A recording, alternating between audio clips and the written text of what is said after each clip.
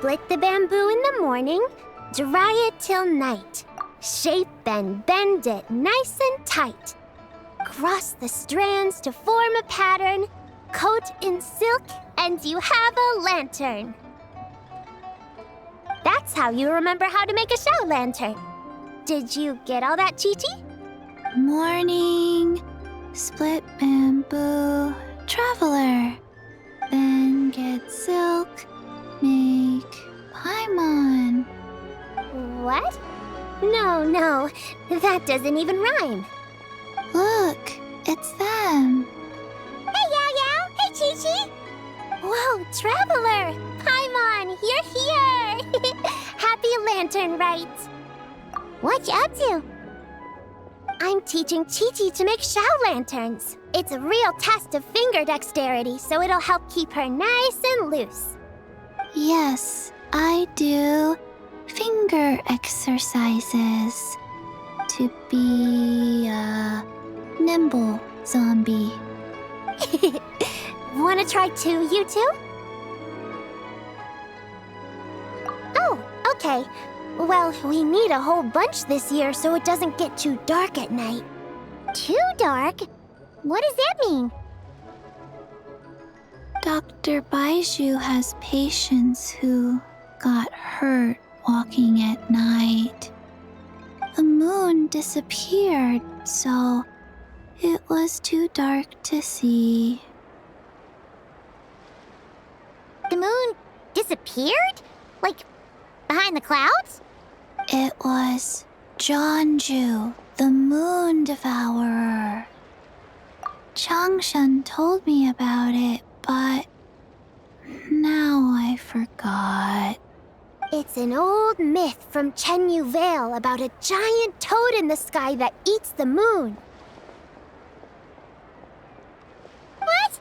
The moon gets eaten? It's just a story. It's not like there's actually a giant toad in the sky. I asked Master about it, and she said myths are just insights into how the people of the past understood the world. Well, I didn't see it that night.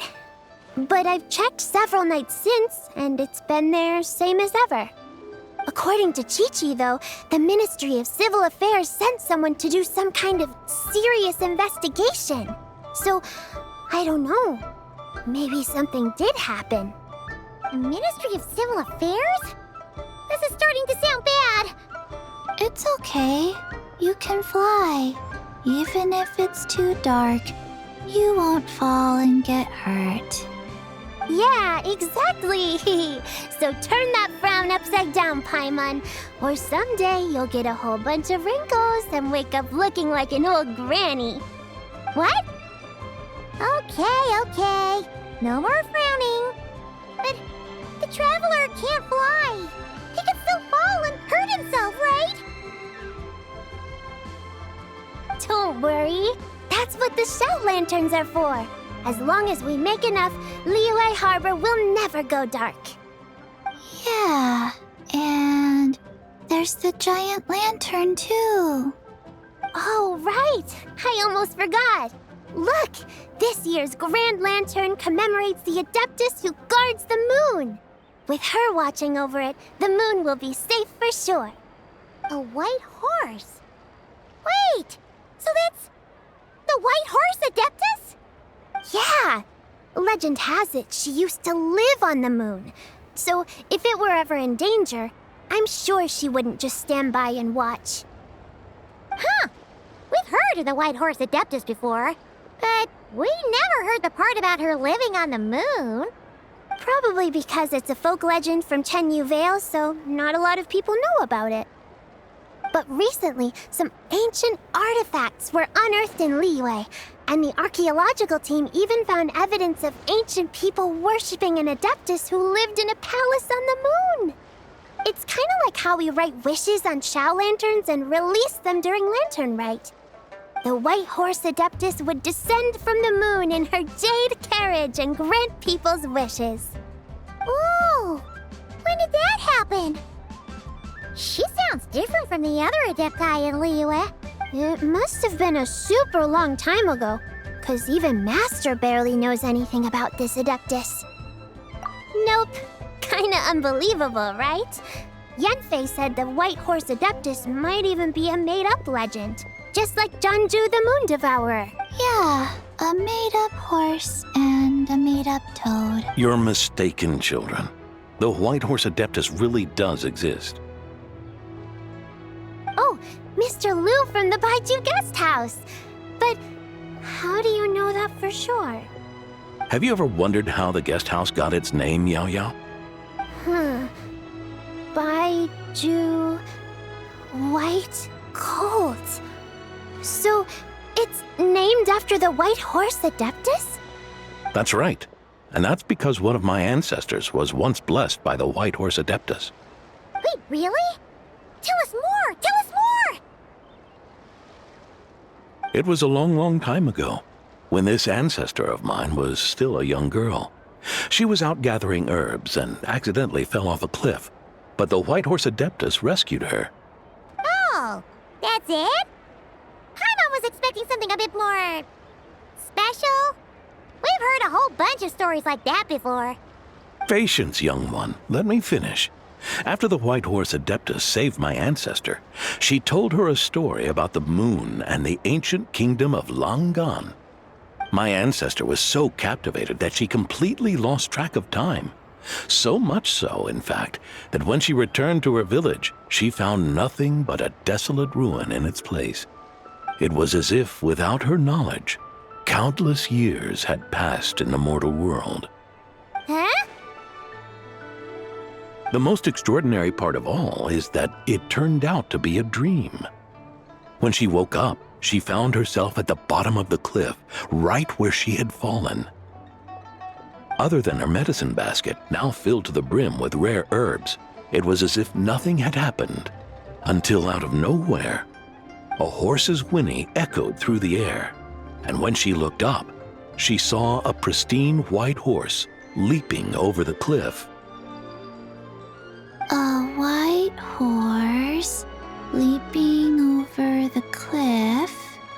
Wow, that sure is a crazy story. But now, it's starting to sound a bit too far-fetched. Another skeptic. You sound just like my son. But I know it's true. Ancestral records don't lie. Wait, so your son doesn't believe it happened? Don't get me started. Not believing is one thing, but he even wants to change the name of our guest house. It's a disgrace, I tell you, a disgrace.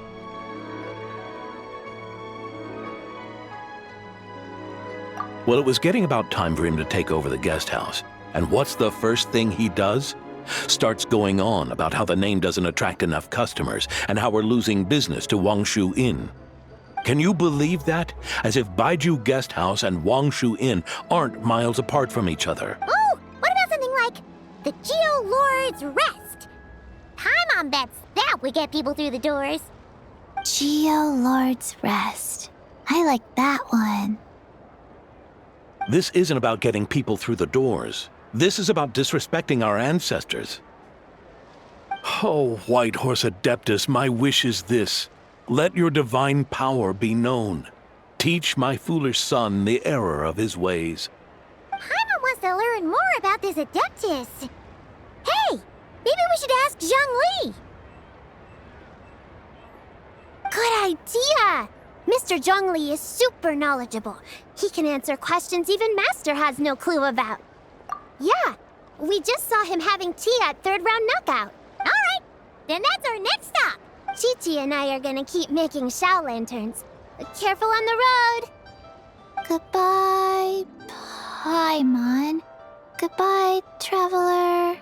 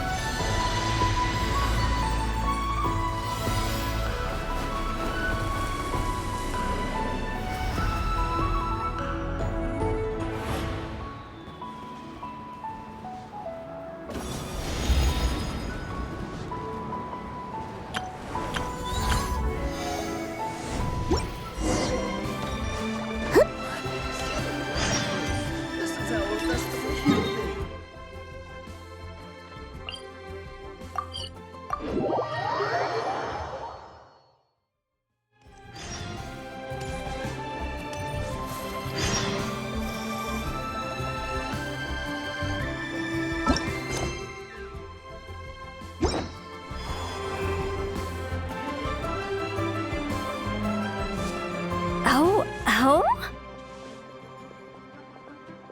Oh. Curious. Impressive, right? What's with all the commotion over here? Oh, Traveler and Paimon! Perfect timing! I have something amazing to show you! What is it? Huh? What the? Part of the moon is blacked out! Was it really eaten by a giant toad? Huh. I didn't expect you to know the story of Jonju the Moon Devourer, Paimon. Don't underestimate Paimon. She learned a whole bunch of things in Sumeru. But Jonju the Moon Devourer is a Liyue legend. Well, knowledge knows no borders, so... there. You're right about that, Paimon.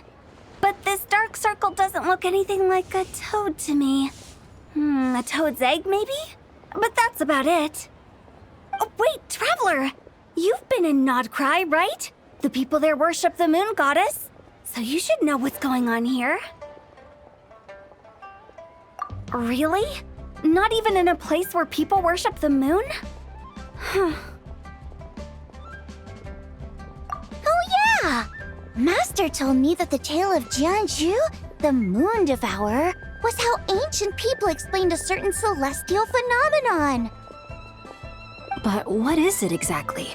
Some kind of omen of disaster?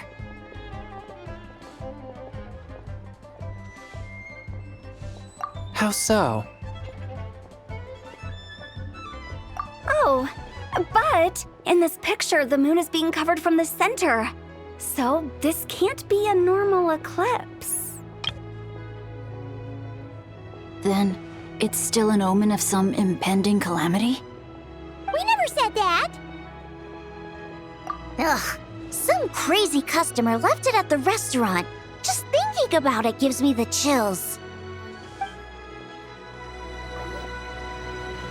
Attention, everyone! As the auspicious festival season approaches, I have an announcement to make. I, Lu Xiong, am on the verge of becoming one of the most renowned archaeologists in all of Liyue Harbor. No, scratch that, in all of Tibet. Even though I never trained at a prestigious academy, I've still managed to dig up tons of treasures.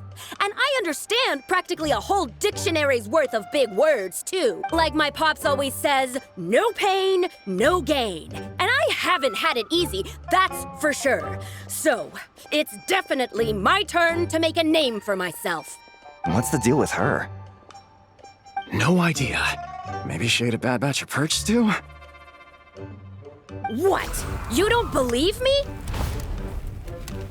I'm telling you, I dug up treasures from the ancient nation of Longan.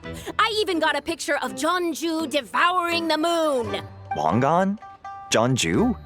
What is she even talking about? Sounds like she's a few perches short of a stew, if you know what I mean. So what if blackback perch stew is my favorite? Stop talking about me like I'm not here.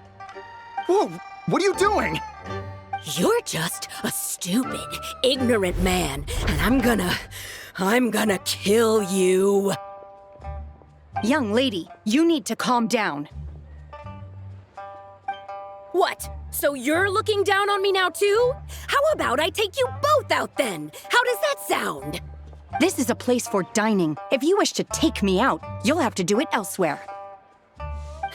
Don't act like you're better than me. Do you know who I am? I'm about to be the most famous archaeologist in all of Liyue. No, Tibet. Show me some respect. It's respect you want? Very well.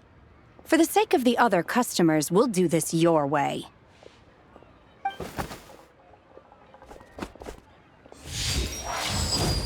What? So shenhe started the fight? She had no choice. The woman pulled a shovel out of nowhere and started going crazy, flipping tables left and right. She even injured 2 other customers. Shenhe did what she had to do to restrain her, then took her to the Ministry of Civil Affairs. Thank goodness Aunt Shenhe was there. Or who knows what might have happened. Yeah. I started cleaning up after all the commotion, and that's when I found this photo. I thought it might be the one she dropped, so I rushed over to show someone. She said she took a photo of Jeonju the Moon Devourer. This must be it. Can we really trust what she said, though? Clearly, something is going on with her. Paimon's got a point. It sounds like she wasn't acting right at all. How do we know she wasn't possessed by some kind of evil spirit? Aunt Shenhe would have noticed if she was possessed. All right. But what about the part about Long Gone and the treasure she found? What about it? What if she raided a tomb and dug up some super special relic, then got herself haunted by an ancient ghost? One so powerful that even Miss Shenhe couldn't sense its presence. Your imagination is something else, Hu Tao. Why would an ancient ghost come to Wanmin restaurant, huh? To eat my blackback perch stew? Hey, it could happen. I'd want to eat your food if I was a ghost. Wait a second. She mentioned the ancient nation of Longon, right? Paimon's heard that somewhere before. You know what? My brother mentioned that some ancient artifacts were unearthed in Liyue recently. Mostly colored glass, fine jade, and bronze relics. Some of the text inscribed on them has already been deciphered. There were some poetic verses, but the word Long Gone popped up as well. So, does that mean this Longon place is real? Still, Paimon knows we've heard the name somewhere before. Do you remember, Traveler? Right! His ancestor heard about it from the White Horse Adeptus. The White Horse Adeptus? Oh, so you must have been to see the giant lantern already. Yep.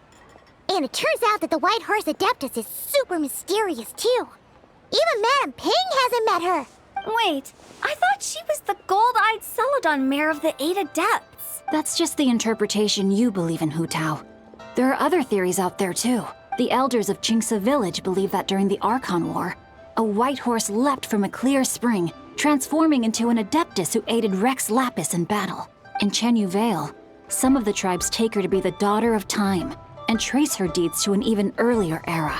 Yet in other ancient texts, including the relics I just mentioned, she appears as an emissary who listens to mortal wishes, which is why we write our wishes on Xiao lanterns. That's so complicated. So what's the verdict? Which version is the truth?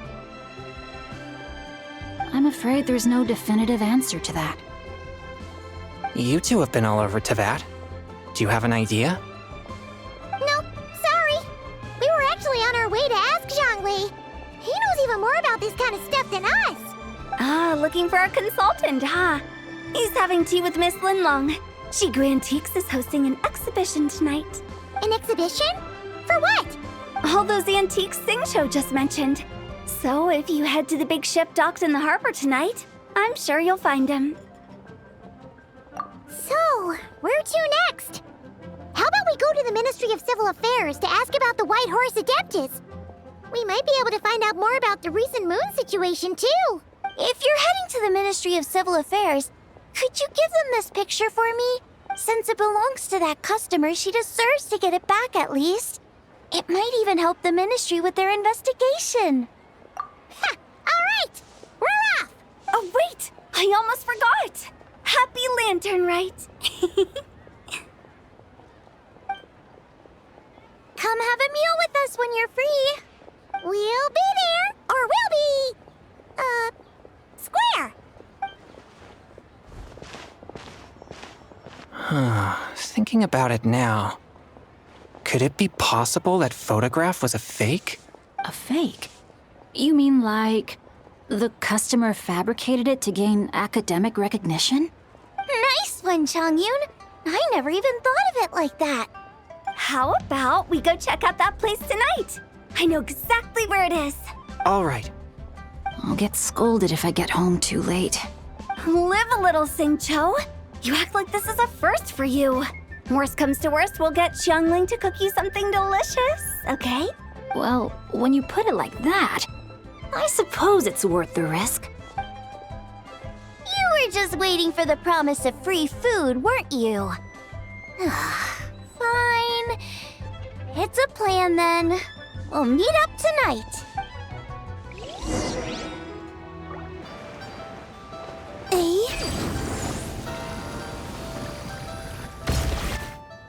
And your grandfather is of the same opinion, Miss Lanyan? Yes. On Lanternlit, the moon shall go dark. That's what the signs are indicating. Celestial observation isn't Grandpa's strong suit, but he discussed it with several other elders from our clan, and their conclusion was the same. It's consistent with the information we've received from other sources as well. You mean the whole thing? About the legend of Jianju the Moon Devourer?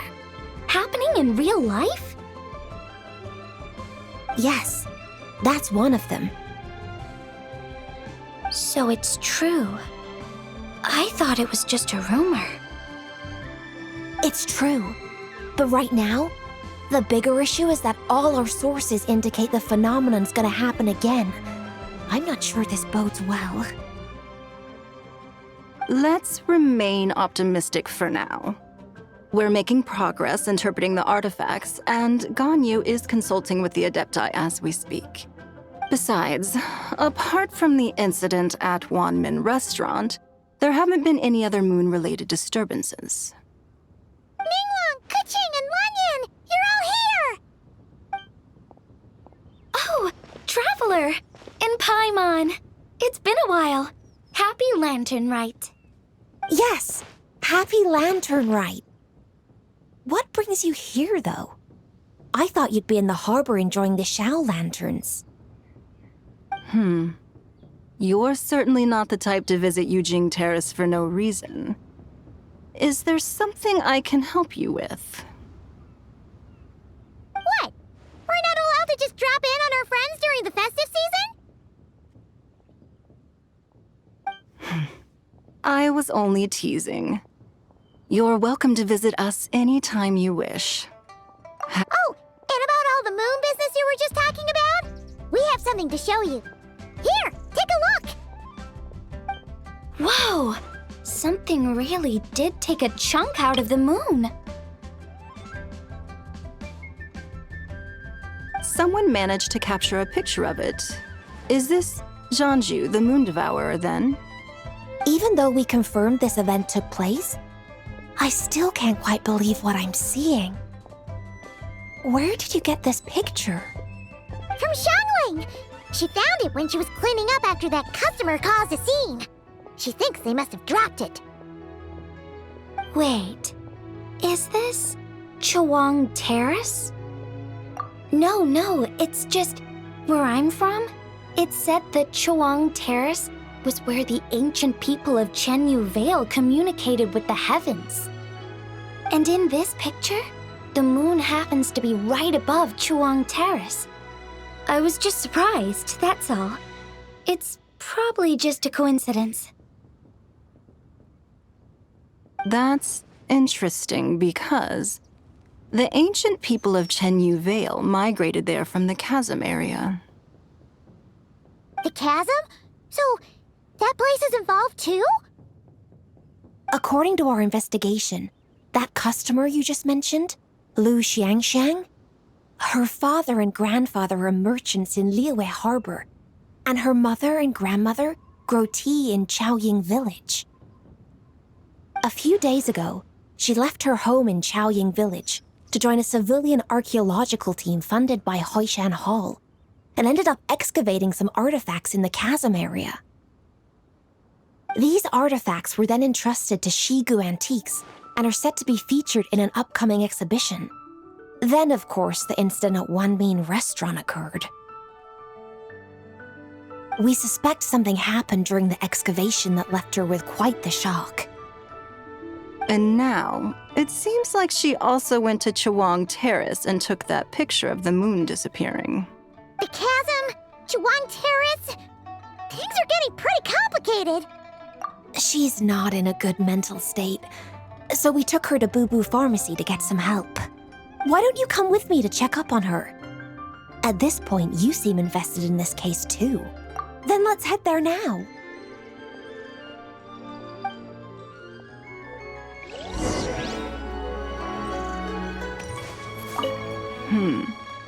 Now that I see this picture, it looks less like a piece of the moon was eaten, and more like something is obscuring it. But what sort of thing could block out the moon?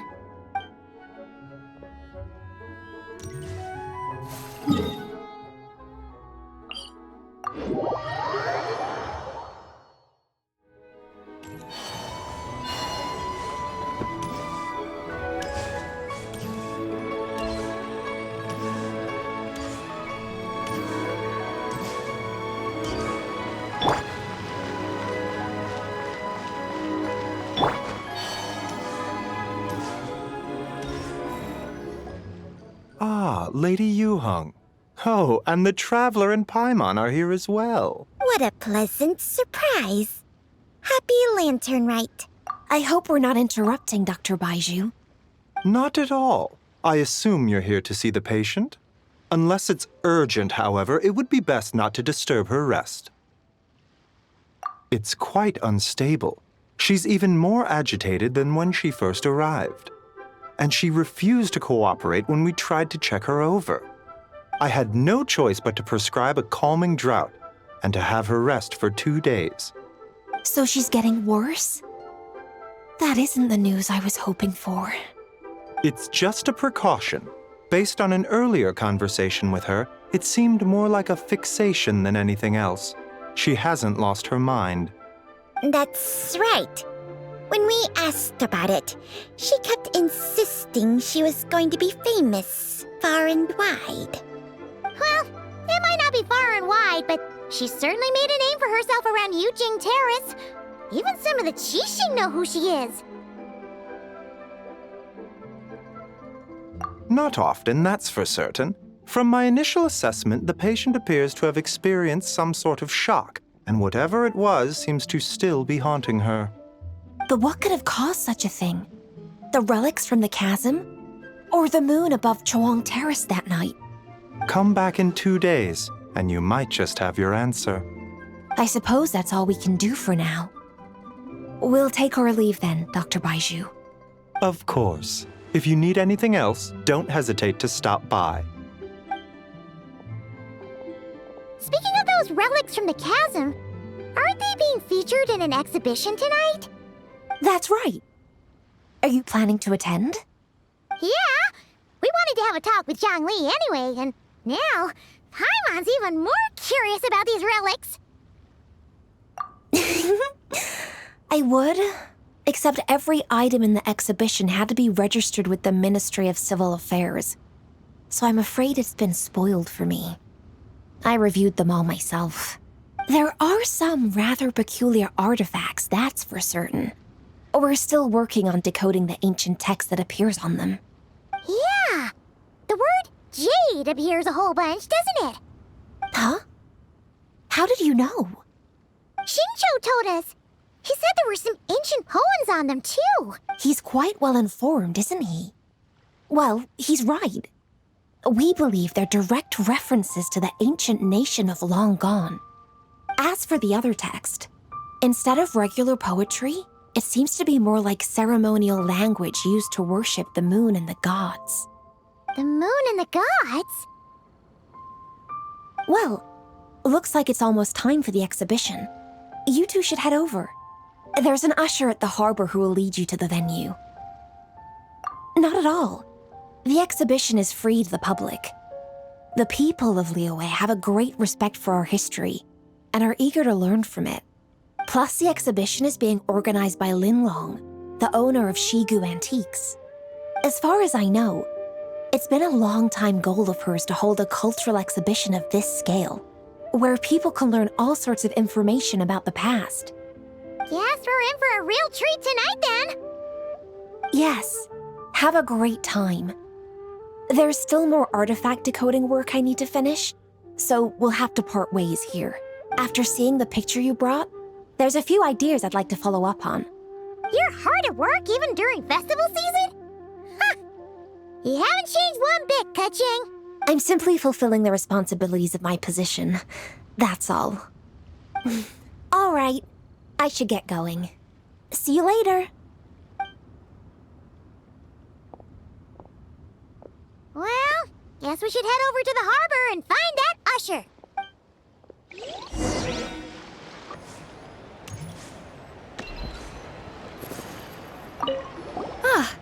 Here for the exhibition?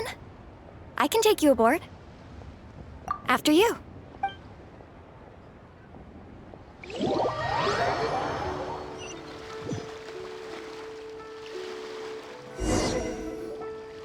Whoa! Look at all the antiques on this ship! It's almost too much to take in! Greetings. I trust you've been well since last we met? Aha! Speak of the devil! You're right where Hu Tao said you'd be. Ah, so Director Hu gave me away, did she? Don't act like you're up to some super secret business. We know you just do whatever you feel like. Yo, Traveler! Paimon! What's up?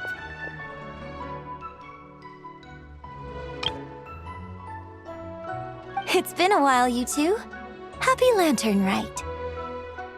Beidou! Yunshin! It's great to see you! You're here for the exhibition too? Yes. When I heard these artifacts were from ancient times, I just knew I had to come learn more about them. I mean, what a discovery, right? Yeah, Ningguang pretty much said the same thing. She thought coming here might help culture me up or something. But as you know, I'm more of a fists and punches type of person. I doubt one exhibition is gonna change that. You're too modest, Captain. You're the leader of the Crux fleet. That takes far more skill than just fists and punches. Plus, at the end of the day, you still decided to come, even though you didn't have to listen to Ningguang. Well, she's the Tianquan. If she can't even get an average ship captain like me to do her bidding, how's that gonna look? You sure know how to think from her perspective, huh? I guess I do. Anyway, how's everyone enjoying the exhibition? I heard that if you see something you like, you can negotiate the price with the owner and take it home.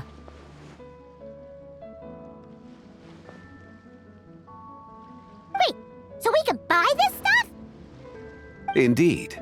Although Shigu Antiques is hosting this exhibition, many of the items come from private collectors. As long as both parties reach an agreement, you can make an offer of mora or an equivalent trade. Well, shall we continue our conversation as we look around? Let's go! I'm super curious about all this stuff.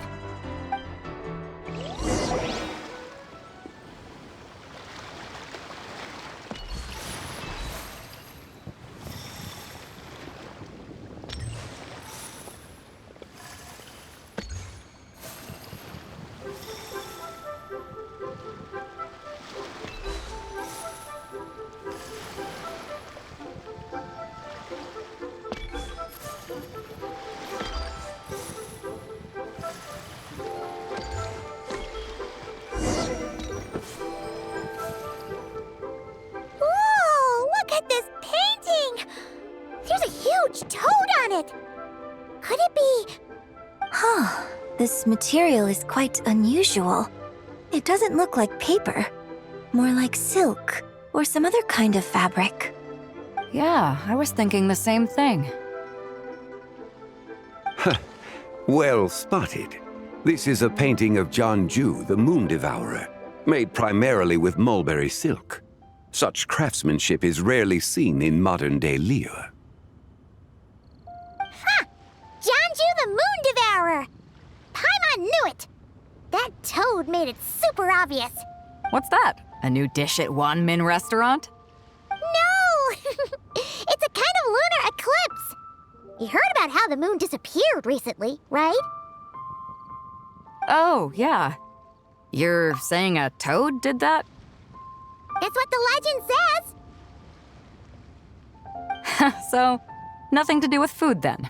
Noted. And the figure next to the toad. Is that the white horse Adeptus? From the stories I've heard, Her palace lies on the moon. That would seem to be a logical assumption. No, in fact, this item was discovered in Chenyu Vale, and many years ago at that. Oh, so it's from Chenyu Vale? Actually, that's not quite right. You see, this painting is primarily comprised of mineral-based pigments, such as cinnabar and azurite, which are usually found within stratified rock. This suggests its place of origin may very well have been the chasm. You could have just started with that. You're as knowledgeable as ever, Mr. Zhongli. I had only ever heard the legend of Zhongju the Moon Devourer, but now seeing it depicted in this painting, I wonder. If I purchased it, perhaps it could serve as inspiration for a new opera. Though I'm not quite sure who the painting belongs to right now. A splendid idea, Miss Yun. Perhaps in lieu of Mora, you could offer the lyrics to said opera as recompense. The lyrics? But to whom? Why, to me, of course. I am the owner of this painting, after all. Wait, so you're one of the private collectors of the exhibition? No wonder you knew so much about the painting. But lyrics in exchange for a precious antique? My work could never possibly be of equal value. I don't know about that. I'm not much of a scholar, but even I know your operas are in a league of their own. An astute observation, Captain Beto. In my possession, this painting is nothing but a lifeless artifact. In your hands, however, it could be transformed into a new piece of art entirely. Quite the worthy exchange, no? But I'm not sure when I'll be able to finish writing it. It certainly won't be ready this year. Allow me to be equally forthright, Miss Yun. This silk painting is merely a copy I made of the original work. There is no need for such concern over its value. Huh? So it's a fake? I had no idea you were such a skilled artist, Mr. Zhongli. I pride myself on having some knowledge of antiques, but I didn't notice anything that would point to it being a replica. You never cease to amaze me, Mr. Zhongli. You flatter me. All that said, Miss Yun, you must accept. Truly, I insist. Huh. He's gone from handing out fake Mora to fake paintings now, huh?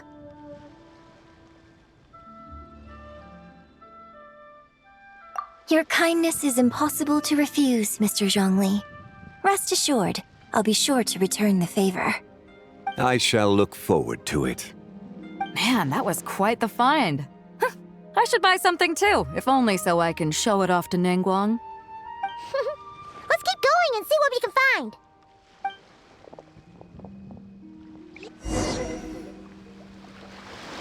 Wow, this bronze war chariot is really something. It must have quite the story behind it. I've never seen anything like it before. Do you know what this is, Zhongli? Ah. I heard from Miss Linlong that a carriage made of Celadon jade was unearthed in the chasm. A copper canopy, a body adorned with flowing clouds and geometric patterns. Yes, this must be the one. A precious piece indeed. This thing's gotta be thousands of years old, right? Crazy to think people back then were capable of such intricate metalwork.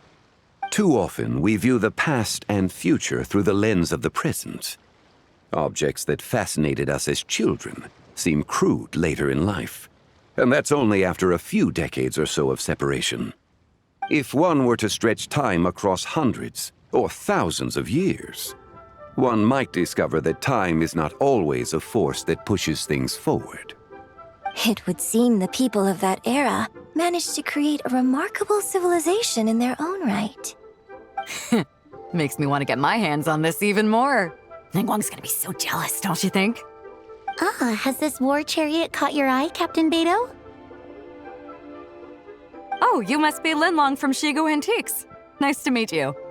This exhibition has been amazing so far. Well, that's all thanks to supportive patrons like you and Mr. Zhongli, of course. As for this war chariot, it was discovered by an archaeological team sponsored by Hoishan Hall. The price comes in at 90 million Mora. How much? 90 million? Woo, looks like my eyes were a bit too big for my wallet. Quite a bargain. A bargain? 90 million more I could feed Paimon for like 1,000 years! And if you actually went on an eating spree that long, perhaps you'd be considered an antique worth that kind of mora, too. What, 90 million? Nuh-uh! Paimon's worth way more than that! Well, if Mr. Zhongli thinks it's a good deal, I'm sure it's worth it. Beto's putting way too much faith in Zhongli. What if he's only here to drive up sales? I'll take the chariot, Miss Linlong. Someone will come by with the payment. Quite the discerning eye you have, Captain. After the exhibition ends, I'll have someone deliver it to the Alcor. Actually, could you send it straight to Yujing Terrace? I'd like for the Tianquan to see the proof of my discerning eye for herself. Understood. Great. Yunjin and I both found something. What about you three? Want to keep perusing? And don't worry about the mora. It's all on me. Nobody's going home empty-handed tonight. I appreciate your kindness, Captain, but I'm afraid I have some private matters to discuss with Miss Linlong. In that case, don't let us keep you, Mr. Zhongli. Right this way. Traveler, Paimon, perhaps you would like to accompany me. What? So you can show us another bargain antique that's so far out of our price range it's not even funny? Other people are always demanding Mr. Zhongli's time, but it's quite rare for him to extend an invitation himself. I wouldn't pass up this opportunity if I were you, Paimon. Yeah, just don't forget to come aboard the Alcor for a drink later. Yeah, guess you're right. Taking a quick look isn't gonna cost us anything. Let's go!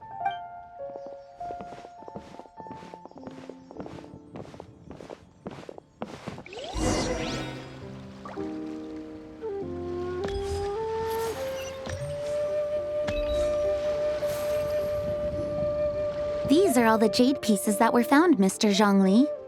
Wow! So many styles! What kind are these? These are a type of ceremonial jade. You're familiar with Chen Yuveil's rain jade, right, yes? Oh, yeah! So these pieces are all used in the rain jade ceremony? Well, you may not know, Paimon, but before the rain jade rite came into practice, Chen Yuveil was known for a different ceremonial tradition that also involved jade. The bee is used to honor heaven, the cong to honor earth, the gui to honor the east, the jiang to honor the south, the hu to honor the west, and the huang to honor the north. These form the 6 ritual jades. It's unfortunate, however, that Miss Linlong's set is missing both the gui and hu pieces.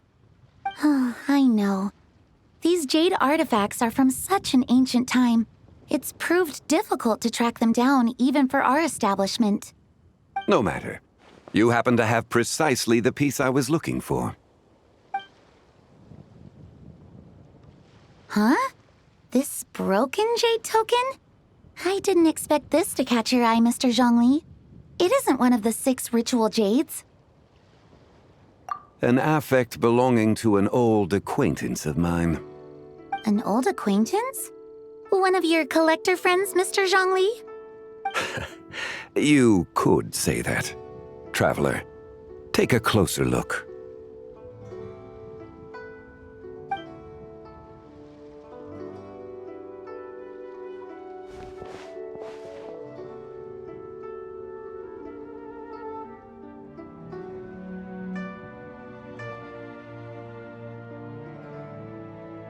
Huh. It doesn't look all that special to Paimon. Just seems like a broken artifact. Indeed. It's been thousands of years since the moon has appeared in such a form. So, in the past, the moon wasn't always full. Then, could this missing chunk be from when Jianzhu devoured part of the moon? It's worth looking into. Your insight is invaluable, Mr. Zhongli. I had no idea how special this piece was. Since it has caught your interest, allow Shigu Antiques to cover the cost. Oh, that is far too generous, Miss Linlong. Not at all. I've always wanted to give people a chance to appreciate these snapshots of history.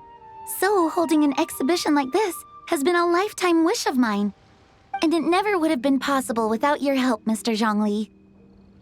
I merely put in a good word with a few acquaintances of mine. And it had a profound impact. Without your recommendation, I doubt half of these collectors would have come to the exhibition. So, on both a personal and professional level, I owe you my thanks, Mr. Zhongli. Wow! Zhongli actually did something useful for once.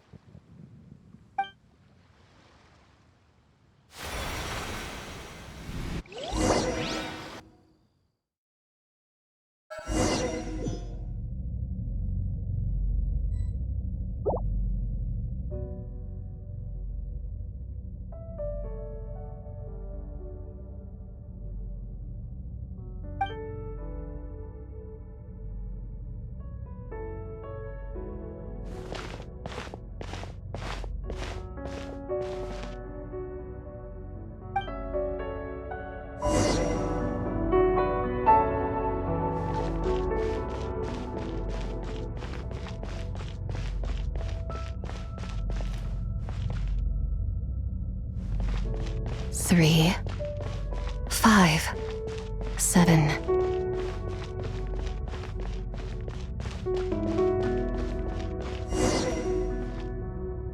11, 13, 17, 19, 23, 29.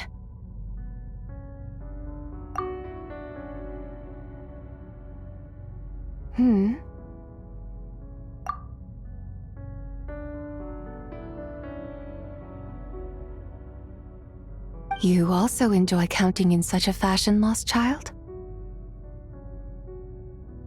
The same loneliness as them. It seems to exist in your heart as well. Me? I'm sorry, I don't remember.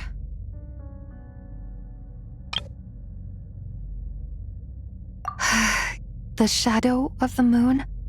Or a dream of time? I'm sorry. No one has asked me such things before. I've been here for so long. There is much I have forgotten. I know nothing of your arrival. All I know is the longing in people's hearts. Yet, I sense the moonlight's guidance within you, child. Perhaps that is what brought you here. You seem confused. Perhaps I can help in some way. The path home is... that direction. I believe someone told me that before. But I was never able to reach the end. You should take a look. No need. It would seem my time has already run out. Farewell. May the moonlight ever shine upon you.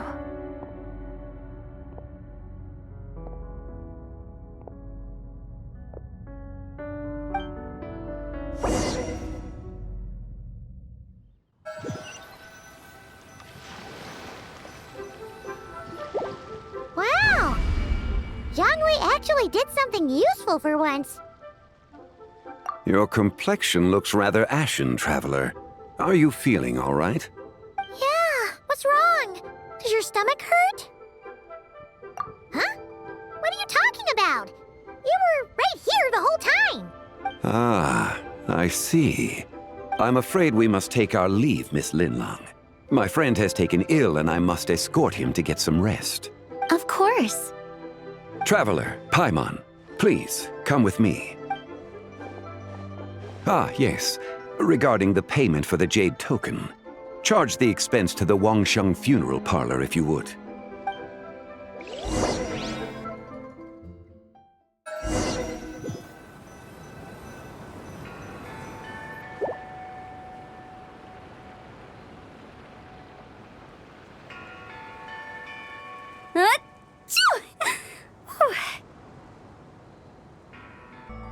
Guess someone's thinking of me.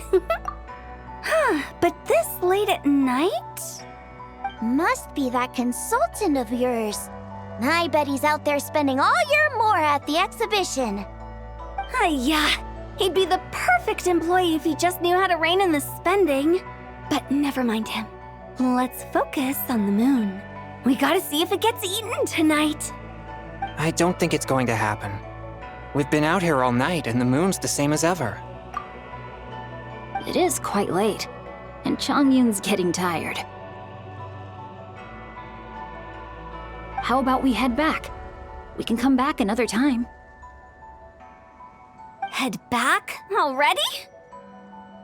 Actually, I do have a new dish I'm testing out tomorrow. And as part of my New Year's resolution, I'm trying not to oversleep. All right. Guess it just wasn't meant to be. Let's go.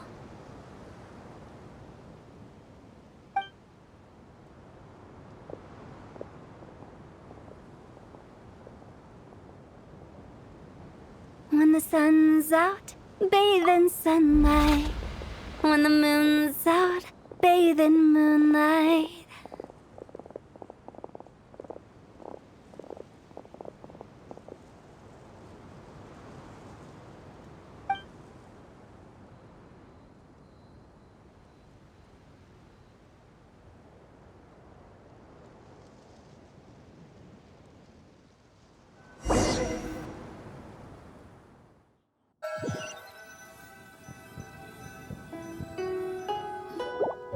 Wait, aren't we going to rest? Why did you bring us here? Because I imagine the traveler would like to know what just happened to him. Oh, right. Paimon's confused, though. She could have sworn you were there the whole time. Oh, how is that possible? It sounds like his spirit formed an inexplicable connection with the being in that space. Ah, you suspected from the beginning, didn't you? Indeed, the being you met is the fabled White Horse Adeptus, and the original owner of this jade token. Her name is Zibai. Wait, does that mean she's inside this token? No, she does not reside within this token, but rather within the moon's shadow. This token is merely a medium. Word has it you accomplished quite the feat in Notcry. You and your friend brought the Frost Moon back to Teyvat. Tell me, did you ever wonder about the other moon? The one that hung in its place for thousands of years? We never really thought about it, but it must have been a fake, right? A fake moon! Indeed, it was false. Its true nature, nothing but a projection of the moon. It also happens to be the prison that confines Zibai to this day. Wait, the White Horse Adeptus is trapped inside that projection? Then we need to rescue her! But the moon in the sky right now is the real one, right? Where did the fake moon go? And why can't Paimon see it? With the return of the true moon, the shadow naturally lost its place in the heavens. Now, it is disintegrating bit by bit. It's a process that comes and goes. When it occurs, it looks like the moon is being obscured by a black shadow. But when it stops, the shadow disappears and becomes invisible to the eye. So, you're saying there's an invisible fake moon blocking the real moon right now? Indeed. Okay, this is not what Paimon was expecting. My hypothesis is that people's wishes could be what trigger the periods of disintegration. After all, when you experienced that episode just now, it was precisely when Miss Linlong spoke of her own wish. Wait, is that because the White Horse Adeptus answers people's wishes? The legend must be true then. So, that means the more wishes we make, the faster the fake moon will disintegrate, right? Then it won't be long before the White Horse Adeptus is free! Quite the contrary. After countless years trapped inside, the two have merged into one. When the moon shadow is gone, Zibai will cease to exist in this world. Oh no! So, by bringing the moon back, we actually hurt the White Horse Adeptus? Do not burden yourself with such thoughts. Because of your actions, a promising opportunity has presented itself to us. Let us not forget, what is crumbling is also precisely that which imprisons her.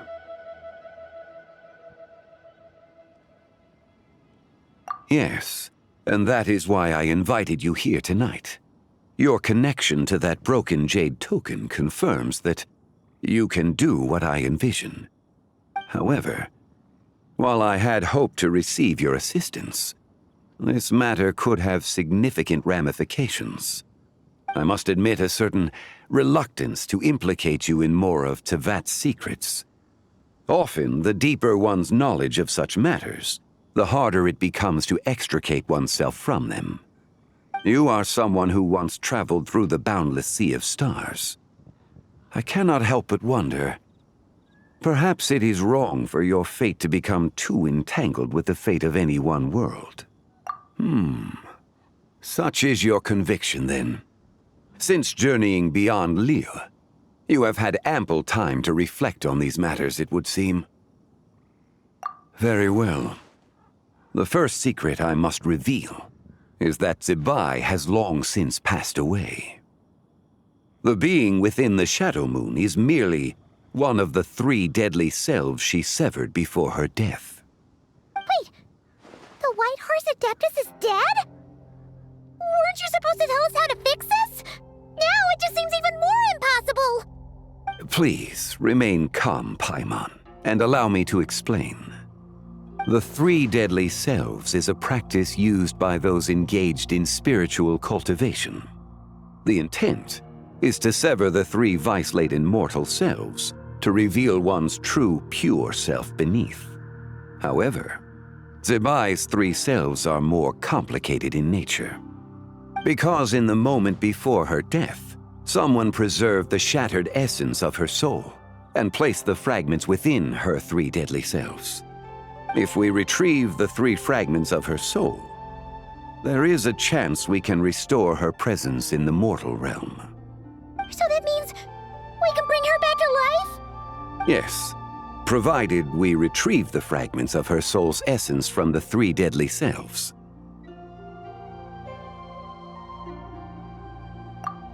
Indeed, the being you encountered was Zibai's first deadly self, Ziju. After Zibai's death, she ascended to the heavens and became one with the Shadow Moon. The essence that resides within her is a heavenly soul, also known as Taiguang. Thus, this self is the closest to Zibai's true nature. That said, because she is trapped within the Shadow Moon, we have no choice but to seek out the other 2 soul essences first. Then we can unite them as one. Her second deadly self is called Ziju. After Zibai's death, she fell into a slumber deep beneath the earth in what is now known as the Chasm. The essence within her is the Earth Soul, also known as Xuangling. She is the self that inherited most of Zibai's memories and wisdom. The chasm? So, do we have to go there to find her? That won't be necessary. I sensed her presence on the jade carriage from earlier, the one at the exhibition. It's possible the return of the Frost Moon awakened her, and she emerged from the chasm alongside that batch of ancient artifacts. Wait! That must be why you agreed to help with the exhibition! To investigate the artifacts! Indeed. So in truth, Miss Linlong was the one who helped me. The third deadly self is Zichao. The essence within her is the human soul, also known as Yojing, Zibai's shade. Thus she is the most free-spirited among the 3. She lent me her aid during the Archon War 1,000 years ago. But later, as her powers waned, she retreated into the mountains. I imagine finding Zichao should prove the most troublesome. so I shall take it upon myself to track her down. So, we need to find the second deadly self, right? But where do we even start? Locating her should not prove difficult. In life, Zibai was fond of mortals, and as the self who inherited most of her memories and wisdom, Ziju should be the same. It's possible she has possessed someone, and is meandering the bustling streets of Liyue Harbor as we speak. Possess someone? Wait, are you thinking what Paimon's thinking, Traveler? What if she raided a tomb and dug up some super special relic, then got herself haunted by an ancient ghost? Exactly! Lu Xiangxiang! It seems you have a lead in mind already. She'd still be at Boo Boo Pharmacy. She was super agitated when she first got there, so Baishu gave her some calming medicine and told us to come back in 2 days. Do you think it could be her, Zhengli? It's quite possible. The deadly selves are impure beings that can easily influence mortal minds. A sound plan. Well, I should get started on my own investigation then. But you're leaving already? I must. Zichao went into hiding after the Archon War. If I am to have any success tracking her down, and there's no guarantee, I should start sooner rather than later. But there's still so much you haven't told us. Like, who the White Horse Adeptus actually is, and how she died in the first place. Not to mention who it was that preserved the fragments of her soul. Should our endeavor prove successful, then naturally those answers will follow. If not, speaking of them would be rather meaningless. Aw. It would seem that this is a question you are unwilling to set aside. Very well. I shall tell you. It was the Avatar of Time. Ah, so you know of her existence. The ruler of time saved her soul. Indeed. Preserving what remained of Zibai's soul in the moment before her death. Only the power of time could be capable of such a thing. However, there is no telling what effect it has had on the 3 deadly selves. In other words, you must exercise caution when seeking out Ziju.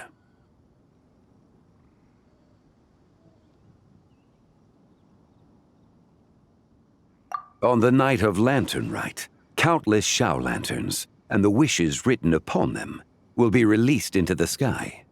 I estimate that this event will trigger the Shadow Moon's collapse. When that happens, the cage that confines the first deadly self will open. That is our moment to act, but also the moment where all could be lost. For if we fail to retrieve the other 2 soul fragments in time, Zibai's resurrection is hopeless. As I mentioned before, the answers to your remaining questions should come in time, providing our efforts bear fruit. Let us hope that all proceeds smoothly in the days to come.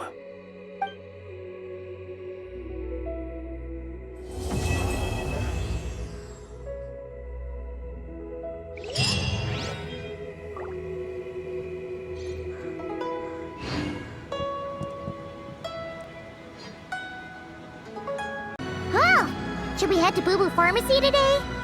Fingers crossed we learned something useful.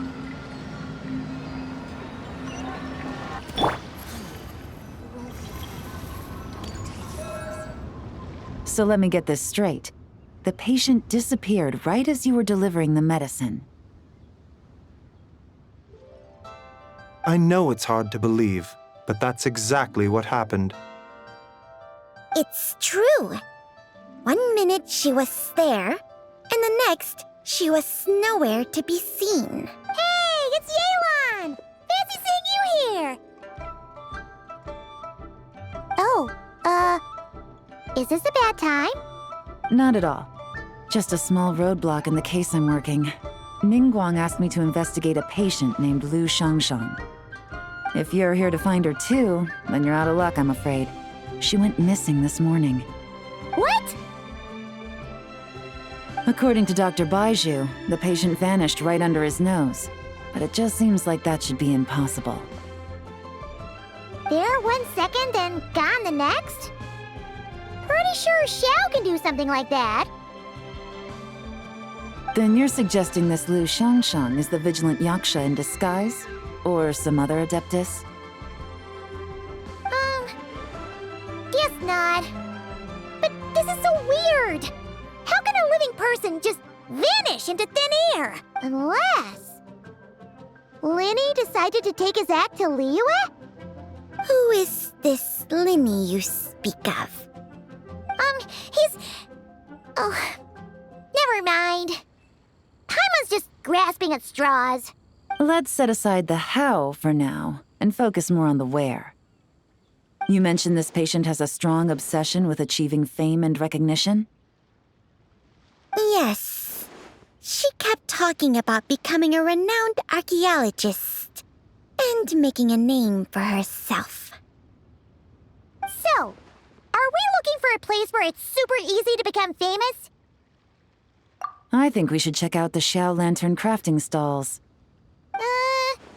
Because it's easy to become famous by making Xiao lanterns? Not exactly.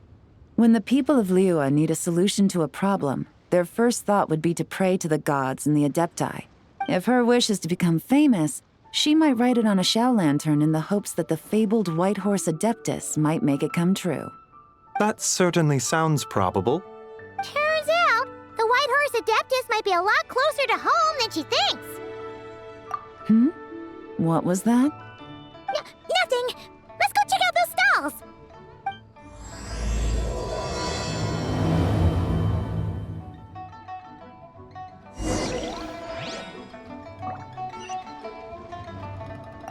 Is it possible I was just imagining things? But I saw it too. We can't both have been imagining it.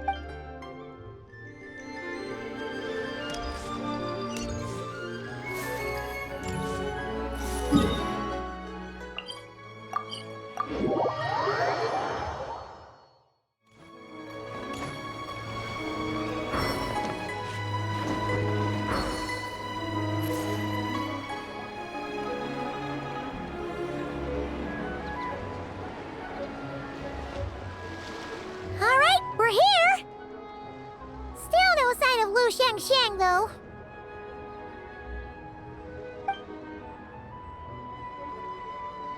As long as you're patient enough, Paimon, you'll find that hunting down people is no different from hunting boars. We need to blend into the environment, or we risk alerting the target. So as far as everyone here is concerned, we're just ordinary tourists. Oh, okay.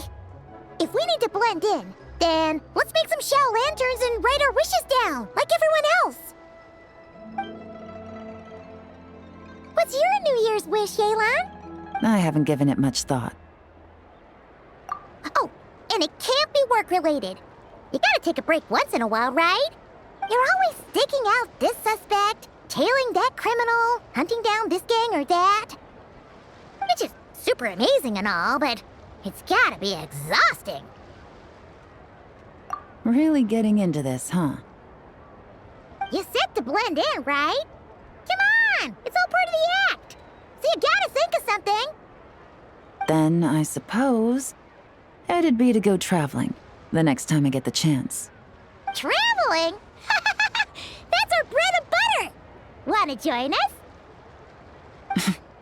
Thanks for the offer, but my desk is piled high with reports on your exploits. And that's not quite the kind of traveling I had in mind. I was thinking more the lie down and do absolutely nothing kind of travel. Ah, something a bit more easy and breezy, right? Hey, wait! We know just the place! The Easy Breeze Holiday Resort in Netland. It's super relaxing and full of fun activities. You've got the beautiful ocean and tons of cute little creatures called Asha. Seriously, you gotta go! I suppose I'll have to check it out.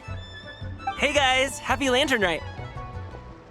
What a coincidence! You here to make Xiao lanterns too? Well, it's that time of year, am I right? Thought I'd join in on the fun. You can't have Lanternlit without making one of these. What you gonna wish for?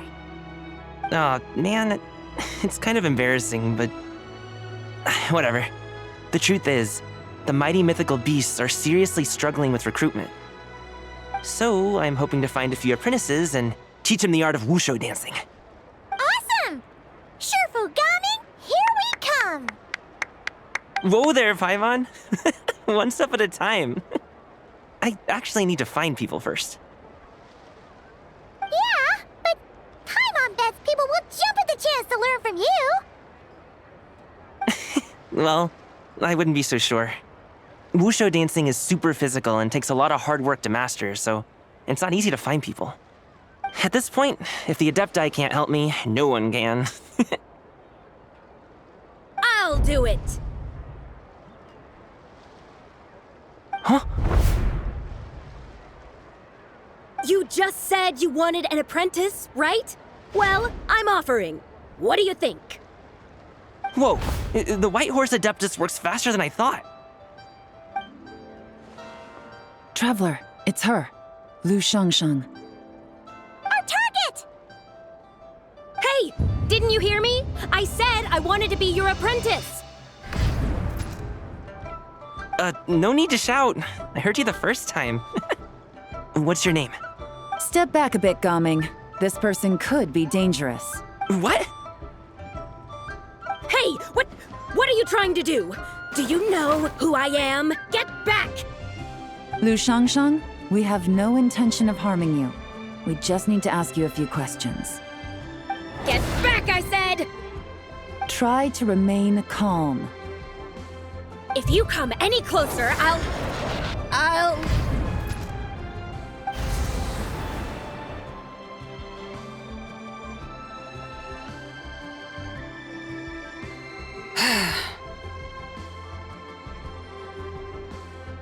Little wisp of a being.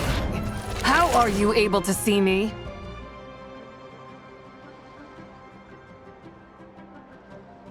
So what if I am? Leave at once! You, a mere mortal, whose own life hangs by a thread, would dare reach for the power of life and death?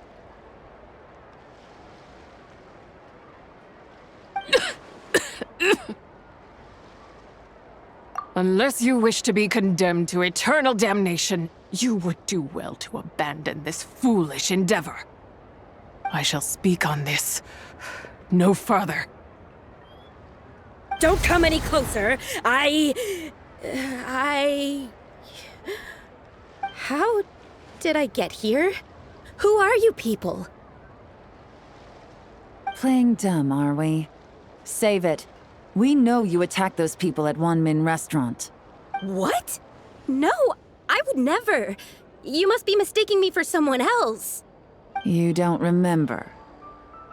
Of course not. How could I do such a thing?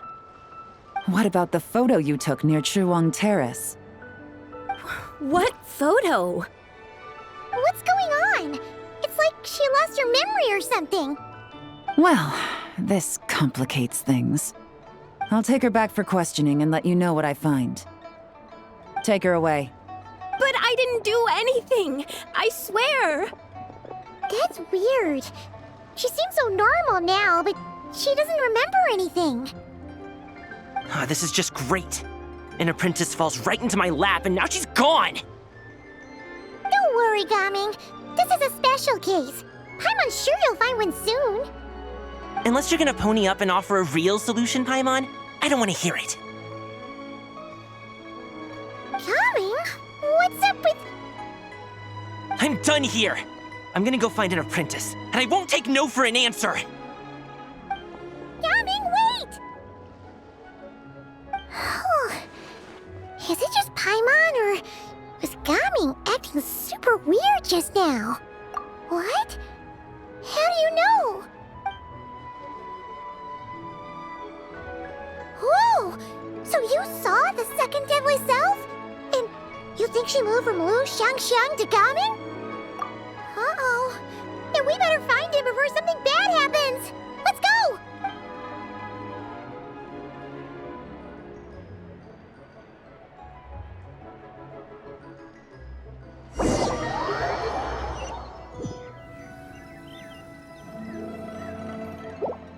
Alas, why must Cloud Retainer inflict such woe upon us, Mooncarver?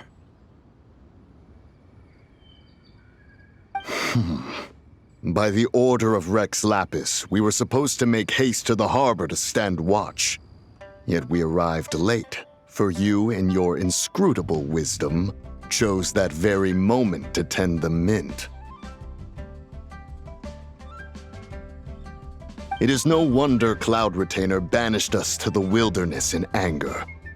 A pity only that I, blameless as I am, was made to share in the punishment. Blameless indeed. You speak as if it was not you who decided to plant all that mint in the first place. Yet now, in its wretched state, overrun by blight and vermin, you would turn away? Utterly heartless, I say. Were I truly that heartless, would I have rescued those seedlings from this desolate wasteland, granting them haven in your hallowed garden?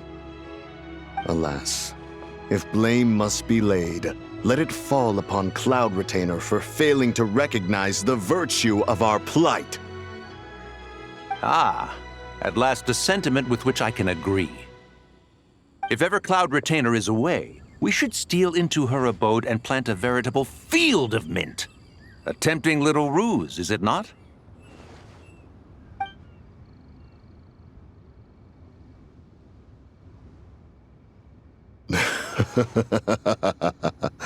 Positively ingenious. Please stop chasing us. Just let us go. Get back here! If you keep running, I'll kill you! Please, we don't know anything about wushu dancing. Just leave us alone. What? You think I'm not good enough to teach you? Just agree to be my apprentices, and then we can talk. That child looks somewhat familiar. Ah, it appears to be the wushu dancer from Liyue Harbor. I have seen him perform on occasion. Come, let us take a closer look. Has trouble befallen you, young one?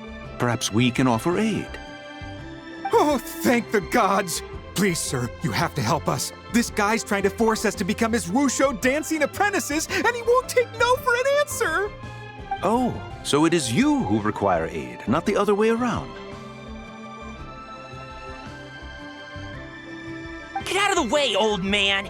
This is between us. Preposterous. You dare to presume we are of a mature age? Listen here, brazen youth. Skilled you may be in the art of dance, yet your offstage demeanor leaves much to be desired. Hold on, Mountain Shaper. Something is amiss. Look closer. Huh. Indeed, he bears the mark of something unclean. It spells trouble. You there, depart at once. Hey! You drove off my recruits, old man! You'll just have to take their place, even if you're a bit on the decrepit side. Many years it has been since a being has dared speak to us in such a manner. Now let us see what evildoer has sought to use you as its puppet, young one. You two, you're Adepti! Does that strike fear in your soul? Whoa! Two Adepti recruits just fall right into my lap? That white horse sure knows how to grant a wish. Coming! Slow down! Wait for us! Jeez, take a hint, will you? I told you to stop following me! Traveler, Paimon, keep your distance from this youth. Evil has taken a hold of him. We know! It's one of the White Horse Adeptus' deadly selves! She's possessing Gaming! The White Horse Adeptus' deadly selves? Could it be that Rex Lapis called us to Liyue Harbor for this very reason? Hey! What are you two whispering about over there? Who's gonna be first apprentice and who's gonna be second? It doesn't matter! I'm not the kind of Sufu who plays favorites. Insolent spirit! Be gone from this child at once!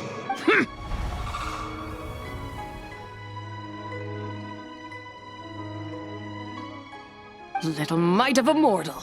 Getting in my way again, I see.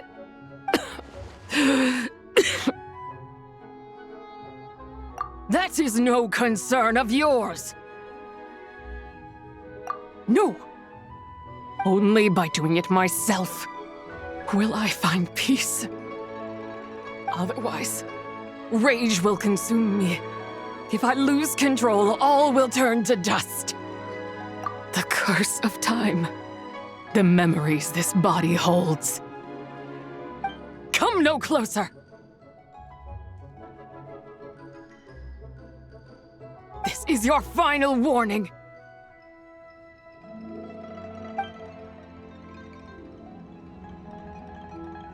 Insolent spirit!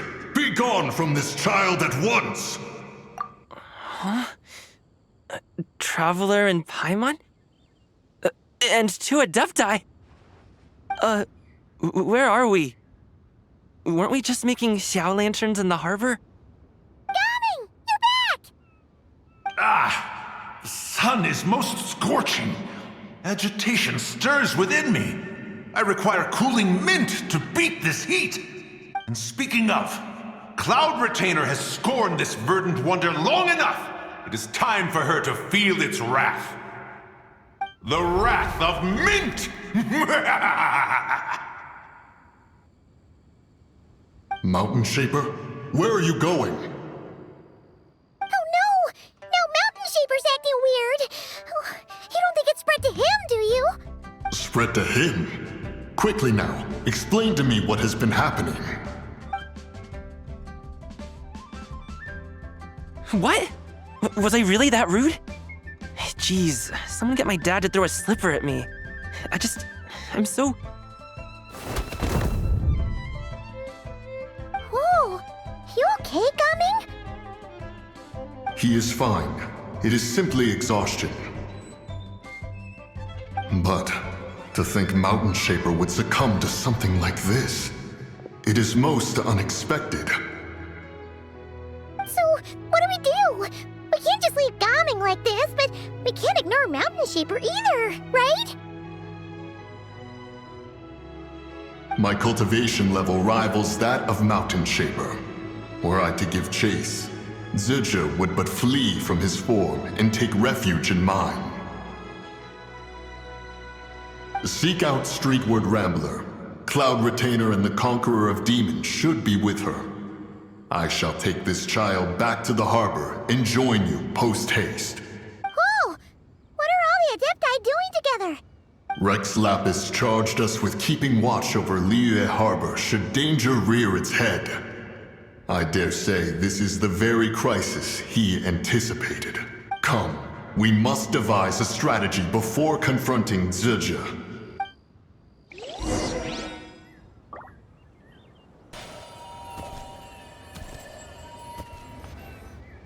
The White Horse Adeptus? You mean the mysterious white mare that aided Rex Lapis during the Archon War? Even if it's not her, there must be some connection. She always avoided us back then, and I never knew why. Rex Lapis's recent trip seems to be related to this person as well. xianyun! Madam Ping! Xiao! Great! You're all here! Ah, Traveler. It has been quite some time. Oh, happy Lanternlit Paimon. You're as lively as I remember. I trust things have been well. Sorry, Madam Ping. No time to catch up. Something terrible has happened. What is it? Has Mountain Shaper gotten himself into trouble? Mooncarver is here with you, but he is not.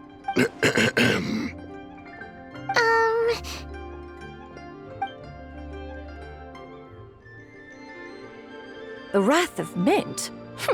That old fool dares to utter such nonsense behind one's back. Yeah, that's not really our biggest concern here. So, even a mere deadly self of the White Horse Adeptus was able to possess Mountain Shaper and affect his mind. No wonder Rex Lapis told us to gather here and await his orders. Mountain Shaper's cultivation is inadequate. He was caught unprepared. Were it one of us, Zizhi would hardly have found a vessel quite so ready for the taking.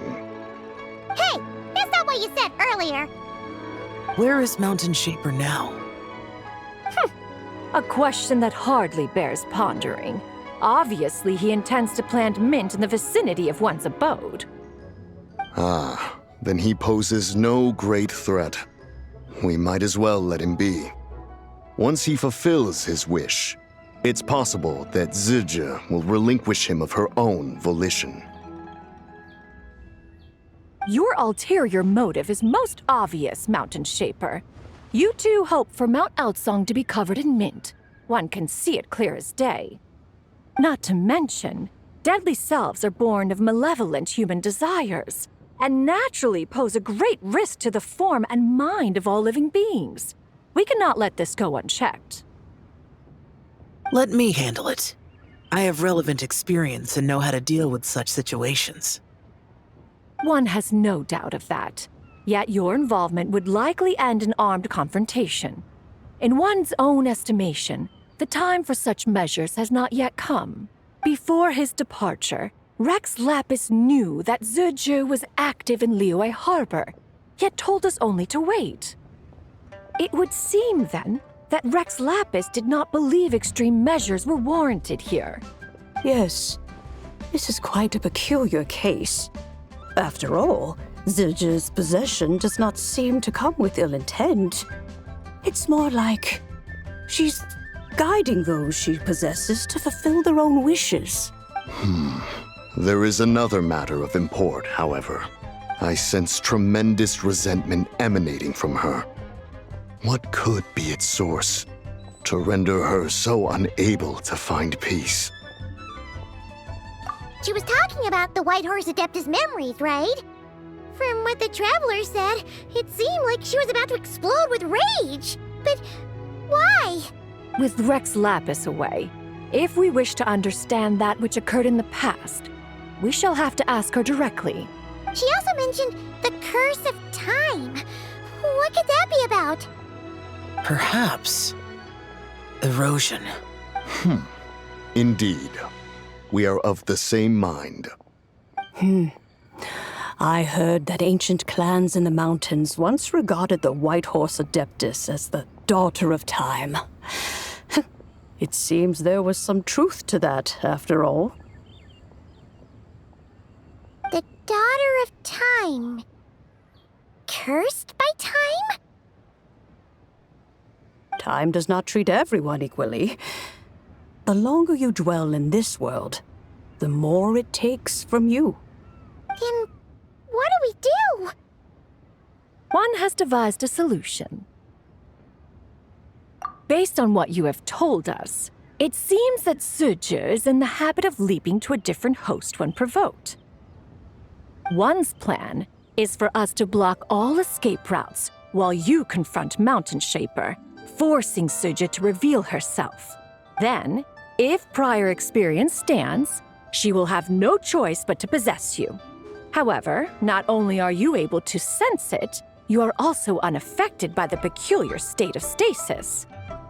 In other words, in that moment, you would have the chance to either subdue or persuade her.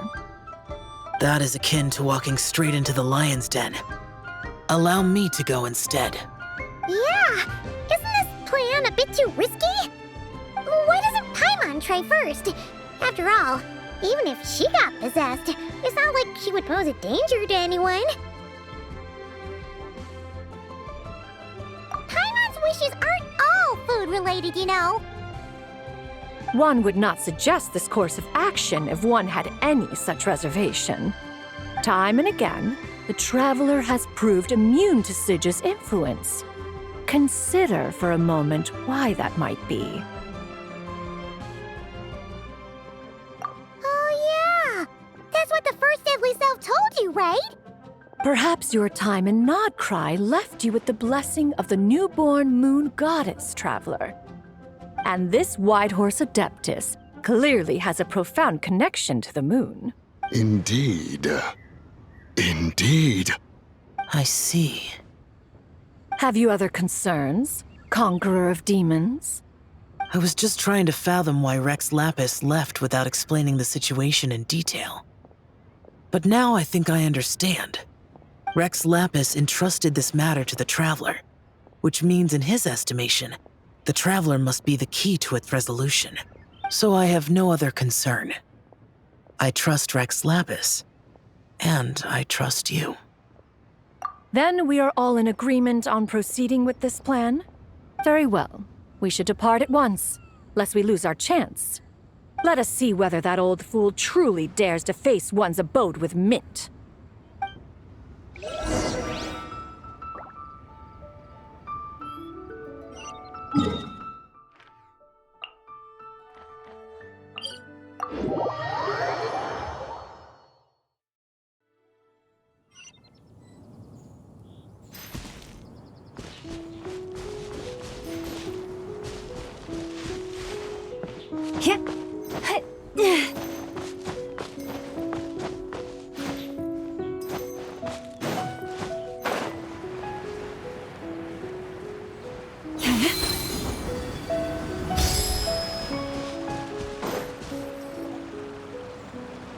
One mint, 2 mint, let us plant a whole slew of mint! Once I reach 10,000, Cloud Retainer's abode shall be Mount Outsong no more, but rather Mount Mintsong! Oh, to behold the look on her face when she is confronted with such verdant splendor! Mountain Shaper. You dare disturb the tranquility of one's abode! Do not take personal offense, Cloud Retainer. He is not in control of his faculties. Exactly. Let it go this once. Zidja is the one driving him to do this. Huh? But Zidja just helps people fulfill their own wishes and desires. Not now, Paimon. Oops. Sorry, Mountain Shaper. Paimon might have just thrown you under the bus. When he wakes up, we shall have words. Everyone, to your positions.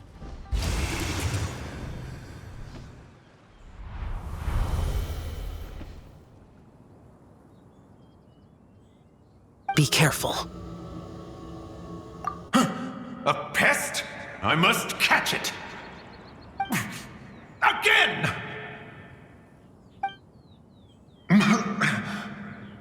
Oh, young one, it is you. Don't tell me. Cloud Retainer sent you? Ha! Such brazen insolence. Such presumption. Such boundless avarice. That wretched adept's impudence knows no end. If she dares lay a finger on my garden, I shall smash her cuisine machine to pieces! You think I am one to fold so easily?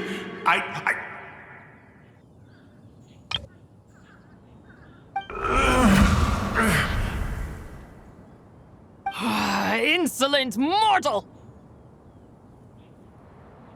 Time and again, you interfere in that which is beyond you.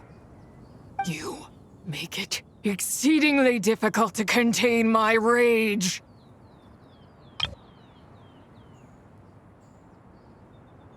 You have no conception of that which you seek. It is forbidden! You know nothing of my past. My warning was given. The cost entwined with this is beyond what you can bear.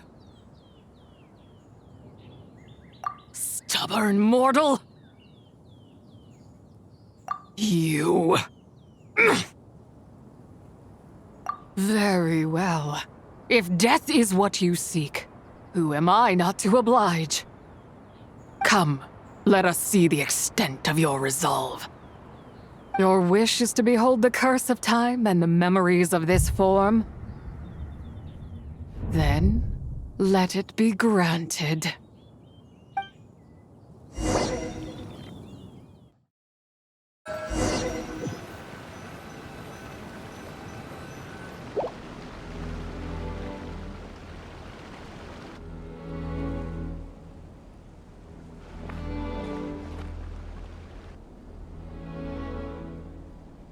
You who seek death, stand before me.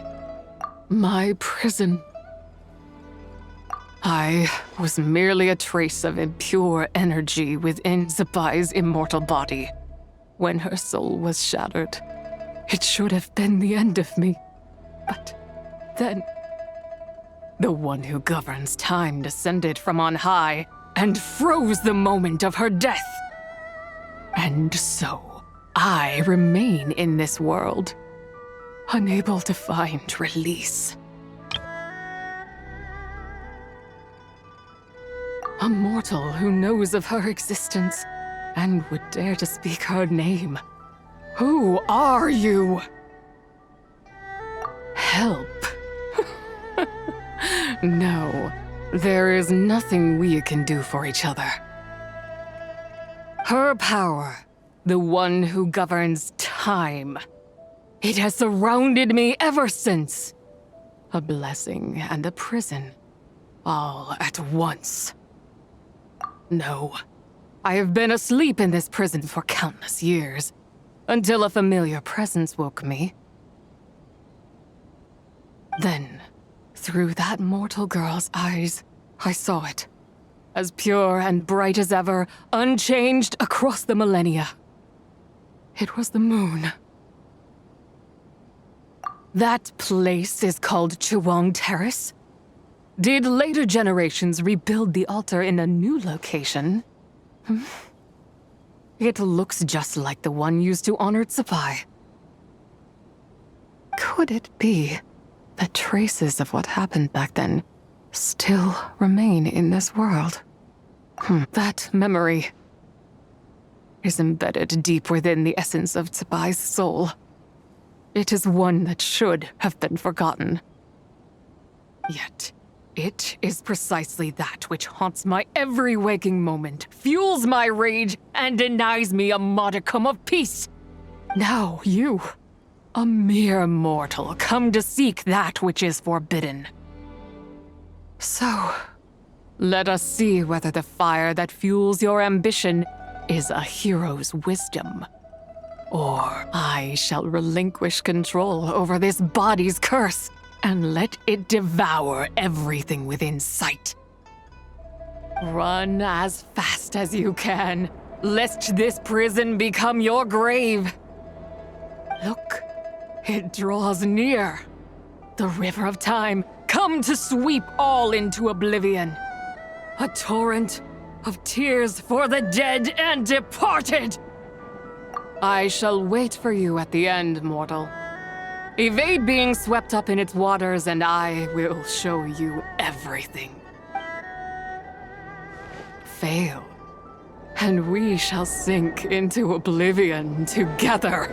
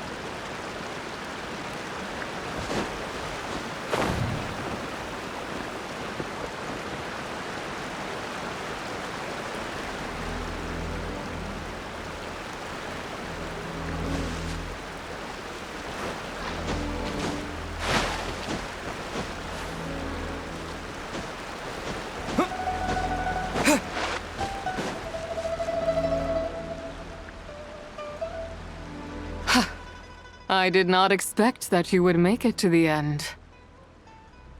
Yes, it would seem even time cannot hold you back. In that case, perhaps this truth is one you can bear.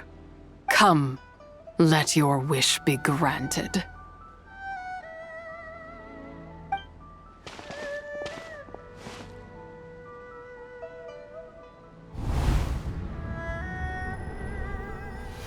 Under moon eternal, in radiant night, a maiden grants silk, soft and light. Under moon iridescent, in night divine, a maiden grants fiber for cloth so fine. Under moon of frost, in night so great, a maiden grants tools to divine our fate. What are Mom and Dad doing? Shh, just make a wish. The kind Adeptus on the moon is listening.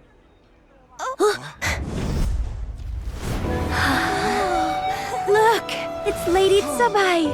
Wow, Lady Zibai? Is she powerful? Of course. She taught us how to grow grain and beans, millet and rice, how to peel hemp and reel silk, spin thread and weave cloth, how to cut stone and build houses, cast bronze and forge tools. According to Mom and Dad, the Adeptus Zibai is the god of soil and grain, who blesses our land and its crops. Huh? Lady Zibai's leaving. It's all right. We just have to wait till next year. She'll be back.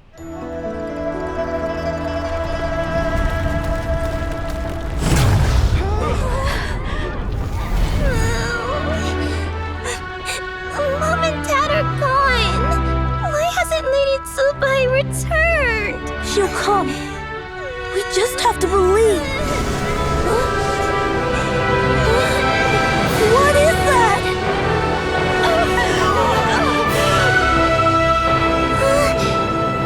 Lady Zibai abandoned us. All places tainted by the abyss need to be purified. That includes Long Gone. And what of its people? You know what will happen. You are but an emissary to the mortal realm. This is Heaven's will. There is no need for guilt, and no place for hope. I wouldn't dare. But the people of Langan honor me, worship me, pray to me. If I do not answer, the guilt will be too much to bear. And if you do, you will meet the same end. Then as their god, I shall die among them.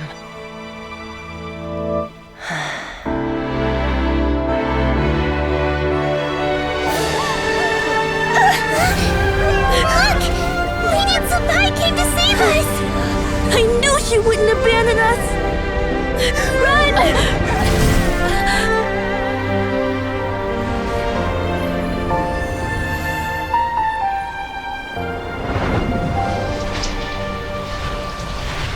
You have done enough.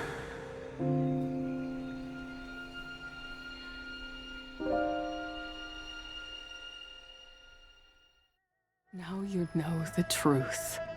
These are the memories that suffocate me where I stand and crush me under their weight.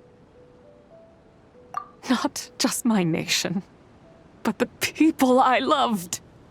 Were it within my power, I would ignite a blaze fierce enough to burn a hole through the heavens themselves. It was a time of war, one that ravaged heaven and earth. Remnants of the battles tainted with cursed power fell from on high and devastated Langan. The heavens decreed that the tainted filth had to be cleansed, no matter the cost. If I just had more time, I could have helped more people to escape. But it wasn't enough! I just needed a bit more, and they all could have survived.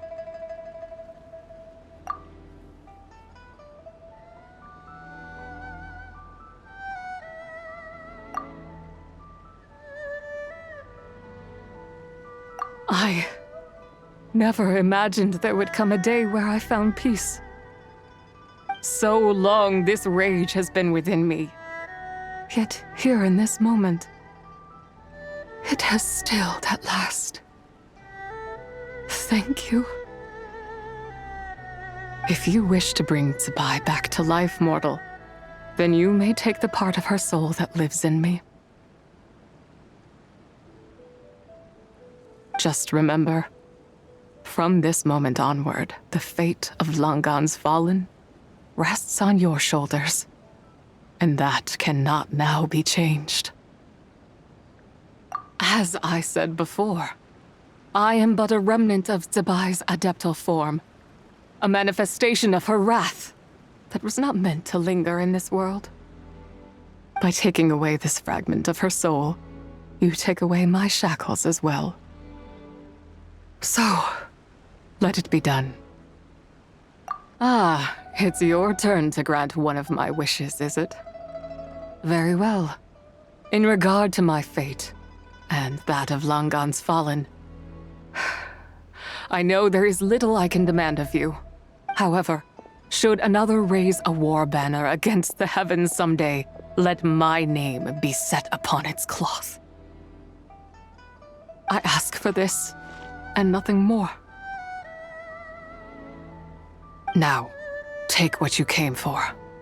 I was a lone moon, shrouded and dimmed in cloud-veiled night. Now darkness breaks, free and unburdened. I reclaim my light.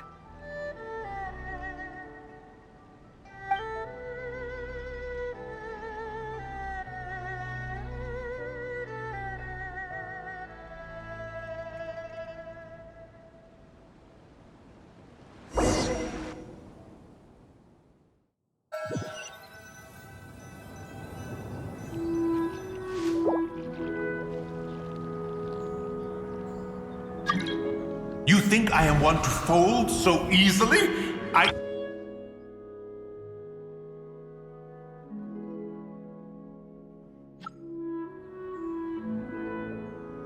Ah, young one. What brings you here? My, what exquisite mint seedlings. Was it you who planted them? I had not taken you for one so versed in the horticultural arts. I must insist that you visit Mount Hulao. There is much we could learn from one another. Ah, but this is Cloud Retainer's abode. She does not appreciate the verdant wonder that is mint. We should leave at once. If she sees us here, there is little I can do to protect you. You weren't? Was it Mooncarver then? My, what nerve he has. What? Looks like Mountain Shaper is back to normal. Has the matter with Zizhi been resolved then? Wow, that was fast. That took, what, like a second? A second to us, perhaps. But for the Traveler, I imagine it felt much longer than that. One's plan was most successful then. And you're all right, Traveler. You don't feel strange in any way? Well, sounds like good news all around. I'm glad this matter is resolved. What is this matter you speak of? The possession of that mortal child? The matter of Zizhi may have been resolved, but there is another that is far from over. The mint you planted around my abode. Perhaps you have a moment to spare for a little chat, Mountain Shaper.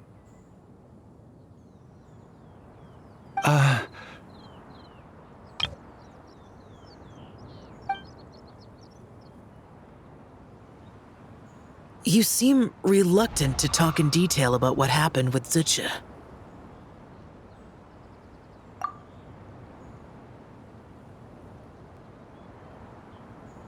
Don't worry.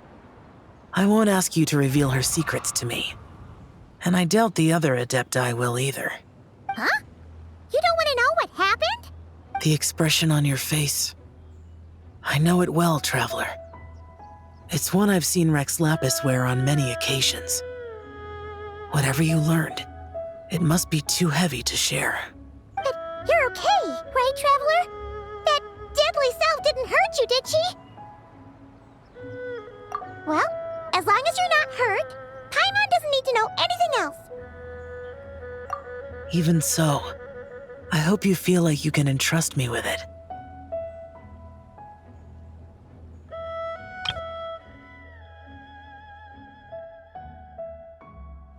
If I learned anything from our time together, it's that one should not have to shoulder such a weight alone. Not to mention that certain knowledge brings danger in its wake. I would never want you to feel forced to be the sole keeper of such secrets. Yeah, kind of like how one person can't finish a whole slime, you know? Better to grab a bunch of friends and eat it all together. Exactly! Wait, no! Paimon's just saying we've got loads of friends who'll be more than willing to lend an ear.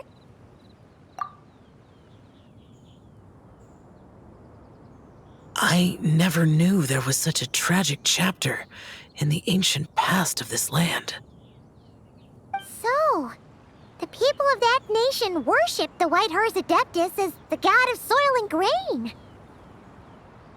It would seem, then, that Rex Lapis had a similar reason for withholding the details of his recent trip. I've often wondered if he had companions to stand by him before we met, or if he was forced to face things alone. Regardless, Lanternlit takes place in 2 days. Let's meet back up again there. If there's no news of Rex Lapis by then, we'll have to come up with a plan. Fingers crossed it all goes well.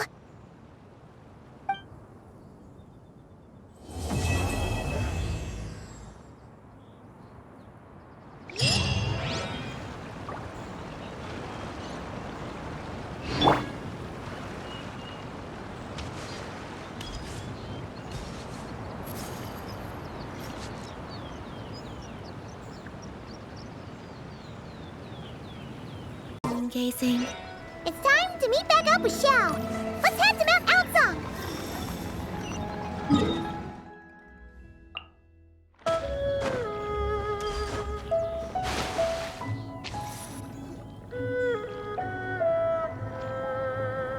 Xiao, Cloud Retainer, Madam Ping, we're here. Any news on Zhongli? Wait, are we missing 2 Adepti? Well, Shenyun banned Mountain Shaper from Mount Outsong for 3 days. Oh, then what about Mooncarver? The scheme to plant mint in one's abode was one those 2 fools devised together? And when it comes to punishment, one does not discriminate. His banishment ends in 3 days as well. Wow, that's pretty harsh, Cloud Retainer. Let's get down to business. We have news of Rex Lapis. Huh? Isn't that... Yes, Rex Lapis's geopillar. It descended from on high this morning. He must have sent it for a reason, but it does not respond to our touch. So, what does it mean? Is he in trouble? Not necessarily. It could be a message only a specific person is meant to receive. Traveler, you alone spoke to Rex Lapis before he left. Oh, so it must be for the Traveler. Give it a try.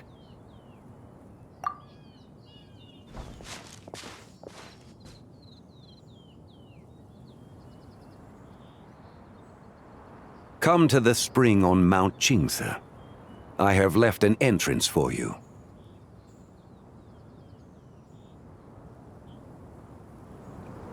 Well?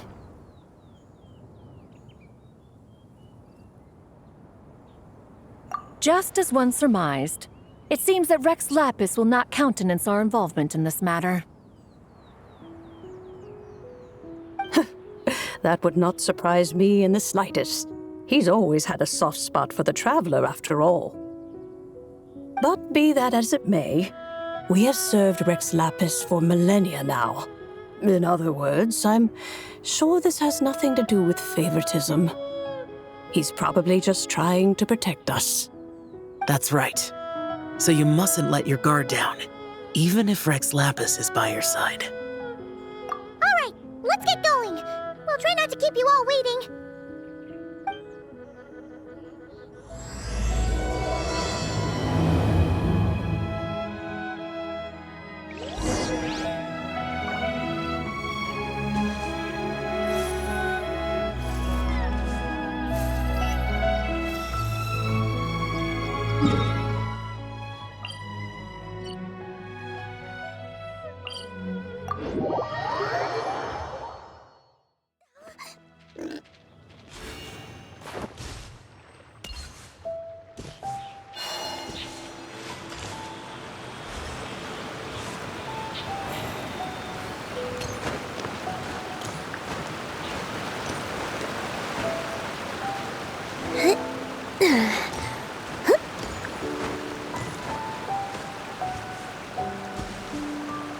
Keep your eyes peeled.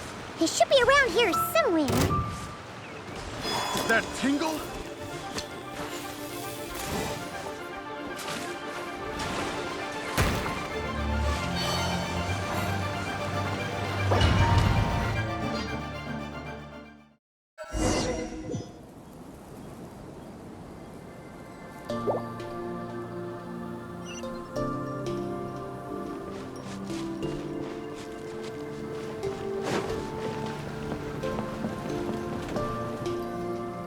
Who could have imagined that the once mighty Geo-Archon might end up so, sitting on a humble stool in the woods, quietly weaving moon lanterns? You really do look like an old man now. This is a Xiao lantern, not a moon lantern. In ages past, when the gods waged war and the world was in turmoil, these lanterns were lit to guide fallen warriors back to their homes. Had you tarried in the mortal realm for but a little while longer, you might have become quite accustomed to them. Even so, it bears such a striking resemblance to the moon lanterns they used to offer up to the heavens. Could this truly be mere coincidence? Perhaps in some sense it is, yet in another, it isn't. For instance, who is to say that some of Langan's magnificent jade did not become part of the very foundations upon which Liyue Harbor now stands? It is conceivable that this ritual was transmitted in such a manner too. Now, let's not let ourselves get carried away. For all its splendor, do not forget that, in the end, even Langan could not escape its heaven-sent fate. Alas, it is just a pity that the little creatures of this world may never again lift their eyes to the moon, even should misfortune befall them. But you, Geo-Lord, now that you rule this realm, why take the trouble, not to mention the risk, to visit one who bears such profound guilt as I? Are you not afraid that you might be sullied by the curse of time that was laid upon me? There is no risk to speak of. At least, not in comparison to that which you took when you defied the heavens all that time ago. As I have stated, time and again, it was not I who defied the heavens. Geo-Lord, the ancient affairs of Langan have nothing to do with me, for I am but one of her deadly selves, severed before her demise. My name is not Zibai, but Zichao. Surely you did not take us for one and the same, solely on the basis that we may all assume the form of white horses? Sorry to break it to you, but you seem to have found yourself the wrong white horse. Anyway, do tell me, what urgent matter brings you here? Very well then. I have come to ask for Zibai's shade. Oh? So, the Geo-Lord has set his sights upon Zibai's human soul. And what is it that you intend to do with it? The world outside is changing. With the new moon's birth, the confines of the shadow moon are gradually disintegrating. In other words, the heavenly soul is set to return. Consequently, strange phenomena have manifested within Langan's former domain, leading to the earthly soul's reappearance as well. The last of the trio, the human soul, is in your possession. Most intriguing. My intention is to gather all three together, so that an old friend may finally make her return. I must admit, it seems that some remarkable affairs are coming to pass in the outside world. Yet there is one thing you seem to have overlooked, Lord of Geo. Back in the day, it was you that freed me from that painting. And afterwards, I took up arms in your name. Together we first subdued Chenyu Vale, then brought peace to Mount Qingse. It was for this cause that the contract between us was made. But now that the debt has been repaid, what cause have you to expect my aid? Zibai and I have long been friends. Given not only that you were manifested from a corrupt desire within her divine form, but that you also possess a fragment of her soul, how can you purport to be the wrong White Horse? I think you'll find that we are now as separate and distinct as any two beings ever were. What once shone with radiant purity has long become dust. What you see is no longer what it was. Oh, great Lord of Geo. Should this still be unclear to you, I bid you take your leave.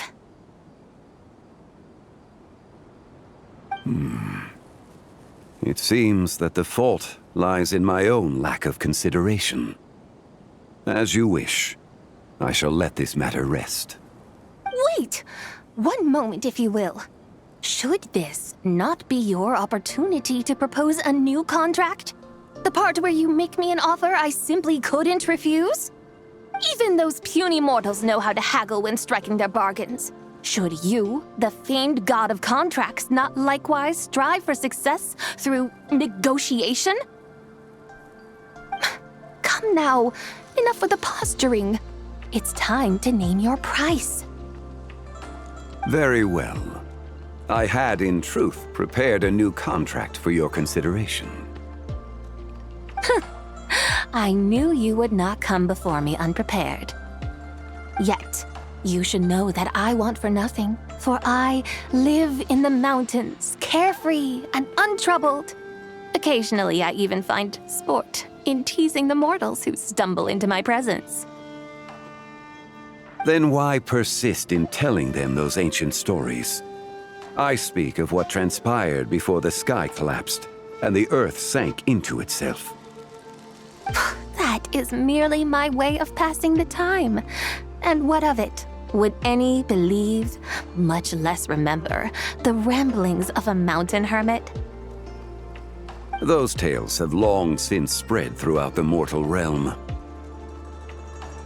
Who? Should my words prove insufficient, I invite you to see the world for yourself. To this end, I have found you a pair of trusty guides. The Lantern Rite is presently underway in Liyue, and should prove quite intriguing for you.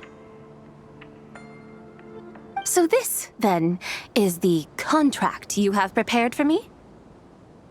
Indeed it is. Think of it as a contract for a one-day festive excursion. Surely you do not hope to offer this in exchange for Tsubai's shade. The foundation of my very existence for a little excursion seems a little steep, wouldn't you say? Why not see for yourself? You can always decide afterwards. The final determination, of course, shall rest with you. Is that so? Then perhaps this deal might not be entirely off the table after all. Where then are these guides of which you speak? Hey, it's Xiangli! Oh, we've been looking for you everywhere. We thought you might have gone missing. You're here. So these are my guides. Well, well. They certainly look the part, I'll give you that. Guides? Oh, you poor innocent little creatures. The benevolent Lord of Geo has sold you to me, which means that for the rest of this day, you belong to me. Sold us to you? Just what have you gotten us into, Xiangli? The situation is not quite as dire as that would sound. I ask only that you accompany my Adeptus friend on a tour of Liyue. I would suspect that depends on how well you entertain me. Entertain you? Let us start with this Liyue harbor of which I have heard so much. Nowhere is quite so fascinating as a place teeming with little mortals. How come this Adeptus sounds so different from what Paimon imagined? Okay, we'll take care of it. Get ready to find out why they call Paimon the best travel guide in all of Tibet.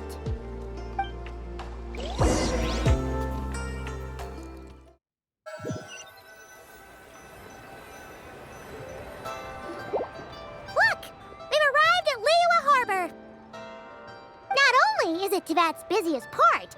It's also the beating heart of Liyue.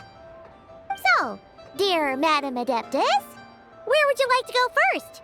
With humble fare and wine to sip, in comfort clothed and soul at ease, one eats, and all the heart's ills cease. So we're heading straight for the good stuff? Well, you're in luck, because Paimon's an expert when it comes to food. There are two main cooking styles in Liyue. Li cuisine, which is all about mountain delicacies, and Yue cuisine, which is centered on seafood. The most famous restaurants are Liuli Pavilion and Shenhe Kiosk. Oh, now Paimon's starting to drool. Yes, our only option is to go try them both. 2 meals, back to back. Both sound like excellent options to me. Are these the kind of establishments that most people might visit on a regular basis? Not exactly. Both Li cuisine and Yue cuisine are known for their pricey ingredients. Definitely not what you'd call the budget options. But don't you worry about that. Just think of it as Zhongli's little treat. Come on, aren't you supposed to be pals with Hu Tao? I'm unsure we can afford to spend a little more of her mora at least. Hey, all Paimon wants is to provide our Adeptus with the best possible experience here. Don't you want that too? Both certainly sound like worthy choices. Just now, though, I happened to see a porter pass this way. Where might individuals like him go to eat? A hungry porter, huh?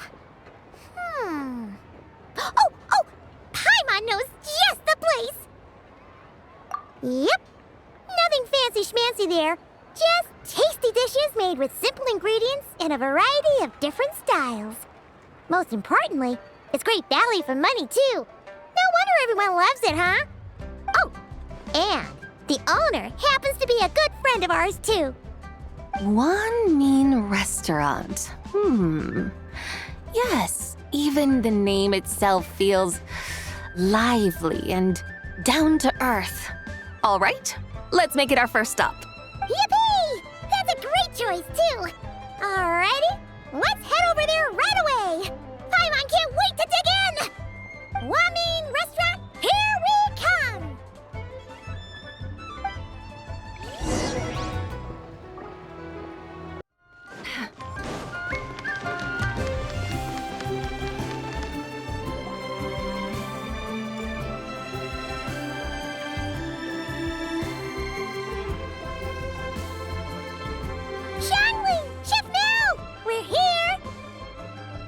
Oh, hello there.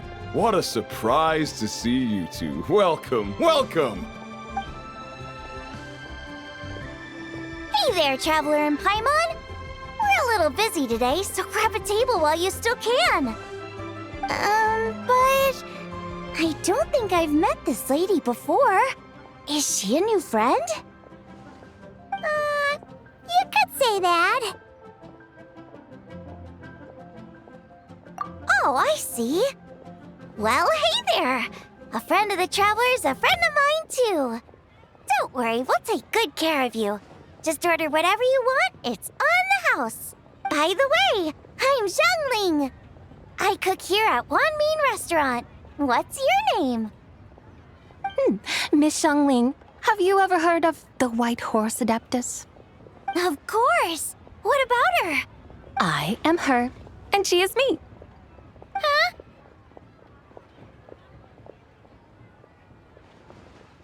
You mean you're an Adeptus? Oh, you young'uns crack me up. Come on, Xiangling. You've got to keep up with the times. Haven't you heard of cosplay? It's like a role-playing game where you dress up as famous characters and pretend to be them. Seriously, it's all the rage, and it looks like this young lady is quite the expert.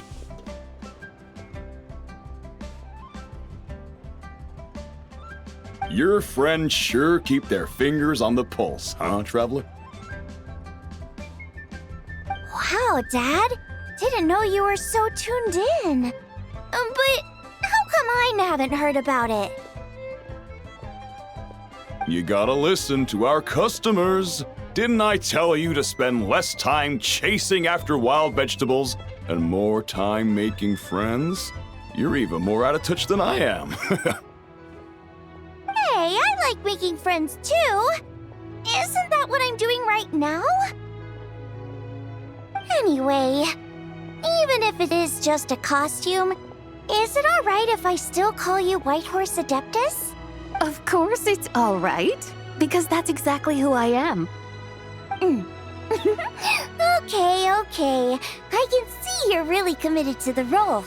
How about I call you the real Whitehorse Adeptus instead? In that case, you can call Paimon the real traveler. You're right. You could have at least switched outfits. Puny mortals. Nevertheless, I suppose it might be amusing to indulge in your little charade for a while at least. All right, go grab yourselves a table. I'll come take your order in a bit.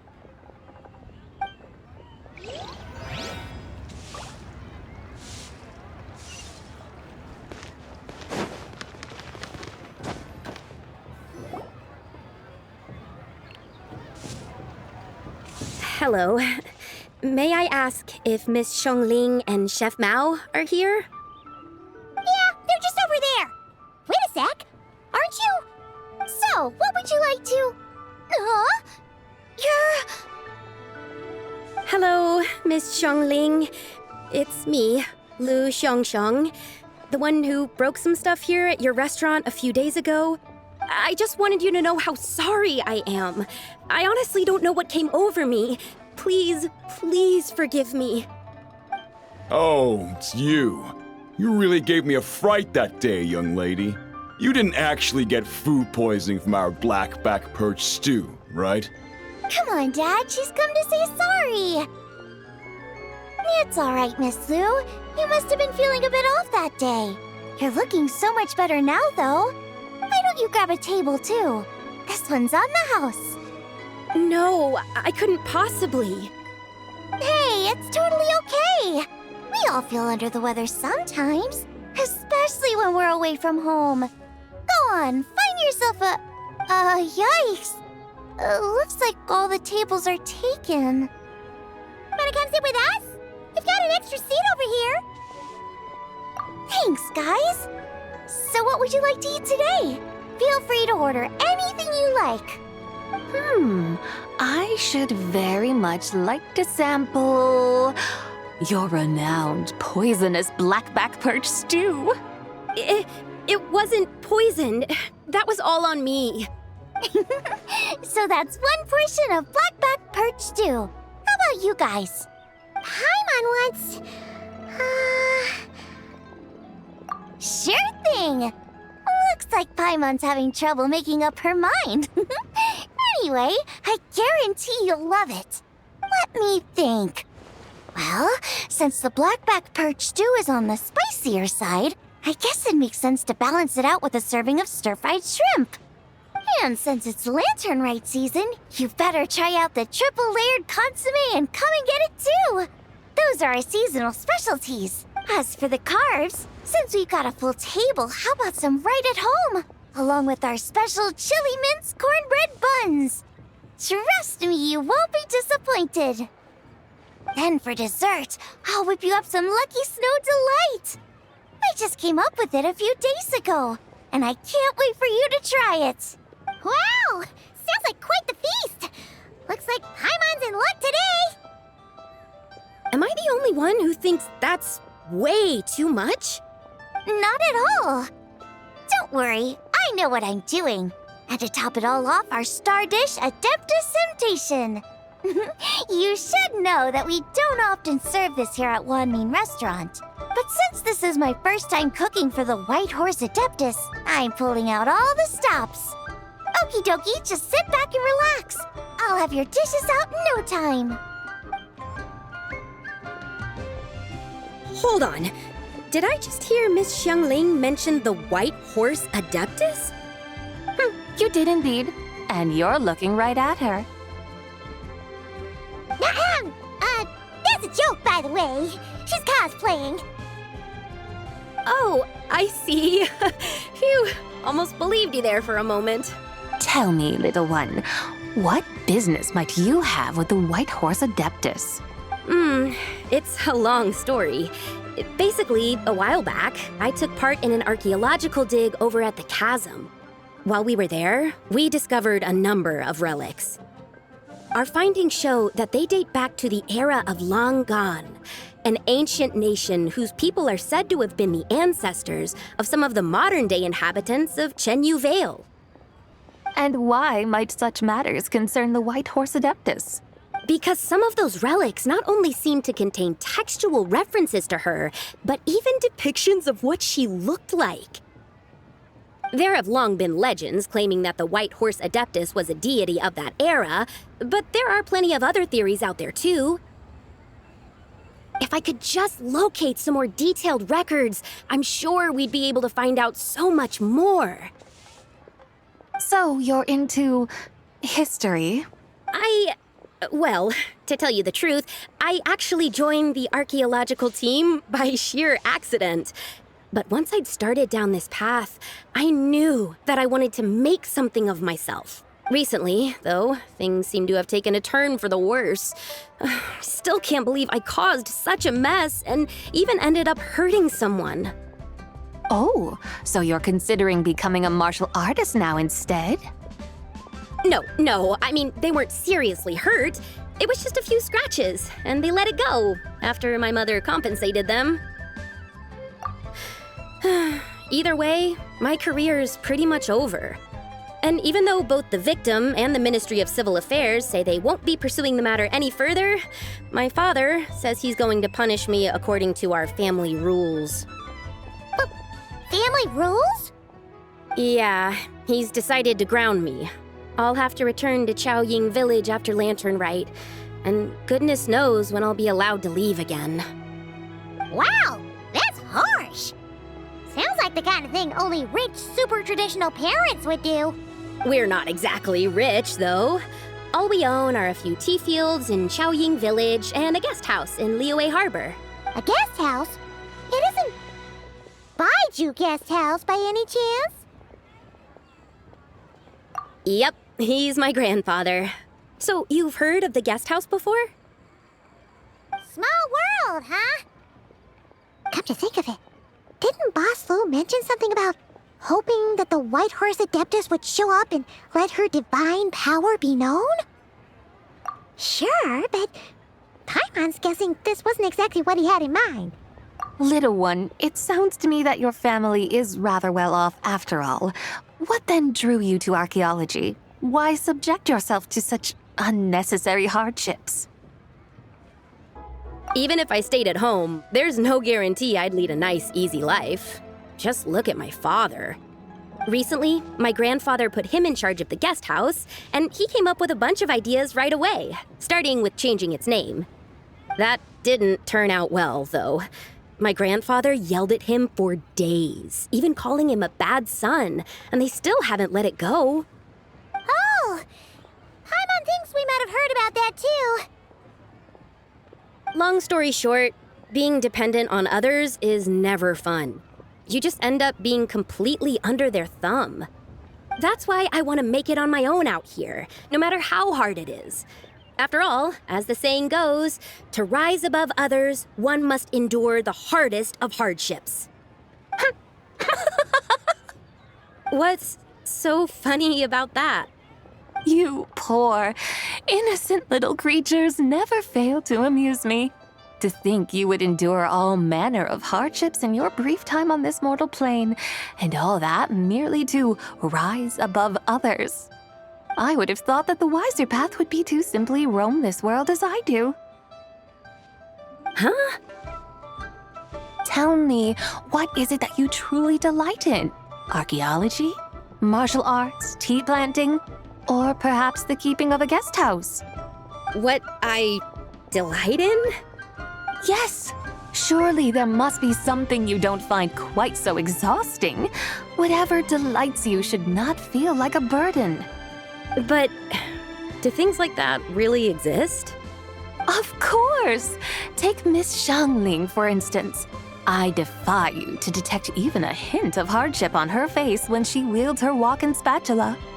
So, since it seems you are resolved to tread the rocky path, you should strive with all your might to pursue that which brings you delight. You mean, like cosplay? I suppose you might say that.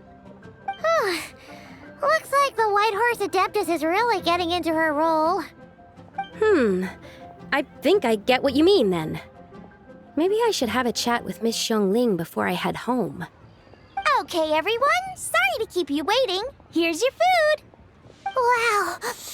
It all smells so good. Oh, finally! I get to try that famous poisonous stew. Hey! Didn't you hear what Shang said? It wasn't the stew. If anyone's to blame, it's that other you. What's up? How fiercely this mortal fare burns upon the tongue!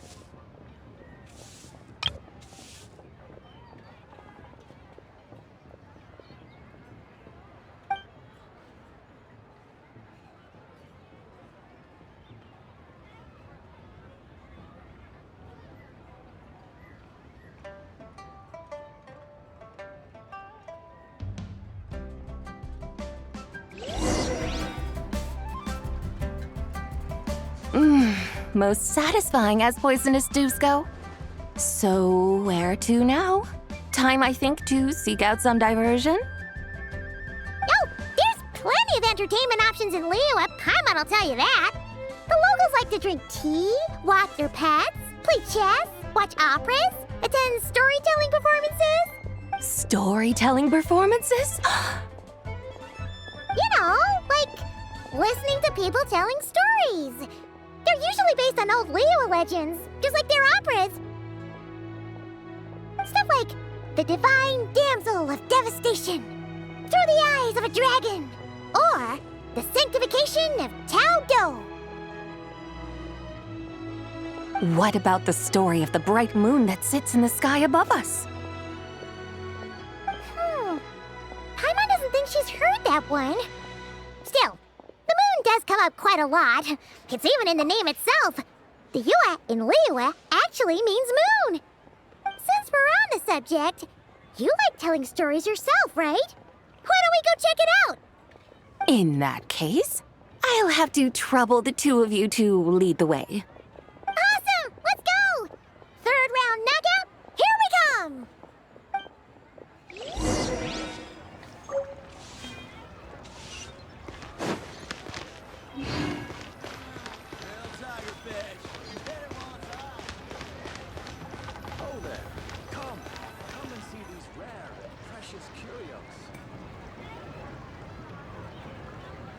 What a tongue twister!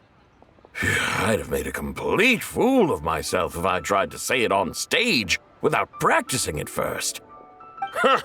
Call yourself Iron Tongue, Tien. Wobbly Tongue Tien, more like. I used to have that problem a lot. But if you just take your time to grasp the meaning and commit it to memory, you'll be able to say it smoothly in no time. You're right, Miss Yoon. I'll give it another try. Hey, Yunjin! Fancy seeing you here! What are you two talking about? Ah, Traveler and Paimon, we meet again. And who, may I ask, is this? You may call me the White Horse Adeptus. The White Horse Adeptus? She's not really an Adeptus. I see. Well, it certainly looks like a lot of fun. Oh, funny you mention it. This type of thing is actually something I'm quite familiar with. Once, to perform Through the Eyes of a Dragon, I decided to imagine that I was Rex Lapis himself. It was the only way to truly inhabit his mindset and understand his resolve to quell those demons. Sounds like you just wanted an excuse to feel all big and powerful. Hey, that's... You just don't understand how inspiration works. You're one to talk. Paimon's traveled all over with the Traveler, and she's seen things that would make your jaw drop. All right, then. Since you claim to be so knowledgeable, why don't you prove it by reciting an ancient poem? An ancient poem? Which one? Ha! See? You mean to tell me you've never even heard of the ancient poem called An Ancient Poem? What kind of a title is that? Quit teasing, Paimon. We only just found out about that ourselves. He's talking about the writing on those ancient relics. When we first saw it, we couldn't figure out what it all meant. So in the meantime, we decided to just refer to it as an ancient poem. However, thanks to the painstaking work of the scholars who were tasked with decoding it, it seems like that's exactly what it was. Or rather, an ode offered in veneration of the moon and the White Horse Adeptus. Oh yeah! Didn't keqing mention that before? It's got something to do with Longon, right? That is correct.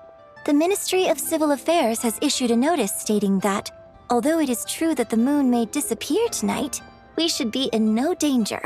In other words, there's nothing to fear. But if you're worried, we can always take a leaf from the Book of the Ancients. By reciting this poem, I mean, and calling for the White Horse Adeptus's aid. If we do that, I'm certain she'll protect our moon and keep us safe. Oh, seriously? Paimon has to get a look at this.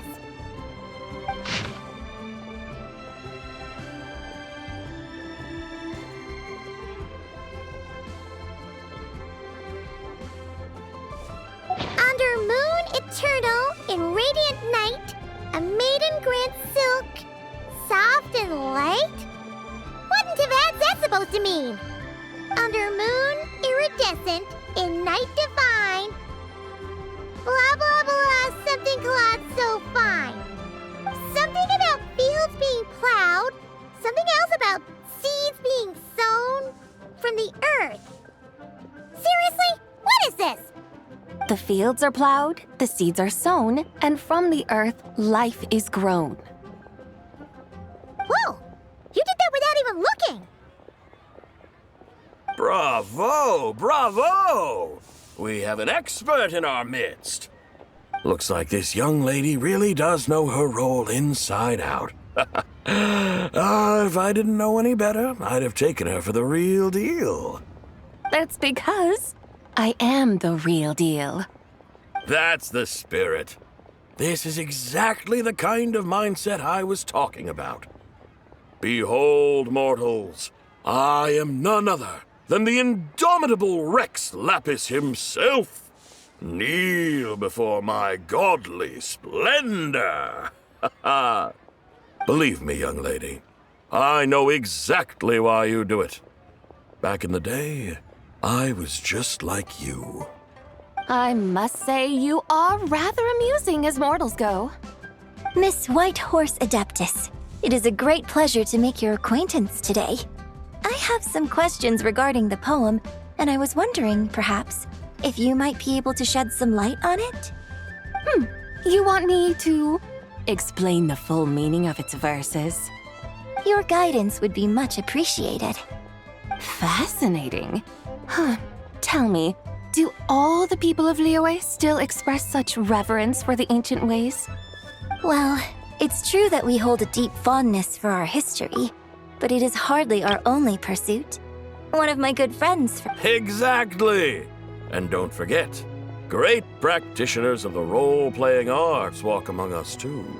People like me and you, young lady. Yes.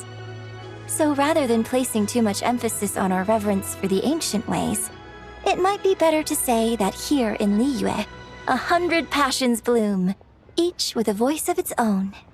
I see. Then, I suppose it wouldn't do any harm for me to enlighten you. In truth, it is but a simple poem of blessings. Its meaning is this. As the eternal moon rises in the night sky, a maiden adorned with lustrous jade descends upon the earth. She blesses the kudzu vines and mulberry leaves so that they may be used to make coarse cloth that is nevertheless soft, light, and comfortable to wear.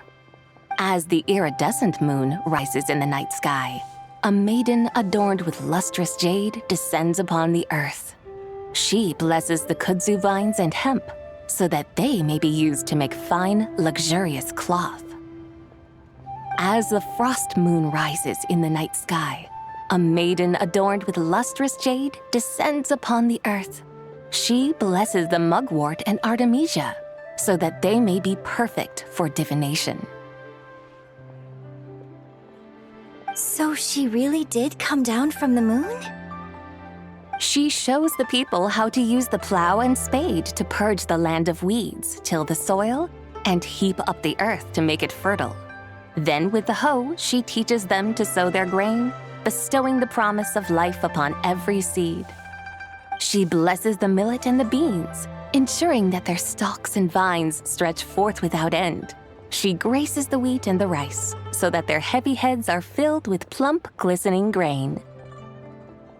Sounds like she's a real pro at all this farming stuff. The fruits of the field are harvested and brewed into sacred wine for honored guests. This we reverently present to the divine maiden, with every ceremonial step flawlessly observed, so that she may witness the depth of our piety and respect.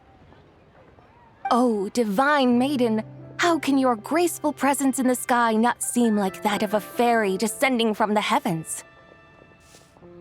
Oh, divine maiden, how does your pure and radiant form not resemble the guardian spirit of our land?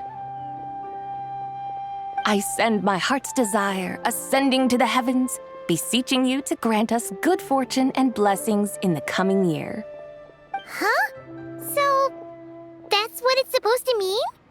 I find myself speechless, moved beyond the power of words to convey. Oh, young lady, you have shown me the heights to which a true role player might aspire. A truly remarkable performance. I did not anticipate that anyone could unravel this poem with such depth and clarity, and so soon after the Ministry of Civil Affairs noticed, too. I'd even begun to consider myself somewhat versed in the matter, but as they say, there's always someone more knowledgeable out there. Allow me to extend my thanks to you, Miss Whitehorse Adeptus. You are far too humble, young one. I must confess, it is I who have been surprised, not only by you, but also by this Liyue harbor of the present day. Ah, so you're not from Liyue. And what, may I ask, has surprised you about it? Oh, it's nothing really. Just some old memories scattered here and there. Very well, my guides. I suppose it is time we set forth on the next part of our excursion. I'd like to go see that wharf now. What say the two of you? No problem! We'll take you wherever you want. Oh, leaving so soon? Before you go, allow me to introduce myself. I am Yunjin, director of the Yunhan Opera Troupe. May I ask your name in return? My own name is scarcely worth mentioning, but since you asked, perhaps I'll tell you the title of that poem instead. Huh? So, it isn't actually called an ancient poem? Of course not. Its real title is Odes of Long Zibai. Odes of Long Zibai. All right then, until we meet again.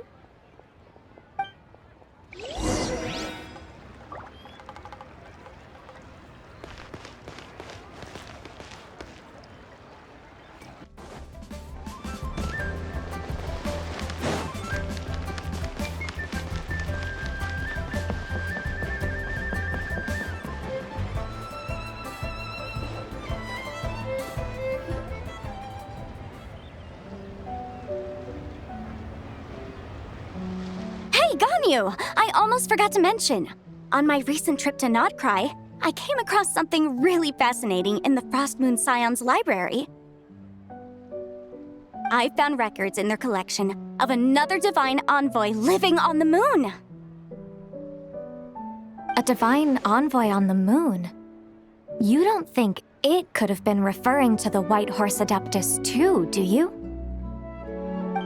No way to say for sure. Still, the similarities between our legends are intriguing, to say the least. Isn't it amazing? Especially when you consider how far apart we are. It truly is. We might live in different lands, but when we look up at the night sky, we all see the same moon and stars. Right? It's like we're all bound together, no matter where we are. When you think of it like that, it's almost as if our friends from other nations will be right here celebrating with us. Isn't that a wonderful thought? No wonder you were so excited to go see the giant lantern when you first got back.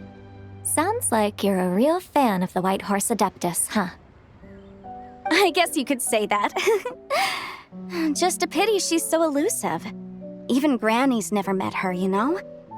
Maybe she really is just a legend after all. Hey, Yanfei and Ganyu! Trust, Paimon. The White Horse Adeptus is as real can be. Huh? Oh, look! It's the Traveler and Paimon! Feels like I haven't seen you two in, like, forever. Happy Lantern Rite. It's so good to see you again. Hey, you two. Happy Lantern Rite.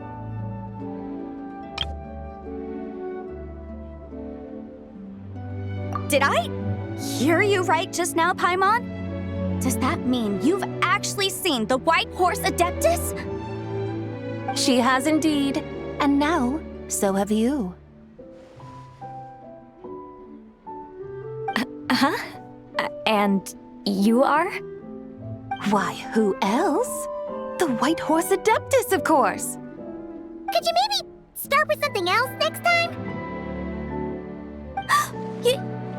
You're the White Horse Adeptus? That's right. Allow Paimon to introduce you to our new friend, Zichao. She's been low-key obsessed with cosplaying the White Horse Adeptus ever since we met her. I see. Well then, greetings, Miss Zichao. My name is Yanfei, and recently I've been low-key obsessed with learning everything I can about the White Horse Adeptus. I'm sure the two of you will get along like a house on fire. Oh, and by the way, I'm Ganyu. So, Miss Zichao, you must be here to see the giant lantern too, right? A horse-shaped Zhao lantern? Is that what I think it is? That's right. A lantern made to honor the White Horse Adeptus herself. Isn't it gorgeous?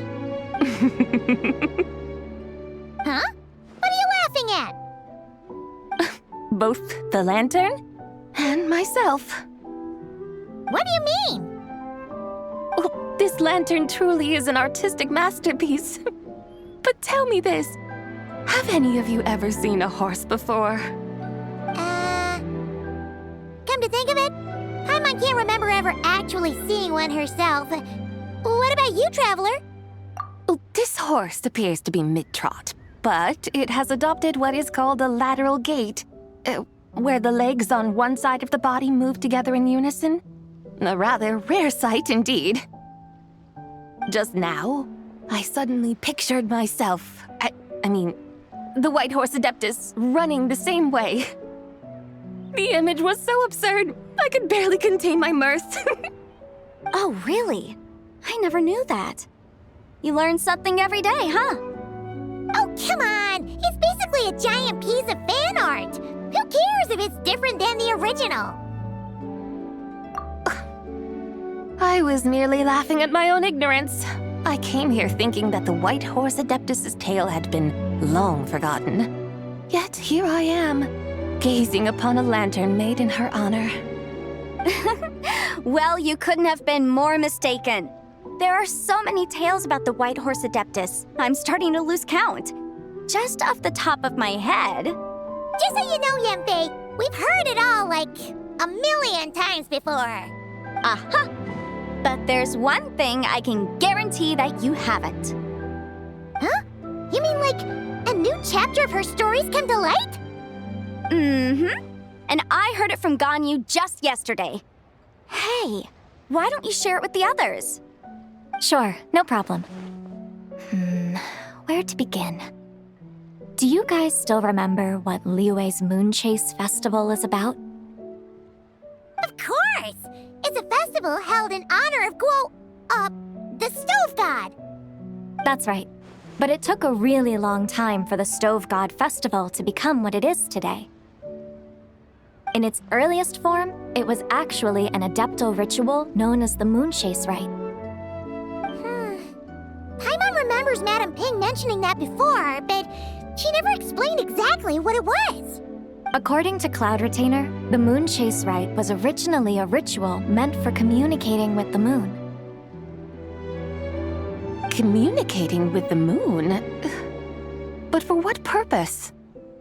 At first, Cloud Retainer wasn't entirely sure either, as it was always Rex Lapis who performed the ritual. Whoa! Rex Lapis did it himself? Must have been a really important ritual. That's right. Unfortunately, despite numerous attempts, they never actually received any response from the moon, which is why they eventually stopped performing it. But then, just yesterday, Keqing took a picture of the moon being obscured by a dark hole to Cloud Retainer and asked if it had anything to do with the Moon Chase Rite. The moment Cloud Retainer saw it, it suddenly dawned on her that the rite might have been an attempt to reach the White Horse Adeptus all along. Does that mean Zhongli's been trying to bring back the White Horse Adeptus all this time? So how about that? Bet you never thought there might even be a link between the White Horse Adeptus and the Moon Chase Festival. If Keqing hadn't taken that picture to Cloud Retainer, we would never have known any of this. This is probably what Keqing was referring to that day when she mentioned there were some ideas she wanted to follow up on. So, Geo Archon. All this time, you've been striving to awaken her. Huh? What do you mean, awaken? Nothing. What I truly meant to say was, this new insight you've provided has been truly eye-opening. Oh, by the way, my trusty guides, I've been meaning to ask, where in Liyue Harbor might one enjoy an expansive scenic view? Huh? We're off to the next stop already? But Paimon's barely done digesting that lore bomb just now. All the more reason to find the right spot to let it sink in. Oh, so that's what you're up to. A tour of Liyue Harbor? In that case, if you're looking for a spot with a panoramic view, I'd recommend Yujing Terrace. That's a great idea. Since the terrace is on higher ground, the sea view from up there's so much better. Great! Well, the Lantern Rite's about to start, so we should get back to Granny's now. Hope to see you all at the festival tonight. Oh, you're off too? All right then. See you both soon. See you soon.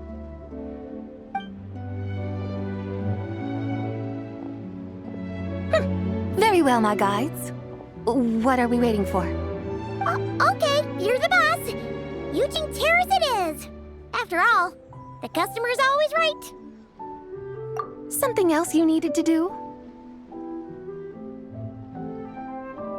Oh, Paimon likes that idea. And what, may I ask, is a photo? It's this awesome invention that lets you record moments in the blink of an eye. Except, you've gotta try not to actually blink. Oh? What must I do in preparation then? Nothing. All you gotta do is choose a pose. The Traveler will handle everything else.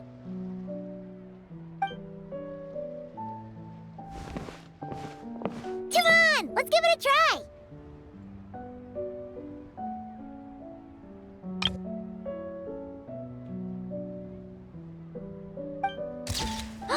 Look! We got a great picture!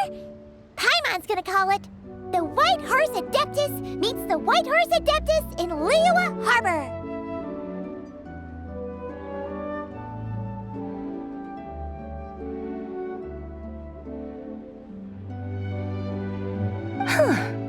They've even discovered a way to preserve moments in time. Now I truly am curious to witness what else these mortals might accomplish. Very well, let us proceed.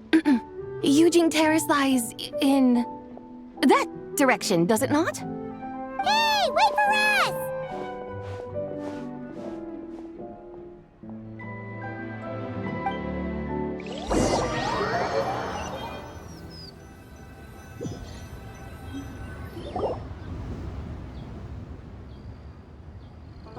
Truly a marvelous view if ever there was one.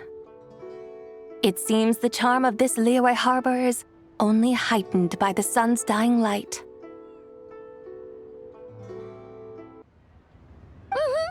And soon, people will start releasing their Xiao lanterns to mark the most important day of the year. Practically everyone will be with their friends and family, eating a big meal, chatting, and even setting off fireworks. Trust Paimon, it'll look even more amazing then. What do you say? Want to stay to see that? No need. Let us bring this weary day to a close. Weary day? You mean you didn't enjoy your tour? I had imagined you would arrange for me to witness some grand spectacle. Perhaps the descent of divine beings, the manifestation of the sacred before mortal eyes, or the appearance of a selfless hero come to aid the helpless and downtrodden. Or, should that not come to pass, then at the very least spend a little more coin. For that, it seems, is how one finds true enjoyment. Alas, but there was none of these. Instead, we merely filled our bellies, listened to tales, and gazed upon a crude imitation of my likeness. And now the sun begins its descent. What a day of quiet tedium. Well, we're so sorry. If we'd known that was what you wanted, we'd have done it all differently. It's all that Jiang Li's fault for not making the customer's requirements clear. Well, it's too late now. Do you still believe I would part with that soul fragment, now so intertwined with my very being? But... I knew you were the more astute of the pair. Huh? You were just trying to scare Paimon?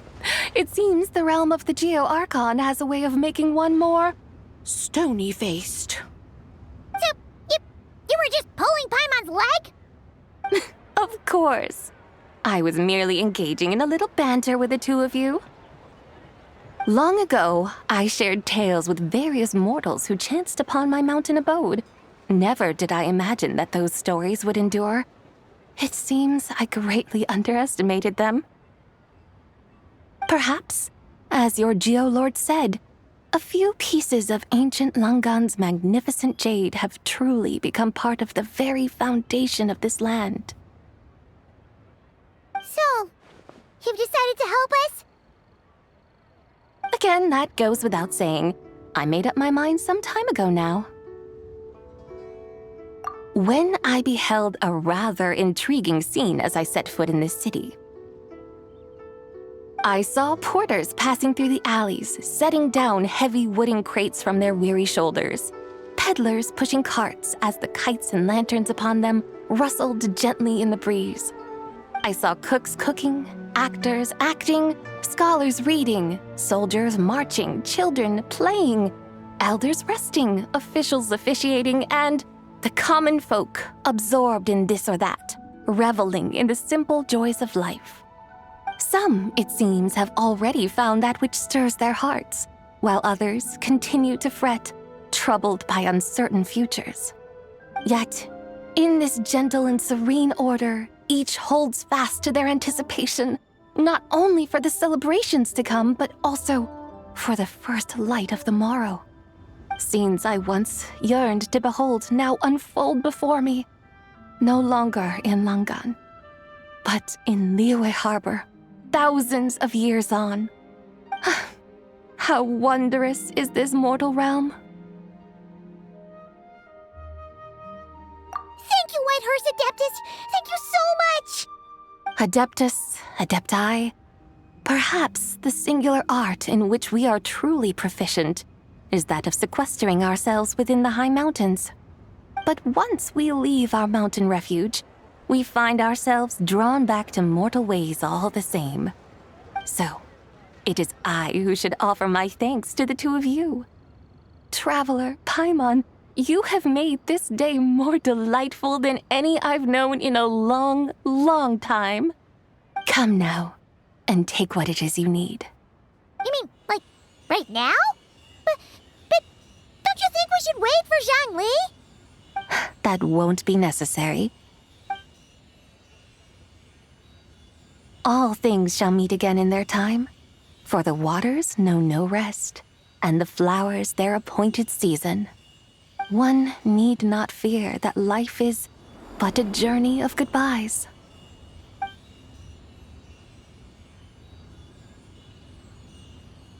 Is she gone?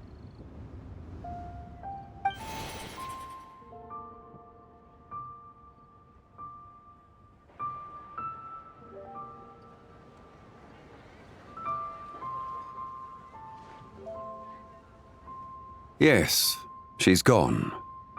A deadly self is formed from the body's impure vapors, so naturally it cannot survive long in this world. Had it not been sustained by the remnant of Zibai's soul, it would have faded away a long time past.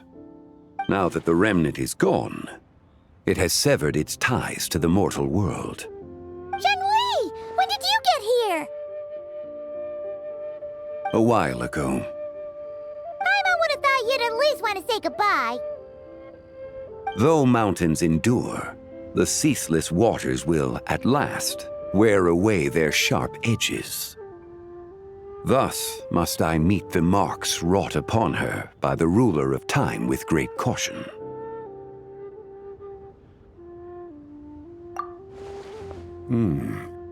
It may be goodbye for now, but someday we will meet again. Really? And when might that be? Who can say for sure? Years and years from now, perhaps. Or maybe tonight, at the Lanternlit. Are you saying that if the White Horse Adeptus were to be resurrected, she'd still have the memories of the three deadly selves? That she'd still remember us? We will find out soon enough.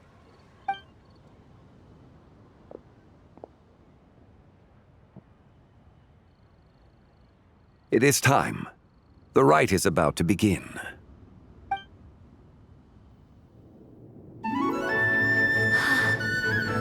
The rite is about to begin. Is the moon really gonna disappear? Got your lanterns ready, everyone? All set. Might be about time to put eyes to the sky. Wouldn't you say, Tianchuan? Look!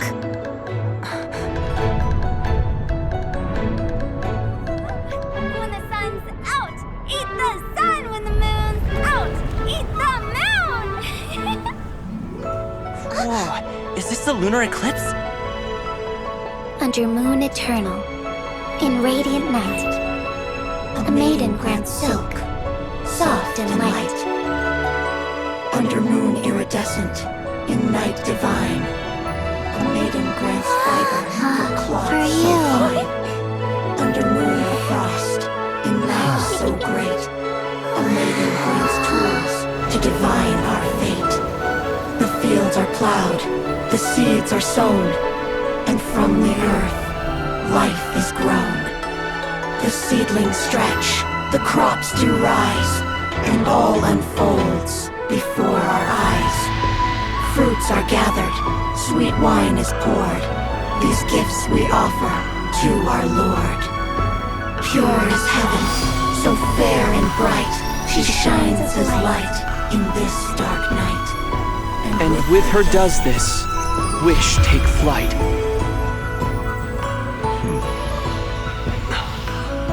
Devoted soul, scattered and unbound. Let this lantern guide you home. By its light be found.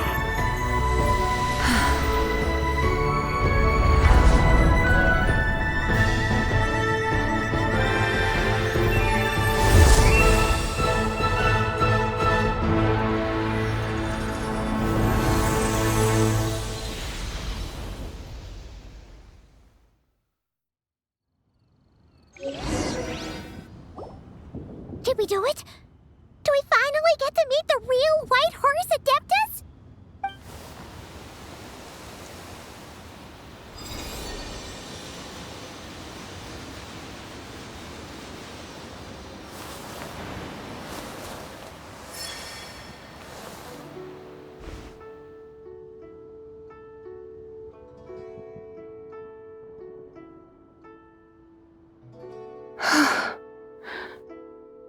This place. Where am I?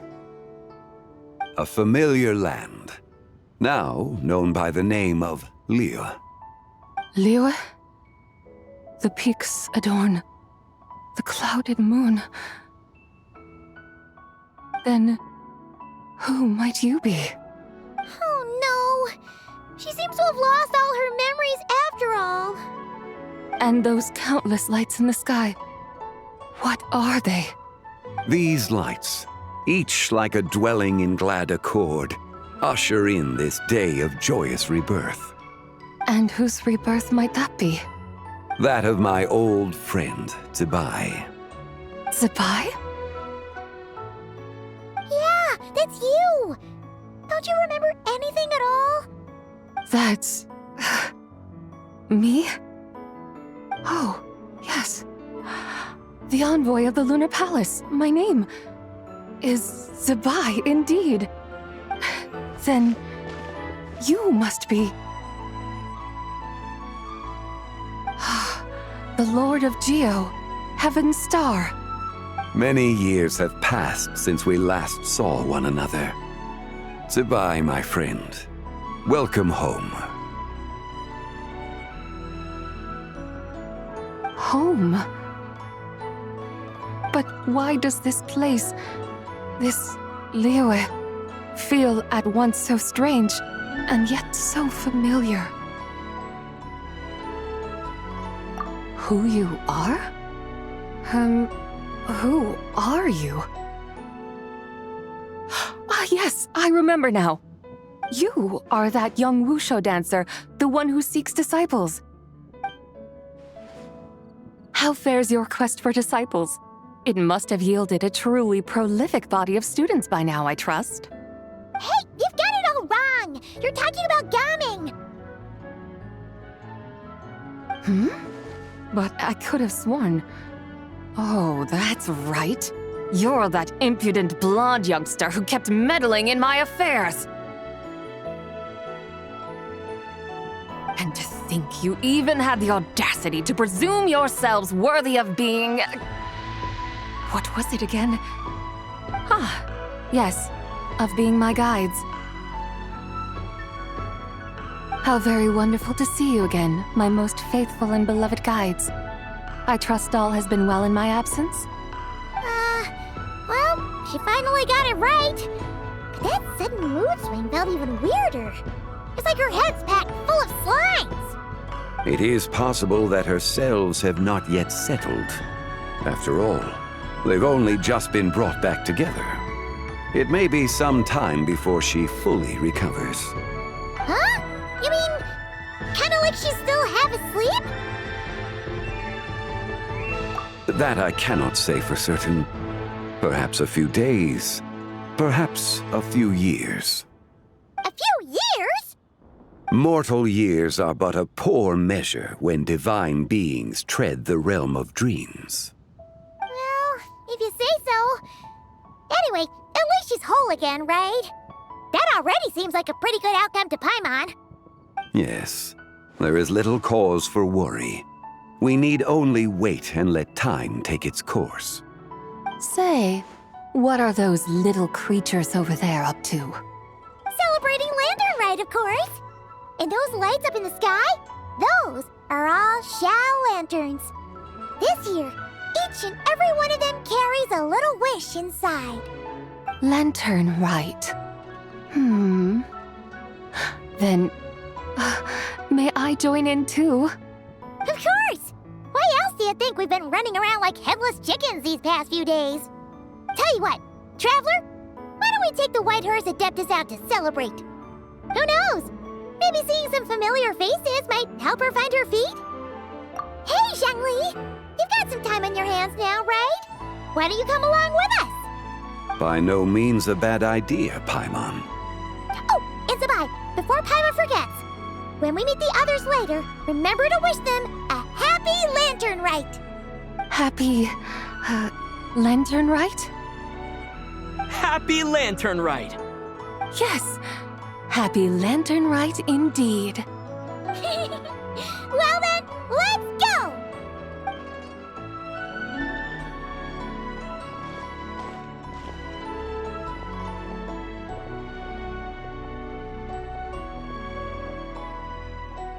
Lanternlit.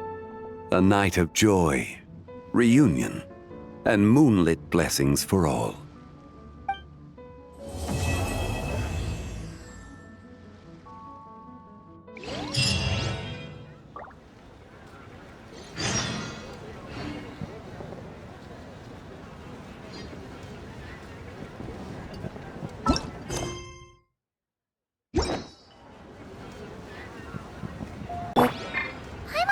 How the White Horse Adeptus is getting along. Maybe we should check in on her? We can ask Zhangli where she is.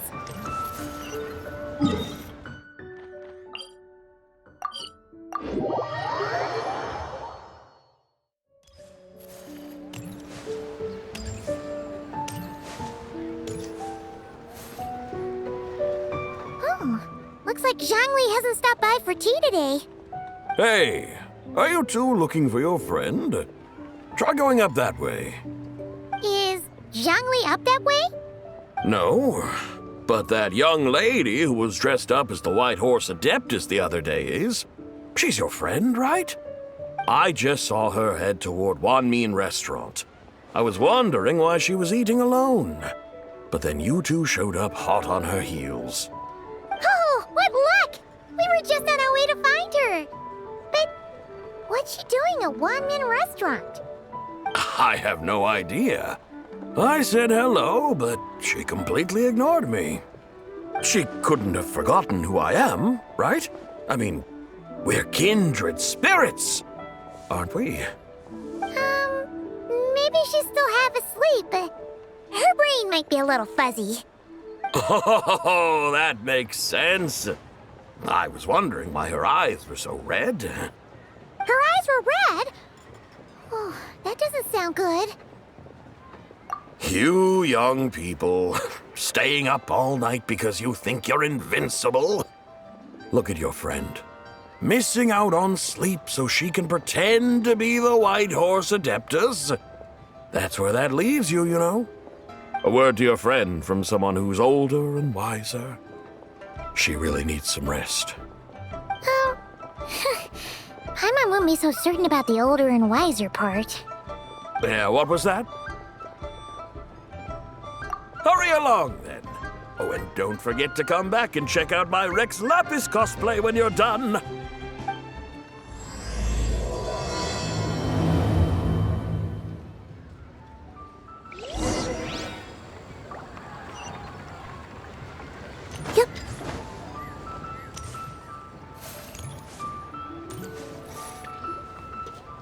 Where's the proprietor? Come out and see me at once!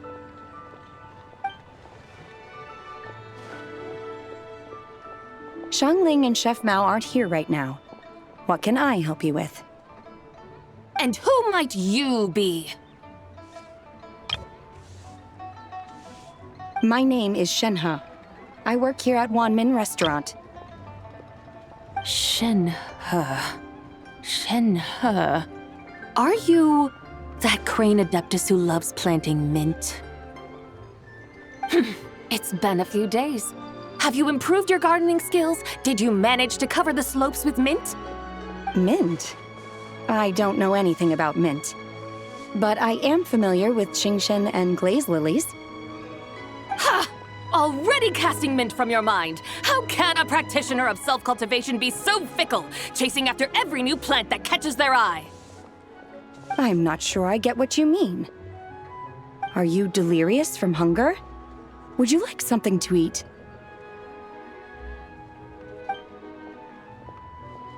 Shenhe! White Horse zibai! So this is where everyone is! traveler, Paimon. It's been a long time. Happy Lanternlit.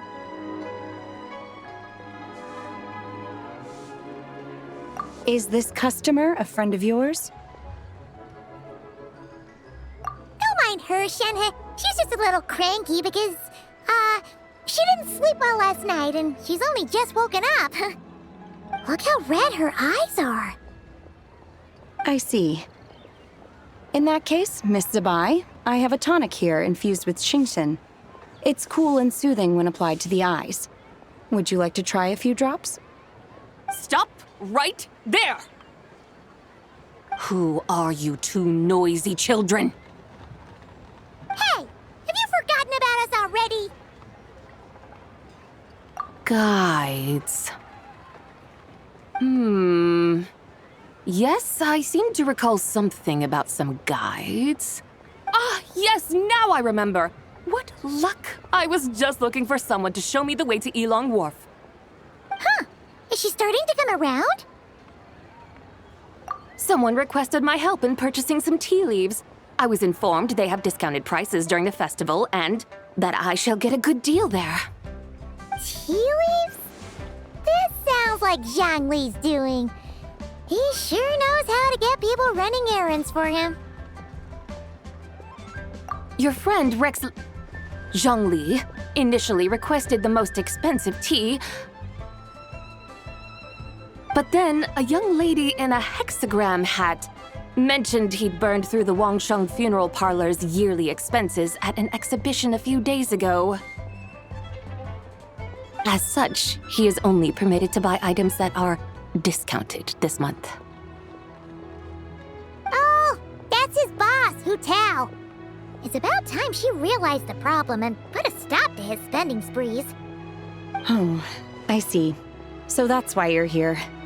Unfortunately, Wanmin Restaurant doesn't sell tea leaves. If you're truly in need, I could gather some wild tea from the mountain slopes.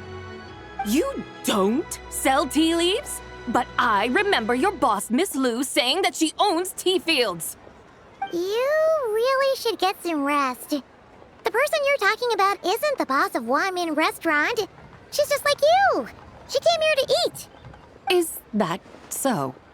Life really is full of surprises. What surprises? Your brain really is as gooey as a pack of slimes. I can't believe Zhongli entrusted you with going all the way to Yilong Wharf and buying tea. That would be excellent, my dutiful guides. Ah, yes, Miss Crane. I apologize profusely for my improper behavior just now. Please forgive me. I completely understand. Master often says that the human body is like a mechanism in need of regular maintenance. When a person cannot rest at night, they are sure to become irritable and on edge. Miss Crane, you appear reasoned and compassionate on the surface, yet I sense dark forces churning within your spiritual core. Those red ropes you wear are what bind them, am I correct? Oh, you can sense that? Indeed. I also sense that with your strength, you might try undoing one or two of those bonds when training. Untie Shenhe's ropes? Wouldn't that be risky? Though the use of red ropes to bind the soul is a wondrous technique, practitioners must eventually learn to break free from external aids and look within themselves for restraint. Master has told me similar things, but I am not ready yet. Your self-cultivation has progressed far enough. Then I will seek further guidance from my master.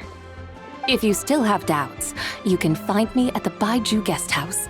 I'll be taking up residence there for a while. For now, my dutiful guides, let us be off.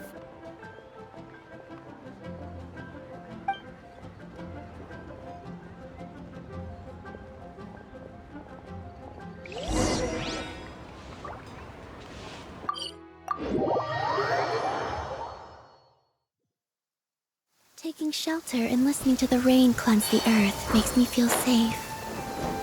Like being home. Aren't we going to Yilong Wharf? How do we end up on this mountain? Small town over there, not Elong Wharf. I sense a familiar scent wafting through the air. You're right! Except for the smell part. Paimon doesn't smell anything. That is because this scent is the essence of jade, which can nourish the spirit. Oh, yeah! Shenhe Vale does have a lot of jade, but Paimon didn't think jade smelled like, anything. Naturally, this has reminded me of something. Hmm? And what's that? A few simple tricks for mastering one's power.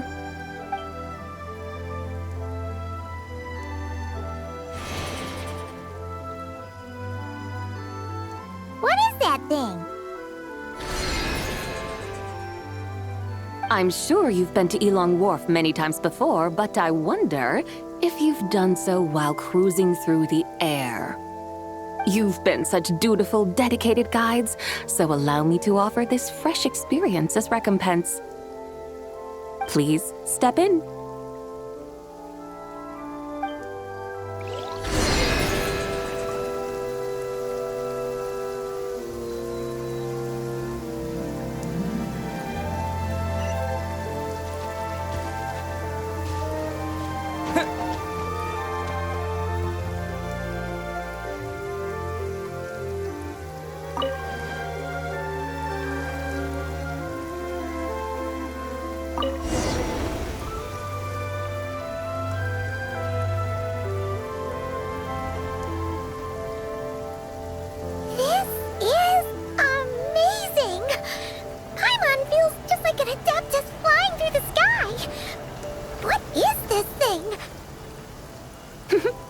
I created it from my memories of the chariot of the Lunar Palace. Many years have passed since I last laid eyes upon it, so there may be some discrepancies. Nonetheless, it is functionally much the same. A lunar chariot? Wow! Paimon never imagined she'd get to ride in one! So, zibai, does that mean you used to work on the moon? Work. That's an interesting way to phrase it, though I suppose you are correct. I was once an angel, a member of a race tasked with guiding humanity. Then, graced by serendipity, I became a moon envoy. Huh? What's a moon envoy? Some kind of super important angel? As you would understand it, a moon envoy is a job title. Any angel, or non-angel, can become a moon envoy. Does that mean you're not the only one? Of course not. Though my memories are still hazy, I vaguely remember some of my colleagues. There was one who liked to take on the form of an ibis. An ibis? Could it be... Can all moon envoys turn into animals? Does that mean Rauma could take that job? She can turn into a deer, and moon chanters are some sort of Luna envoy anyway, right? Moon chanter? I have no idea what those are. Oh, okay then.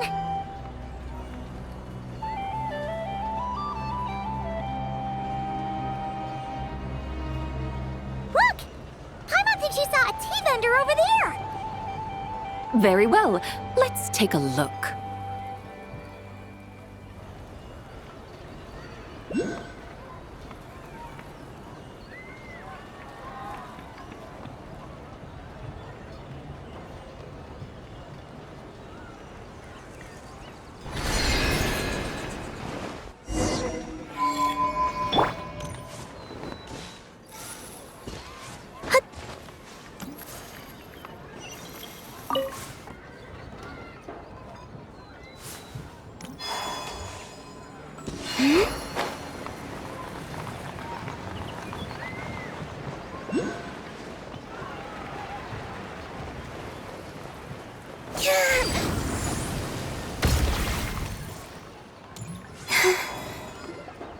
Welcome, please have a look around. We only sell teas of the finest quality sourced directly from Xianyun Village. Right now we're offering a special discount for Lanternlit. Look over there! Discounted tea!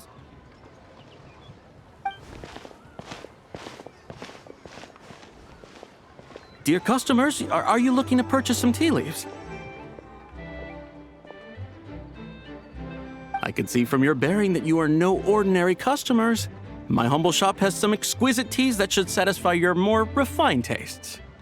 We're not here for quality. We're looking for a discount. A discount? Well, that's a coincidence. Our Sungla tea is on sale right now. A special festive offer. Something about the name of that tea sounds familiar to Paimon.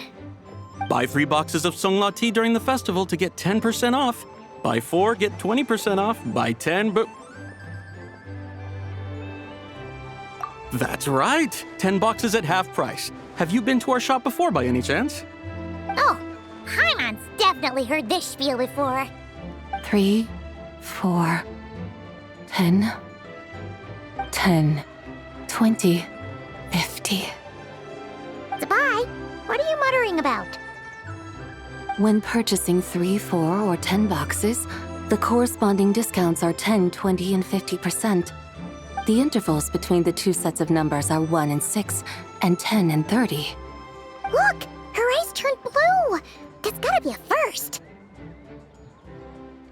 If the differences between intervals remain equal, the interval after 6 should be 6 plus the difference between 6 and 1, which is 11.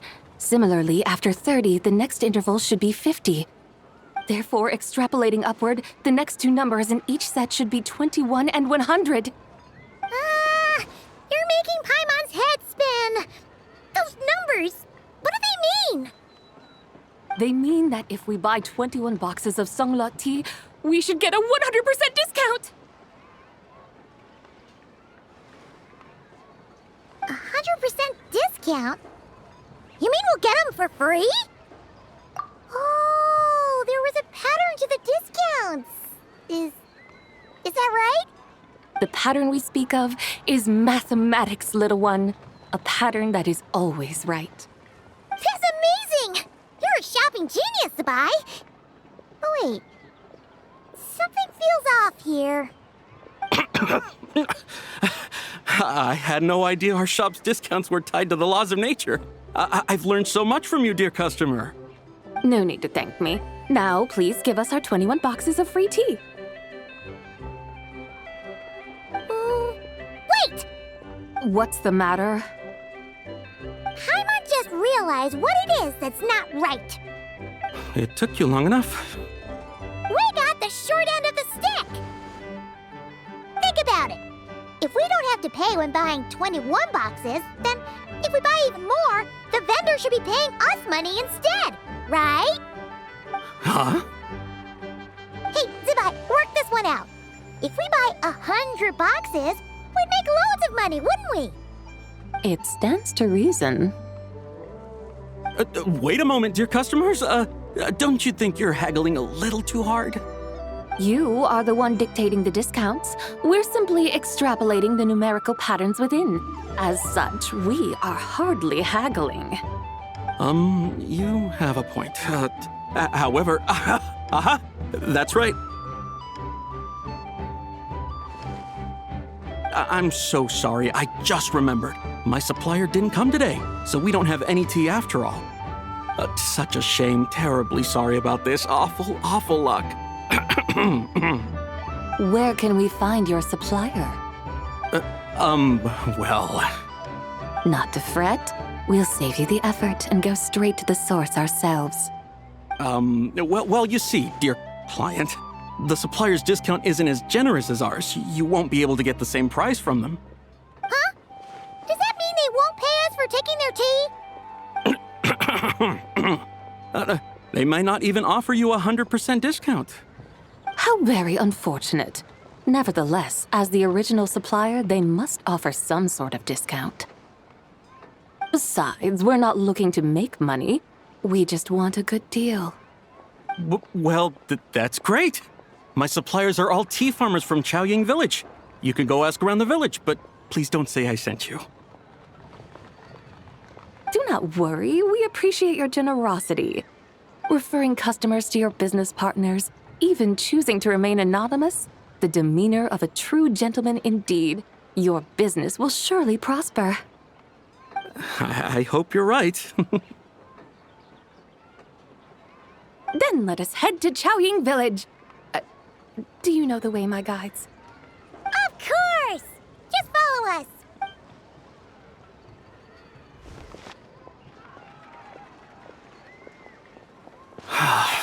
What otherworldly beings were those? Thank the heavens I managed to send them on their way. I should hurry home and pray to the White Horse Adeptus. May she bless me such that I never encounter such customers again.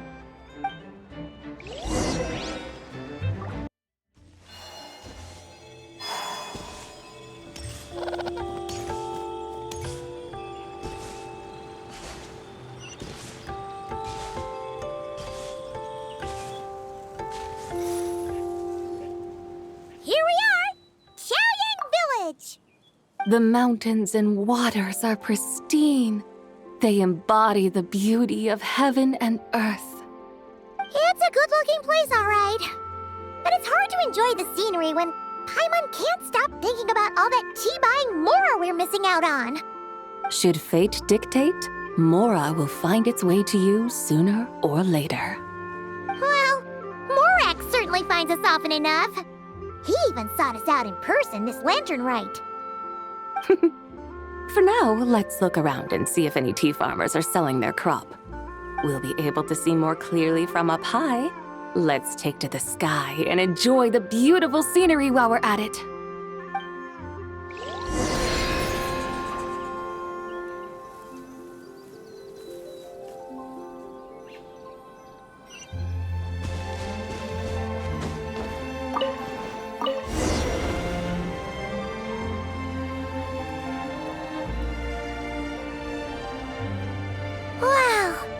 Xiaoying Village looks beautiful from up here. Indeed, the houses here are quite different from those in Liyue Harbor. They follow the natural contours of the mountains, forming unique, elegant structures. Yeah, it's super beautiful. The white walls and dark tiles frame the emerald waves of the terraced fields, while the curved eaves and tall gateways juxtapose each other with grace. It's almost too beautiful to be true. The crowing of roosters and barking of dogs, the calls of farmers working the fields, a vibrant pastoral chorus overflowing with earthly vitality. Yeah, it's incredibly beautiful, huh? Have you studied the linguistic arts by some chance? Huh? Your vocabulary for beauty seems rather constrained. Paimon knows how to say pretty as well. I see. Now then, let's take a look around and see if we can find any farmers selling tea.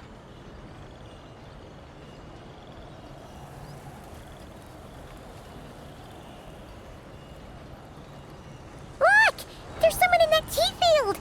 And they look kind of familiar. Wait, is that Lu Shenxiang? And who is that? Oh, you'll remember her once you see her up close. Hey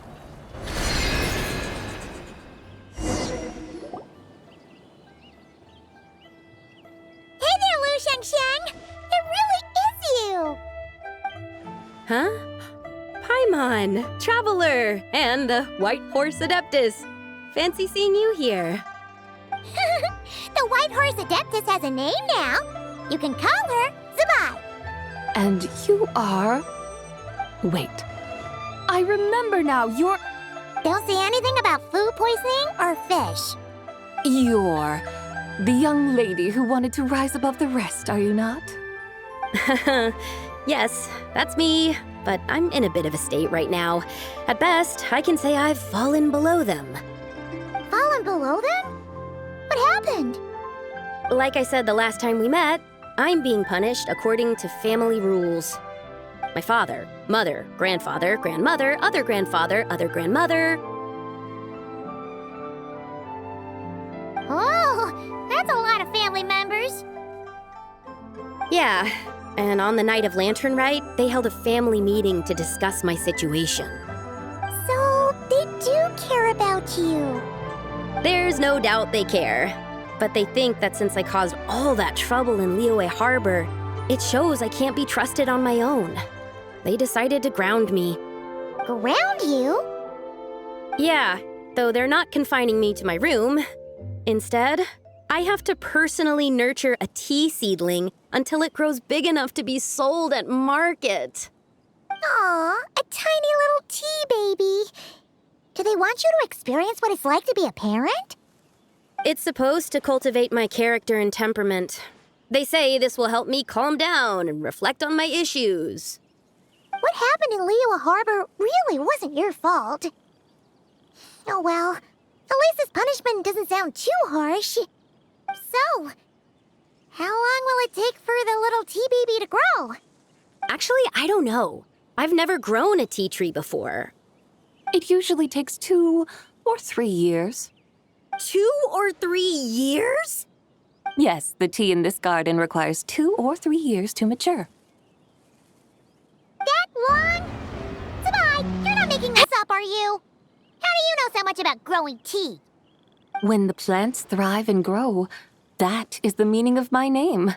I can tell at a glance when their season of ripening will come. Do I really have to waste 2 or 3 years here? Why is this happening to me?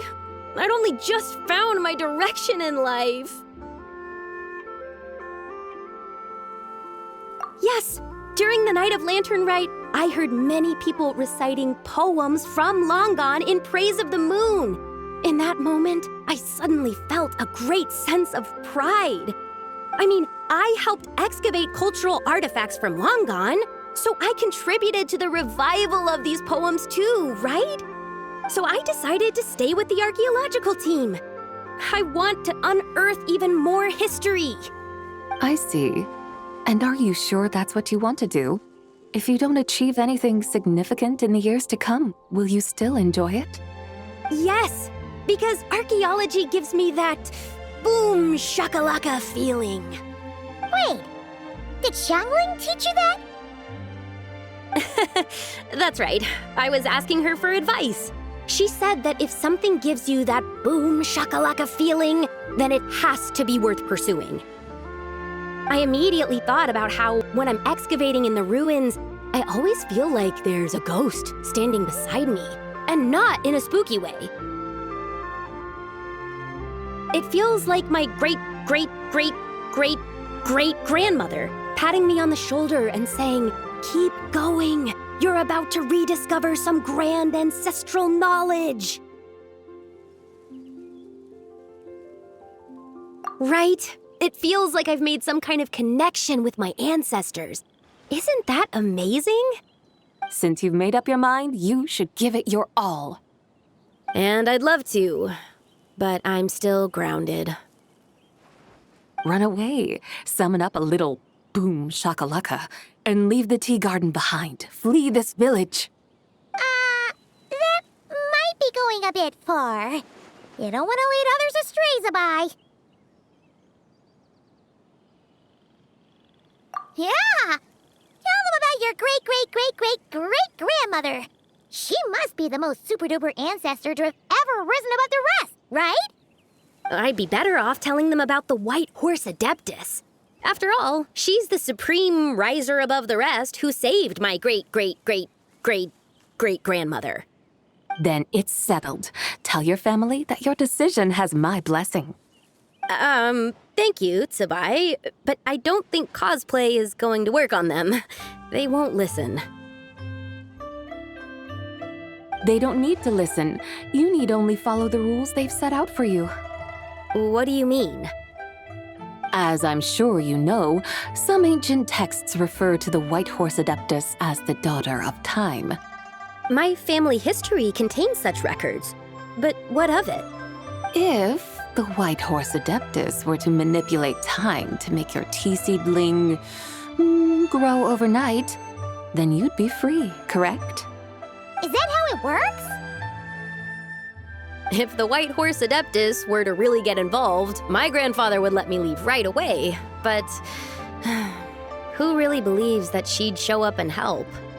It's not as if you have any other options. Why not try calling out for help? It won't cost you any more. Guess I might as well. I've got no better ideas anyway. White Horse Adeptus, if you can hear me, please save me from my predicament.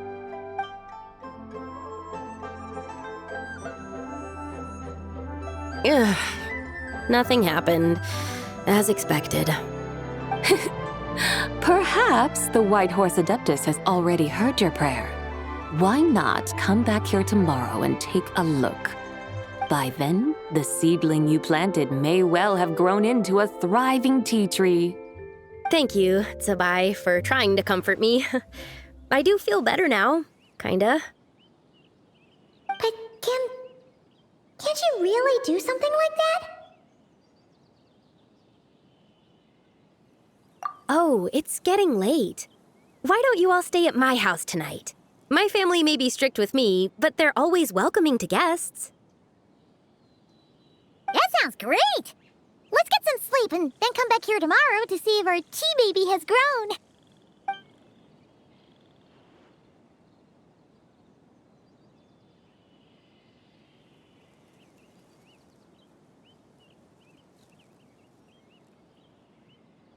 Oh, the tea tree!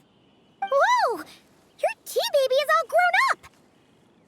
Indeed, it has grown into a mature tea tree that can stand tall in the face of wind and rain. How is this possible? It must be the work of the White Horse Adeptus. Her prayer must have moved her. Are you sure? Perhaps she heard your prayer and chose to answer the call. She once saved my great-great-great-great-great-grandmother. This time, she saved me. That's incredible! Your family must be blessed by the White Horse Adeptus. I guess so. I need to tell everyone the news right away. They'd better. Since this is the will of the White Horse Adeptus, I don't see how they could object. Go, and if you run into any more trouble, call out to the White Horse Adeptus just like yesterday. Thank you so much. Paimon really thought you were going to use Adeptal energy to make the tea baby grow, Zibai. When an Adeptus exerts effort, consuming their energy, is that not using Adeptal energy?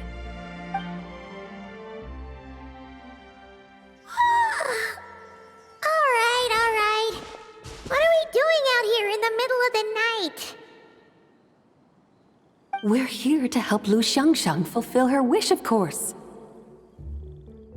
Can you really make the tea baby grow? It won't be easy, but there are ways.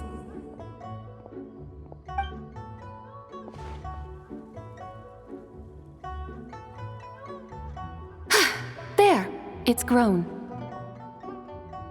Hey! You just transplanted a tea tree from over there! So, there's a mature tea tree here now, yes? Well, yeah, but... And am I not the White Horse Adeptus? Well, yeah. Is this tea tree then not a manifestation of the White Horse Adeptus's will? You're not wrong. But again, there's something not quite right about this. Maybe this will become another mystical Adepti tale recorded in their family history. That would be marvelous. Paimon thinks so too. Hey, Traveler! Zibai seems to be doing much better now, don't you think? Oh! Paimon bets that's why Zhongli chose to send her on this errand. That's a great idea! We've already shown her Liyue Harbor, Yuan Wharf, and Xiaoying Village. How about we head to Qingce Village next? Qingce, that name sounds familiar. The scenery there is really pretty, too. It's the perfect sightseeing spot. How about we show you around?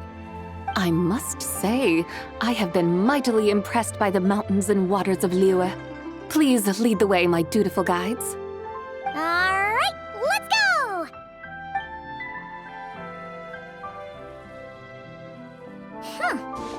Paimon can't help feeling like we've forgotten something. Pay it no mind. I've already forgotten more than you will ever know. All right. If we forgot something, it can't have been that important to begin with. Jinxa Village, here we come!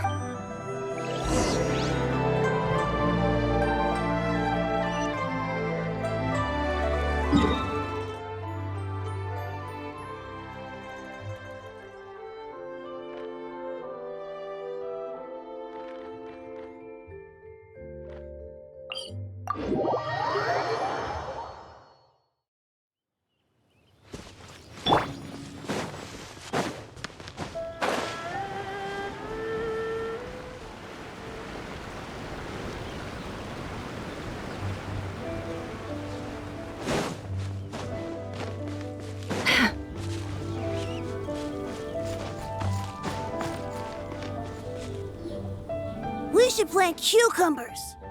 We should plant canolas. We should plant cucumbers. They're easy to sell. We should plant canolas. The flowers are pretty. What are you arguing about, little ones? We're deciding what to plant in our field once Lanternlit is over. Yeah. Dad gave us a small plot of land to grow our own crops. He said we can keep all the more we get from selling them.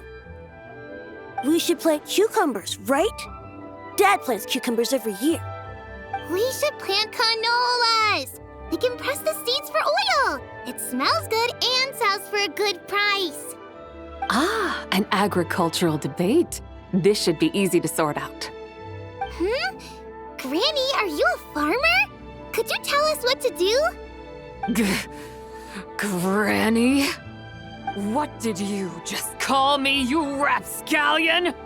Oh no, her eyes are gonna turn red again. It's just, my granny smells really nice, and you smell nice too, so... Sorry. How about we call you Auntie instead? Auntie? Oh, all right. Big sis Zibai, can you help us decide whether we should grow cucumbers or canolas in our field? You little rascals! Using priceless land like this just for cucumbers and canolas? What a waste of heaven's gifts! Huh? What should we plant instead? With the coming of spring, when all things awaken, the field should be sown with the 5 grains. What are those? The 5 grains are life's staples, the heart of the people's table. I notice the people here mostly eat rice, so that is where you should begin. Based on the local climate and soil, seedlings planted in mid to late spring should produce mature grain within 2 or 3 months. When autumn comes, you can plant a second crop, with time still to harvest it before the first frost. The rice you harvest can be sold at market or kept in your stores. It's a far better choice than cucumbers or canolas. Oh, but Big Sister Zibai, I like canolas. That's no issue. It is unsuitable for continuous cropping in any case. You can rotate it with rice to maximize your yields. After the second rice harvest, around wintertime will be the perfect opportunity to sow their seeds. And when they mature in mid to late spring, you shall be just in time to sow the first rice crop of the year in turn. This way, your field will sustain balance, rice and canola in a harmonious cycle. Wow! That means we'll have crops to harvest all year round! Wait a minute! If rice and canola take up the whole year, what about my cucumbers? A firefly dares rival the brilliance of the moon? In what twisted universe should cucumbers vie for land with rice? Big Sis Zibai, you're going to hurt Lil Lee's feelings. Auntie hits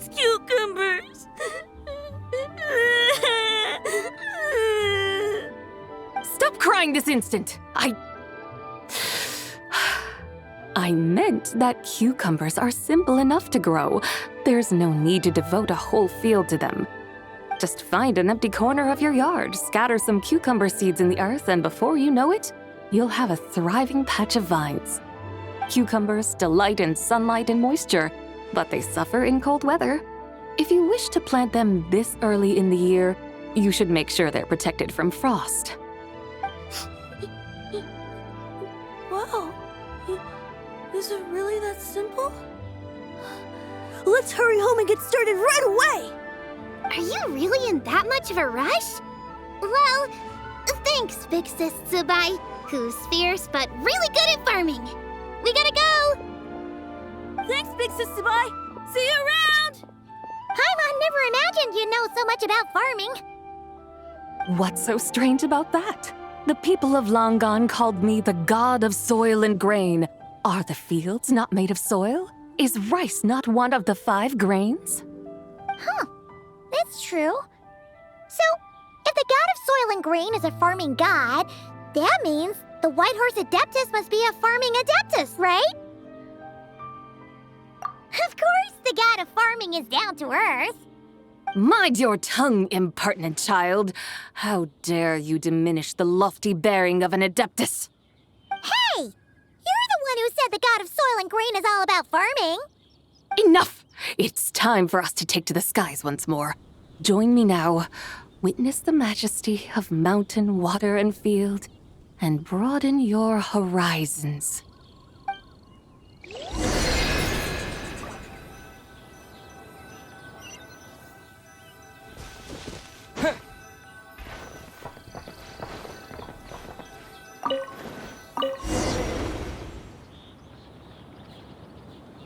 Wow! The terraces look so pretty from up here. The mountains tower like pagodas, the hills coiling at their feet like shells. Layers built upon layers, rising and falling in harmony. A truly unique and mesmerizing sight. Thinking about it, you have a special connection to this place, you know. A special connection? Yeah! There's a local legend about a white horse leaping from a pure spring to follow Rex Lapis into battle. Don't you remember? You must have been living in seclusion around here. That does sound somewhat familiar. Oh, and if we keep going up this way, we'll reach a super-duper spooky spot. You might have a connection to that place, too. There's an ancient array that seals away the remains of a fallen god. A god's remains? Yeah! The people of Liyue turned that story into an opera called The Sanctification of Tao Do. Does that ring any bells? Tao Do. Huh. The 7 and 8 gates array. That's right, that's right! You do remember! Bune, the god of the underworld, who could pacify the forces of life and death. Huh? So, Tao Do had another name? Let's go take a look.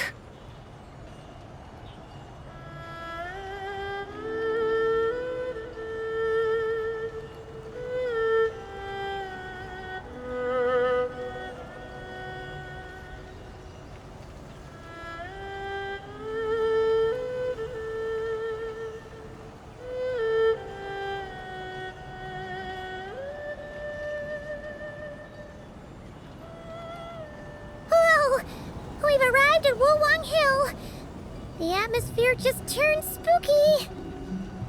I can't help but feel there's something strange about this friend you haven't seen in ages. Huh?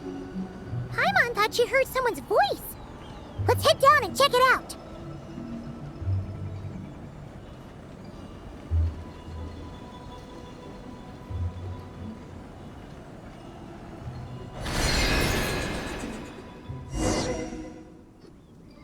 I can't help but feel there's something strange about this friend you haven't seen in ages. Strange? Whatever do you mean? Her strangeness defies description. This Miss Zibai is a full-blown enigma, don't you think? I'm afraid I have no idea what you're talking about. Aren't you worried about sending her all the way to Yilong Wharf on her own to buy tea? What if she gets lost? Where there are people, there are paths. Now I'm the one with no clue what you're saying. She can ask for directions. And then what? She will meet strangers in unfamiliar lands, build friendships, part ways. Hers will be a long journey indeed. The further the journey, the more footprints one leaves behind.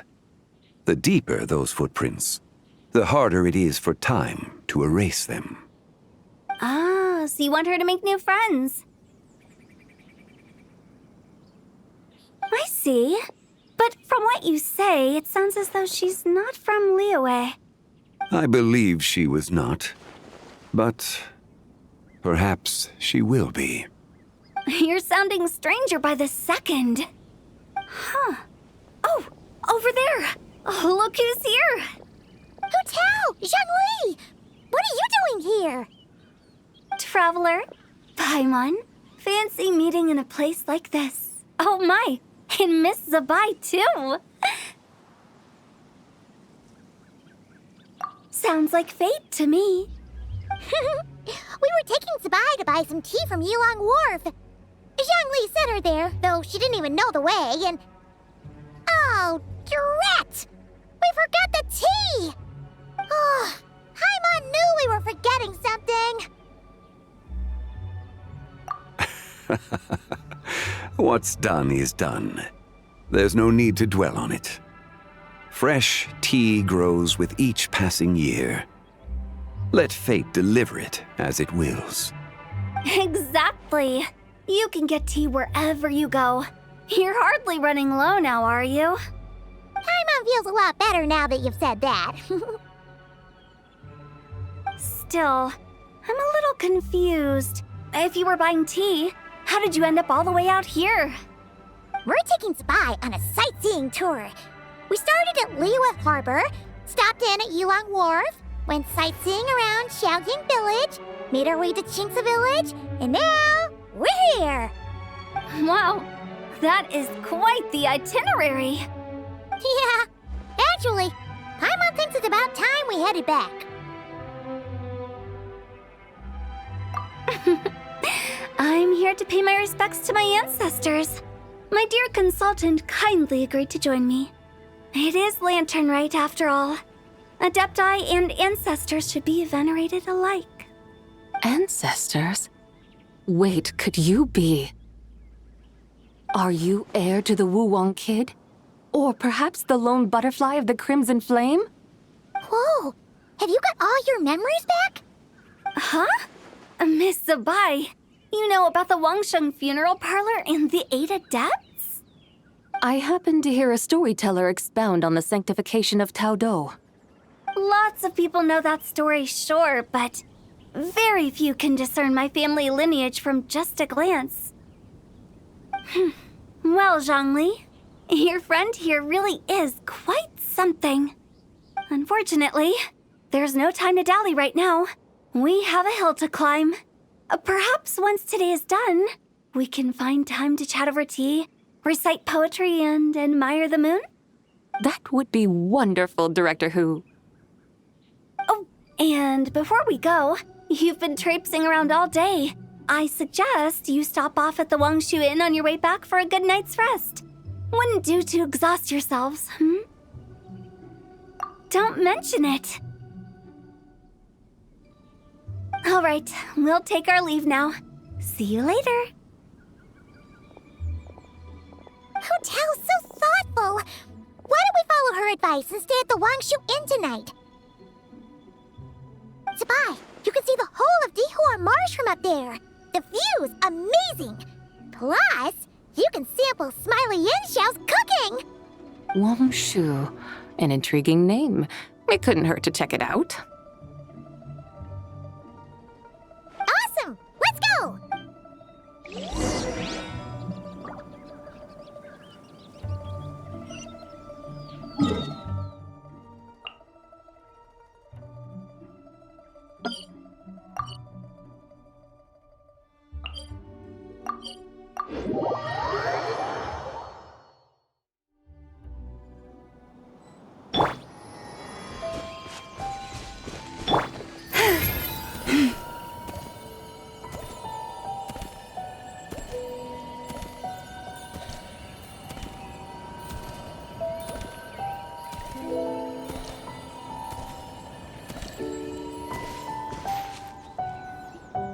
Is that towering structure Wangshu Inn? Sure is. We can take the lift up from over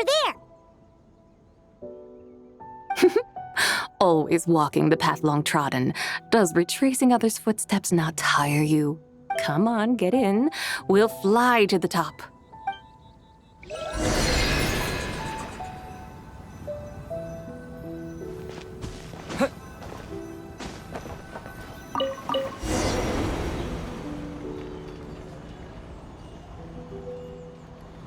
Are we really going to fly up to Wangshu Inn? Isn't that a bit showy? All the guests are going to see us. Is that a bad thing? To be able to witness an Adeptus. This will surely add to the inn's appeal, not to mention the room prices. The owner will thank us. You seem to really like showing off your powers. This inn's architecture is incredible, and the surrounding countryside radiates a picturesque charm. No wonder the new proprietor of the Baiju guest house thinks he can't compete and has decided to change his own establishment's name. The new proprietor? Ah, you mean Lu Shengsheng's dad. So you know about that, too. Personally, Paimon thinks it should go with something like Rex's Rest. That's a contender's name if Paimon's ever heard one. A fitting name indeed. So you think the guest house should change its name too? Paimon kinda thought you'd say something like, "Such sacrosanct traditions must never change." Time flows ever onward. Why should the rules of yesterday be carried forward into the world of tomorrow? The people of today should determine what is to be kept. Huh. You're not as old-fashioned and stuffy as Paimon thought. The years ebb and flow, seas recede to reveal fields. In the vastness of time, I am but a wild horse in a boundless sea of dust. Even Rex Lapis, having waded through the waters of the river of time, is not quite the same as before. Zhongli? What was he like before? That is another story for another time.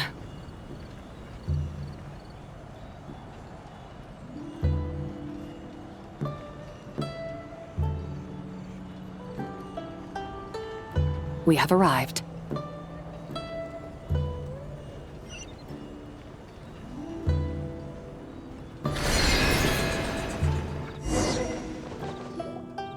Whew. This is the first time Paimon's ever flown up to Wangshu Inn on a chariot. Everything's so different when you're up high. Wangshu. Like moon lanterns and shell lanterns. Might it all be a coincidence? What's a coincidence? Do you not know what Wangshu means?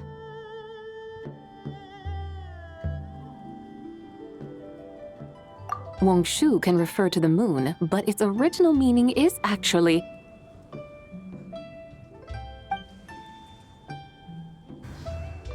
the goddess who rides the bright moon's chariot. And you must be the conqueror of demons. Xiao! Paimon was wondering if we'd disturbed you by flying down from the sky. Not at all. I sensed an unusual presence long before you arrived, though I didn't expect it to be you in a flying chariot. Ah, a witness at last. I was starting to think we should fly a bit lower. 'Twould be awfully dull if no one ends up marveling at my lofty bearing. no need. This is already showy enough. I'm not one to do good from the shadows, as Rex Lapis is wont to do. Then you must be... Nay, I'm only cosplaying as the White Horse Adeptus, in truth. Cosplaying? What's that?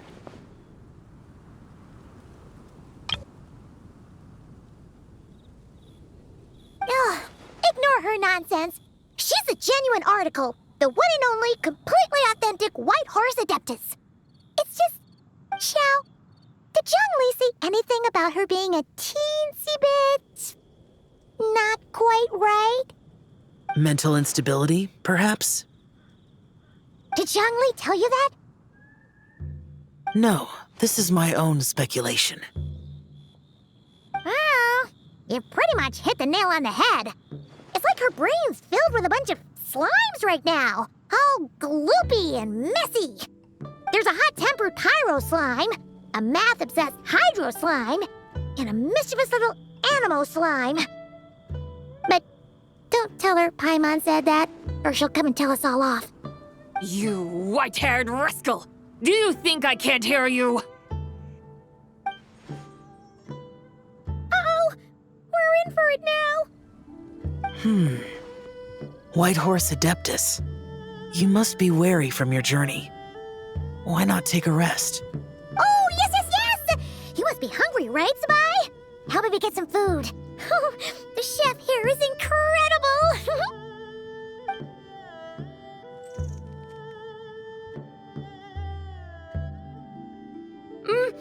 It's so hot! So spicy!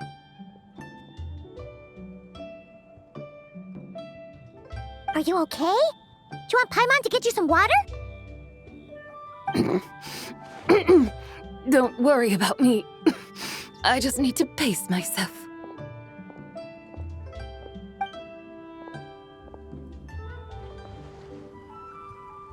So, regarding your friend and her condition, does even the Lord of Geo have no solution? Zhongli said we should wait and she'll get better on her own. But who knows how long that's gonna take. Is that why her personalities change so easily? Paimon thinks that has something to do with her 3 deadly selves. Zhongli told us that the deadly selves are impure, affecting living things that get too close. The White Horse Adeptus's remnant spirit was attached to the deadly selves for a long time. It makes sense that her temperament and memories would have been influenced by them. But Paimon still doesn't really understand what the 3 deadly selves actually are. Paimon, as you do not practice self-cultivation, I cannot help you fully understand. But you can think of them simply as emotions and desires.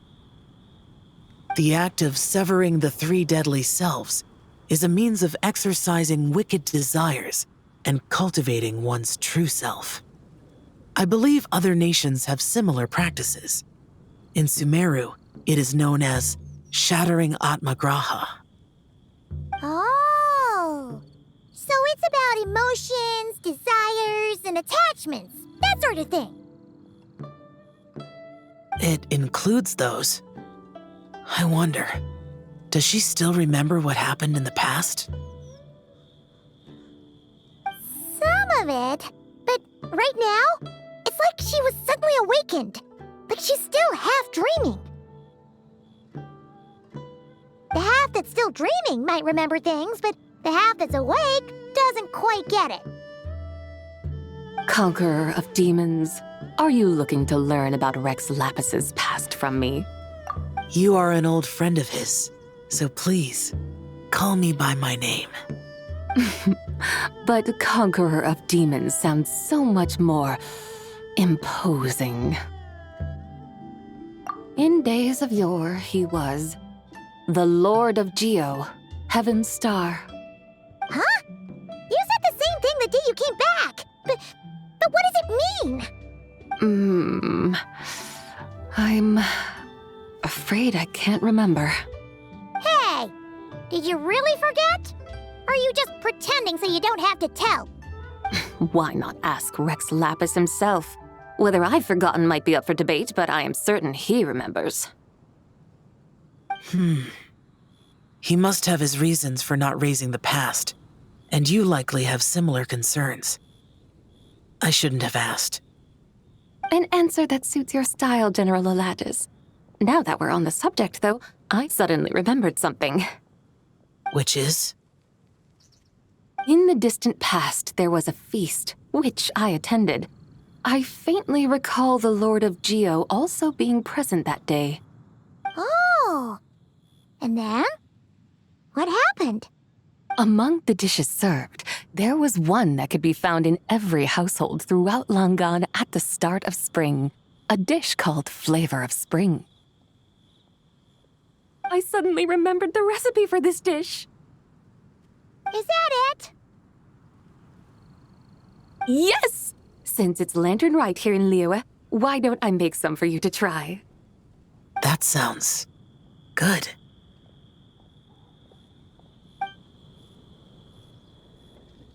Wow! It might not have been the story Paimon was hoping for, but this looks delicious! The spring breeze stirs. Now is the perfect time to savor this dish. My dutiful guides have gone to great trouble to show me around Liyue, and even the Conqueror of Demons has graced us with his presence.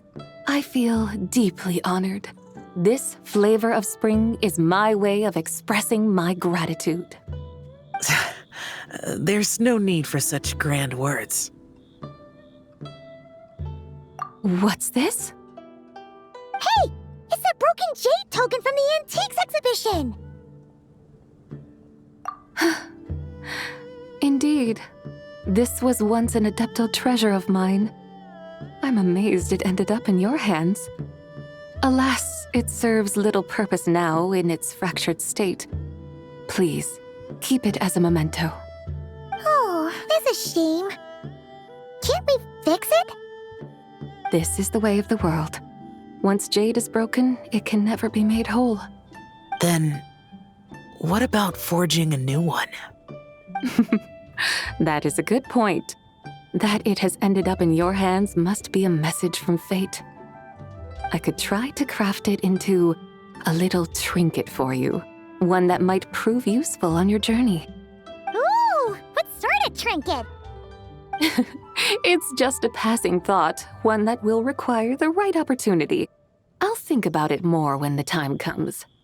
Now that we've had our fill, we should get some rest.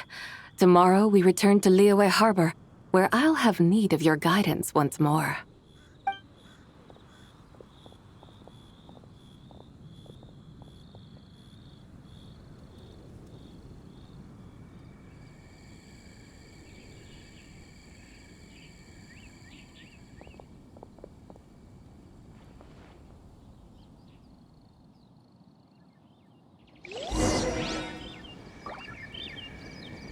Howdy. Please, go straight on in.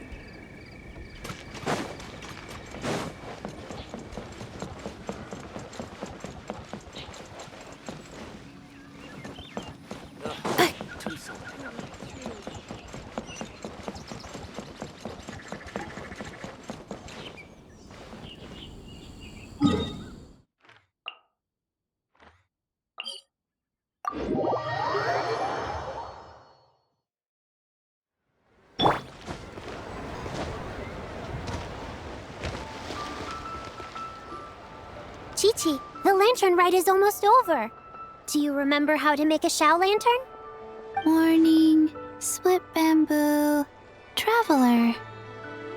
And get silk, make Paimon. You've got it all mixed up again. They're here again. Yaoyao! Looking good in that new outfit, huh? Hey, it's Paimon! Dr. Baiju gave this to me as a gift. How does it suit me?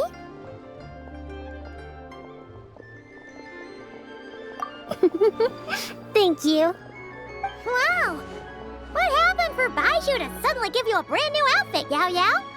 Dr. Baiju is thanking Yaoyao For teaching me to make shell lanterns.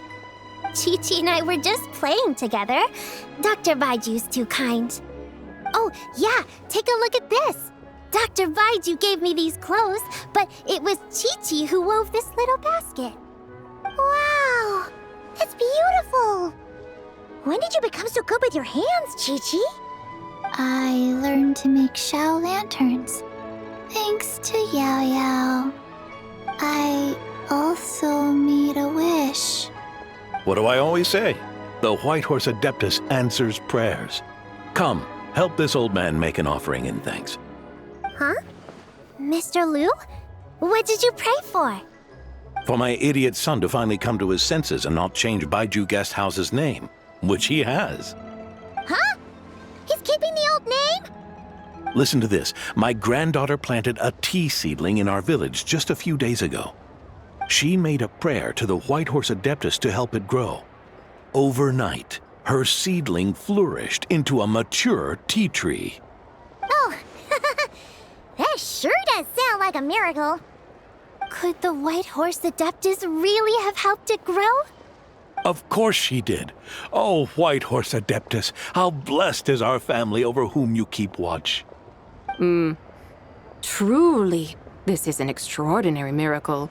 You must record it in your family history without delay. Of course.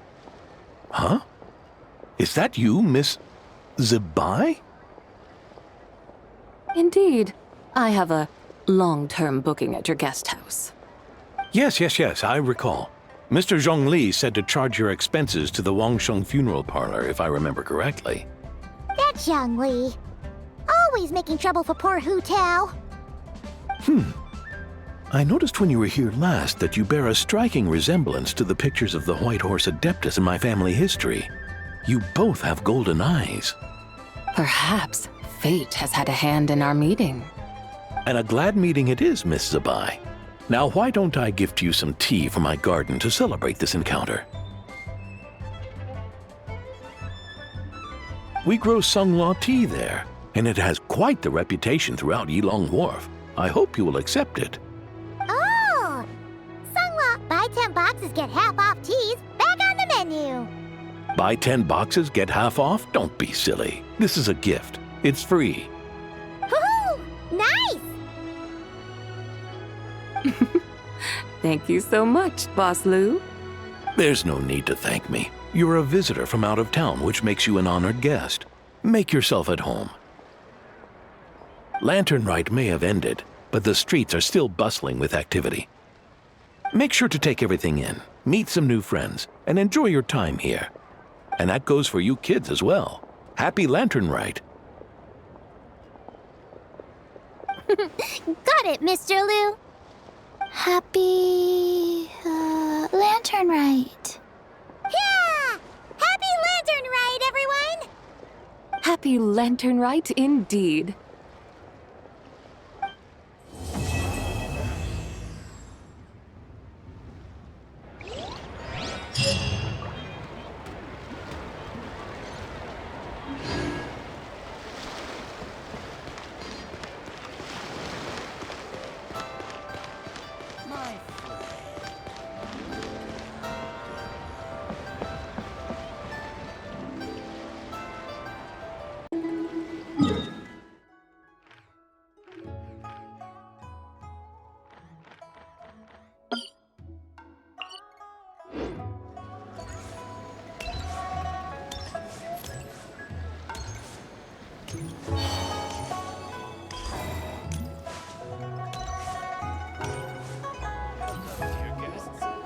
Right, there you are.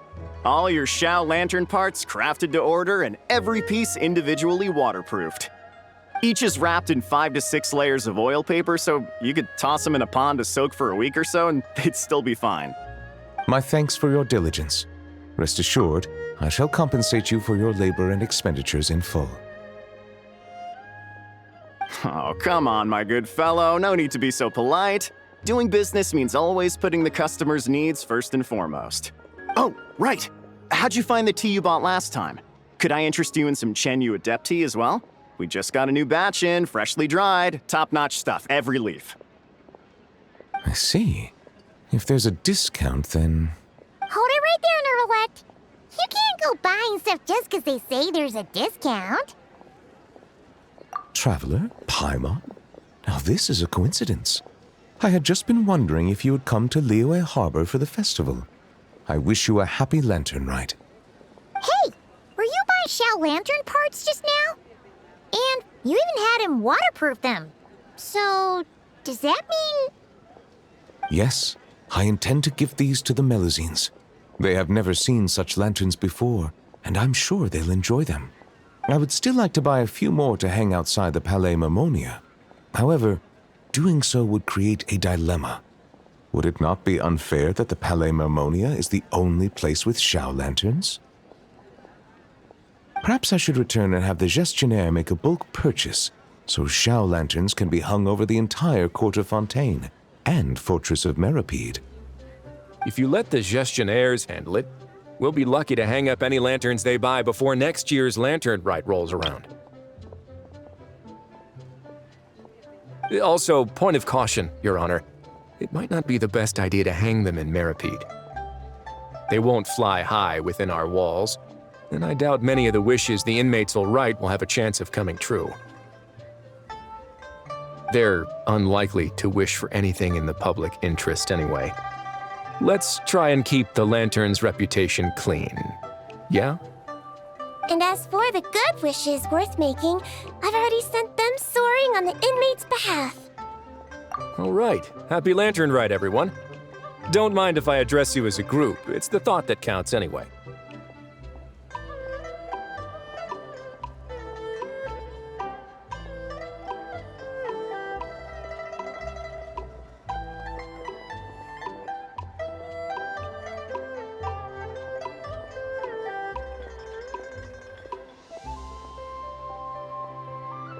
Hey! What's up with the two that Paimon got? Writhely, Miss Xianyun, Traveler, Paimon, allow me to wish you all a happy lantern rite as well. This festival is wonderful indeed, to have brought us all together. Whoa, now this really feels like a party. Shame I didn't buy any of those fortune coin packets. Otherwise, Liyue Custom would have obliged us to hand one each to the Traveler and Paimon. Fine by me. Let's go grab something good later. I'm sure Paimon can lead the way. Really? Then Paimon's gonna go all out on the menu! Won't you please join us as well, Monsieur Neuvillette? Of course, I'm more than willing. Hey, I just noticed. That's a sharp new outfit you've got there. Goes perfectly with the holiday cheer, and that relaxed expression you're wearing. Monsieur Neuvillette, looking at the weave and the ornamentation, if I'm not mistaken, this is Melusine handiwork. Huh? You can tell? Yep. Looking at the design, I'd say it's one of Flo's creations. Lome probably contributed a lot too. Anyway, it's dashing and elegant, and suits Monsieur Neuvillette well. Indeed. This is a most precious gift the Melusines have given me.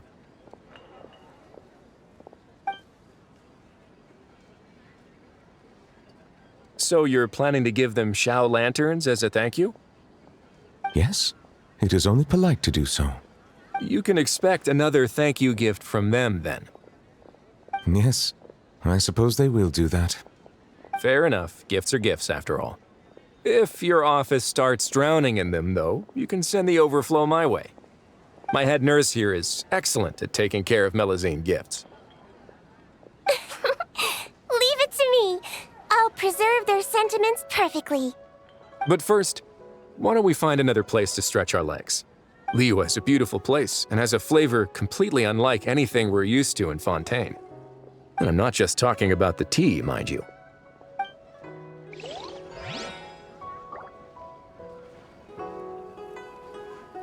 Welcome. The Feiyun Commerce Guild looks forward to working with you.